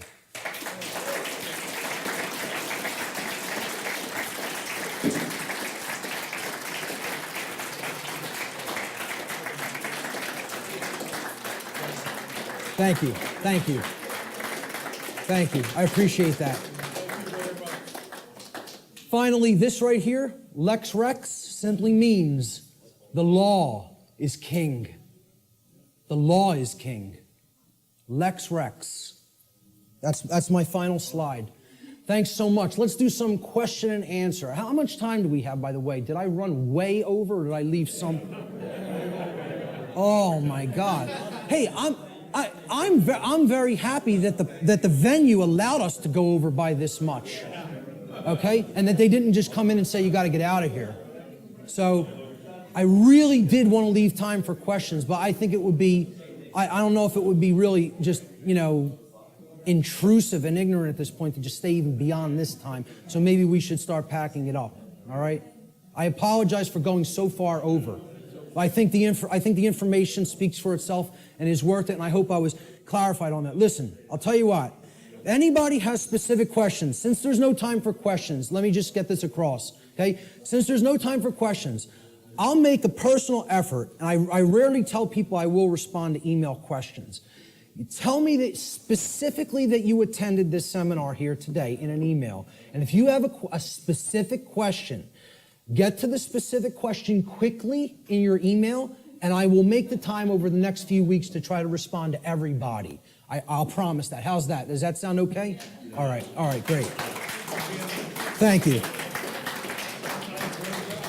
Thank you guys all so much for being here, for staying for the whole thing. Thank you. I'm very impressed with you guys today. You know, that takes a tremendous effort of will and attention. So, you know, thank you guys so much.